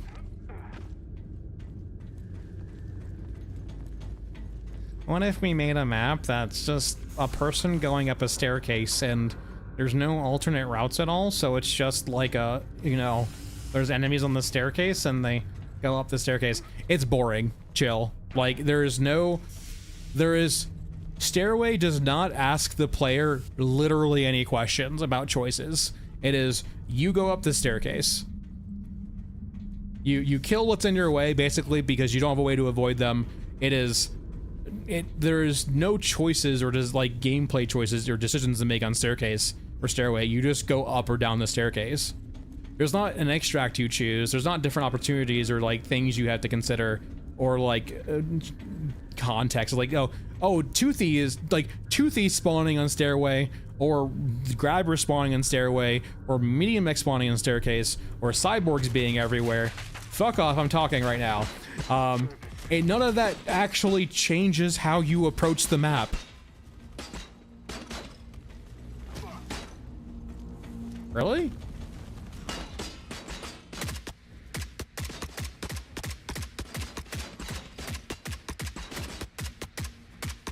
And like, this is technically true for like most, if not all of the maps in the game, but Stairway is like the worst example.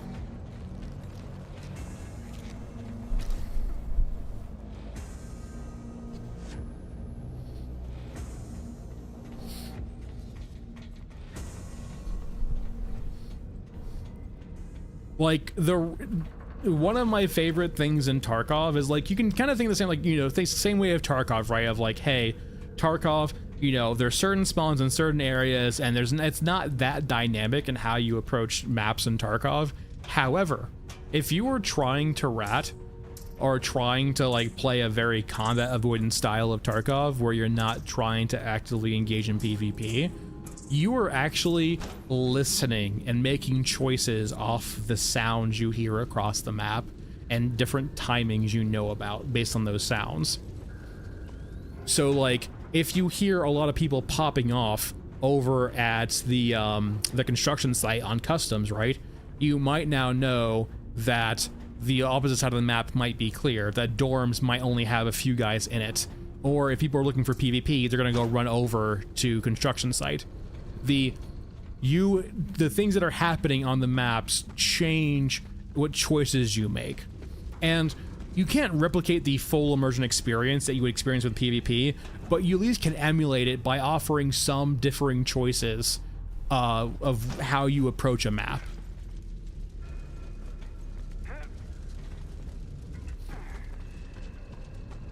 And it starts at like the fundamental level of like, what obstacles do you want to present to the player?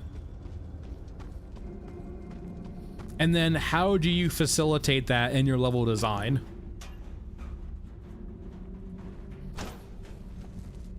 Yeah, and so John, I'm not saying they should do that exactly, but it was an example of how, you know, what you experience in game can dynamically change the choices you make, and how that's very important, I think, for a game, and why Stairway fails so drastically. Is at no point when I play Stairway do I ever feel like I'm being asked to make any choices at all. It feels like a map where you literally just go through the motions. And that's uninteresting and boring to me.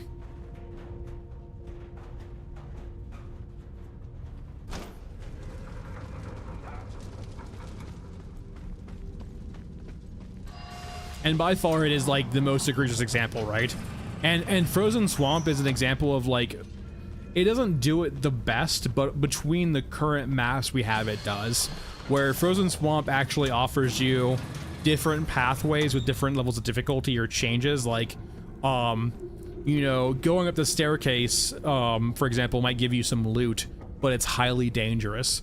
Going up the elevator might get you to the top very quickly, but you're gonna be in a bad way if you get into combat up there, they see you, or there's things not flying up there. You can go the alternate long pathway around on the pipes, but if you don't spawn near the pipes, it's a long way around and there's combat near the pipes. So like, even just like thinking about how do I get to the injector site, like there's different paths, different, you know, pros and cons, right? So I get to make a choice.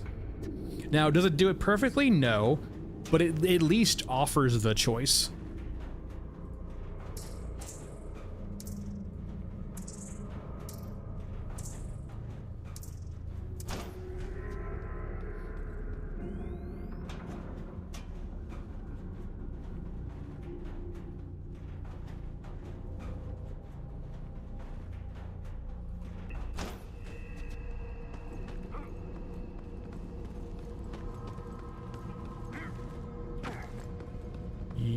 Yoink. As perfect a day as any. Let's grab these for right now, I guess. I'll drop them later if I find more water, but they're good for now. Trying to carefully extract. I mean, Scorched Enclave feels like the perfect testing map for the game, because it does literally everything. It's not very interesting or deep. It's like the simplest possible. It's like the MVP of maps, right? The minimal viable product of maps. It gives like, it does everything to a very minimum quality or like standard, but it does it all, right?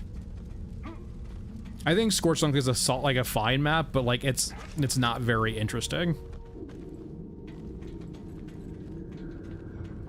I like Elephant, but Elephant does have the issues, right, where it just really only has like one location. The loot rooms around trench lines, and that's really about it. The main trench lines near hangar, right? Like you have the hangar location, a few rooms next to it, and that's really about it. You have the outer trench lines too with the medium mechs, but like by and large, the amount of loot there is not genuinely worth the risk. I don't have lots of ammo left, actually. Everyone for themselves. Did I say lots? I mean none.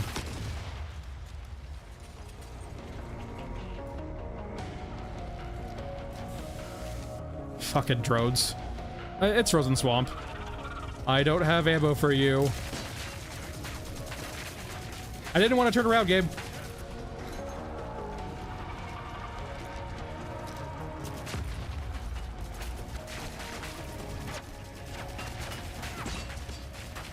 Why do you have guns?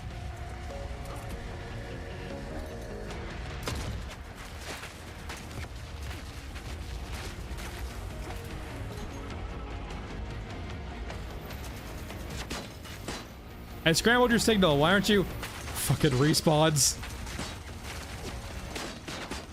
Wait, did the drone despawn? That's peak. All right, we're just about to ignore the drones, just run by them. I imagine they're gonna respawn again. Yep, they're at the back.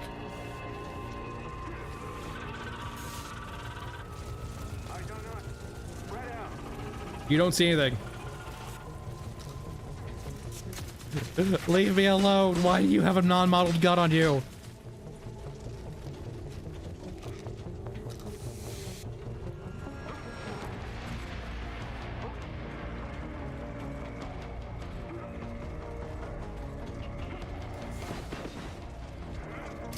Fuck off.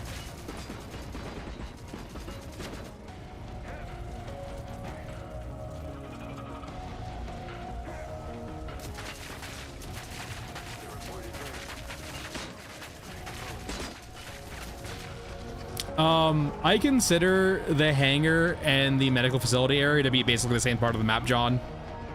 There's not really any travel between the two. You just walk out one room, go to the other. The trenches on the outer perimeter, I don't think are worth the risk remotely. Like, if you go there, it's just endless combat, really. Sure, they're a vibe, but I wouldn't really consider them a location. And yeah, no. And then the high ground is nothing. There's like maybe 2 containers on the high ground. I guess the Orgamechs, the dead corpse Orgamechs, that kind of help out that a bit. But because by and large up there has been nothing burger until they added that in. I don't consider them points of interest though, is the biggest thing. They're not dynamically interesting. It's just like a it's the core issues of those locations, right? Is they don't introduce anything gameplays wise that's like interesting at all. It's just the more patrols around here. Yeah, that's about it. Some loose containers and some patrols. Same thing with trench lines. As long as I'm the last They one. go to the right here. Like, I'm not saying Elephant doesn't have a fucking vibe. I'm not saying that. I'm saying it's utterly uninteresting from a, well, it's not utterly. It's not as bad as Stairway. It's not that interesting from a gameplay perspective. When I think of playing Elephant, I don't really think of all the variations of how I play Elephant. You kind of just fucking play it the same way. Now, it once again is better than Stairway because it actually offers you a little bit of pathing choices in how you approach the map. But ultimately, you're always going to the same spot, and you're doing the same thing on Elephant.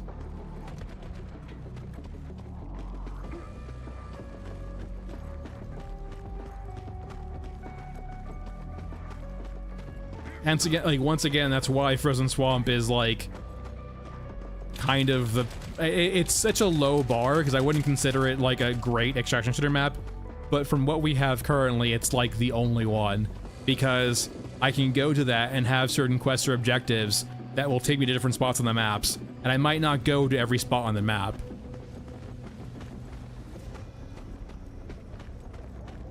Like, I might go kill a bunch of water thieves at their shantytown and avoid Injector Site. I might go to the Injector Site and avoid Shantytown. I might avoid both and go to the Titans, or go to the train yard, and so on and so forth, right? The actual quests and things to do on the map are spread apart and each have their own pros and cons. We decide what happens next. Once again, I'm not saying Elephant's not a vibe. It truly is. It's a cool map, but like gameplay-wise, once again, I'm not sure if it really asks a ton of questions of the player. Yeah, and like that's a common critique I give the game, right? Is the game is more of a vibe, and lots of the maps that I don't rate very highly are because of that. It is the core critique I have of Stairway, right? Is that yeah, the map's a vibe, but it from a gameplay perspective, it's utterly fucking boring.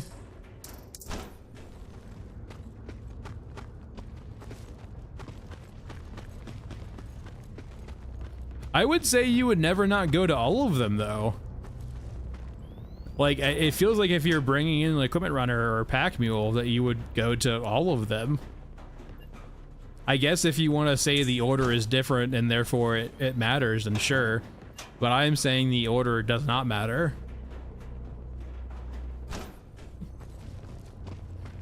Like, if you're spawning at the high ground and then going to the mech hangar, and then going to trenches, is that different from going from the trenches to the mech hangar to the high ground? You could say that's different. I don't think that's different.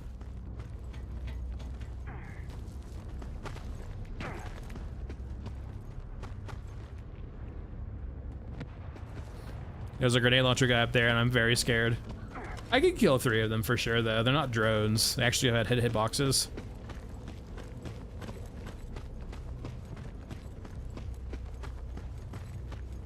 Or I could just leave, which has always been the plan. GTFO.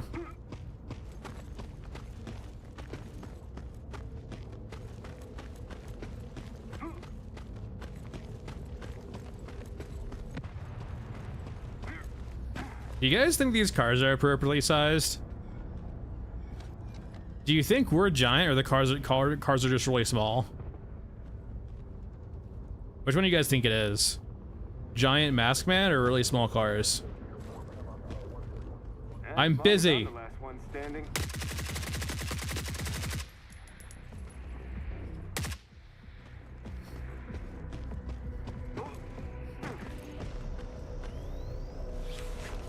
I don't think that's the case because I'm mainly saying from like I mean, Doom, if you want to say that they're flattened from the width perspective too, sure, but like they're not just squished height-wise, they're squished width-wise too. And Maskman's already a short king also, right? So it's a car for short kings. Leave me alone. Fuck you, drone. You and your non-modeled gun. Ooh, rig light.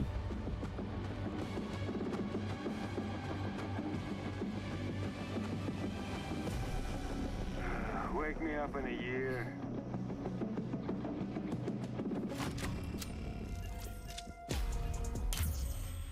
Yeah, that was a good run.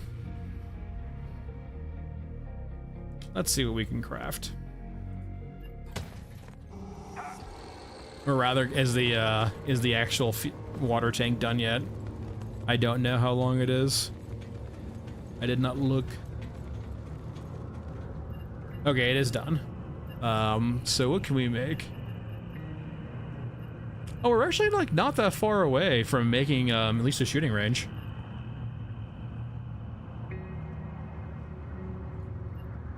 Oh, we're never building this. You want drones and foam? Fuck you, Rat King. That's never happening. Could do the doghouse. That's perfectly fair. Personal quarters are very far away, but that's fair. I mean, I'm not gonna craft ammo. I'm not gonna craft weapons. So that's kind of moot. I guess this would be a thing eventually. I have everything except for the money. Oh yeah, 1.5 mil. I'll deal with that later. I have everything else except for the money. All right. How are we on drone supplies?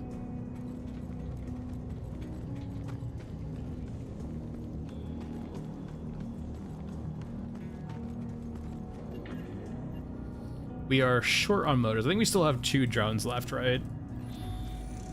Yeah, we still have 2 drones left. All right. Anyway, that's it for today, everyone. Thanks for watching. I'll be back probably Thursday this week.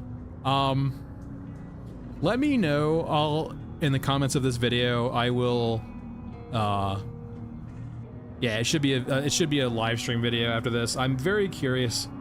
Would you guys want to actually see me live stream Arc Raiders? I'm curious. I probably won't, but I am curious. If enough people say they will, I'll try it out, but we'll see how it goes. It's going to be very competitive, but that's always going to be the case. Other than that, I'll see you guys Thursday for Forever Winter, and we'll go from there. All right, bye all.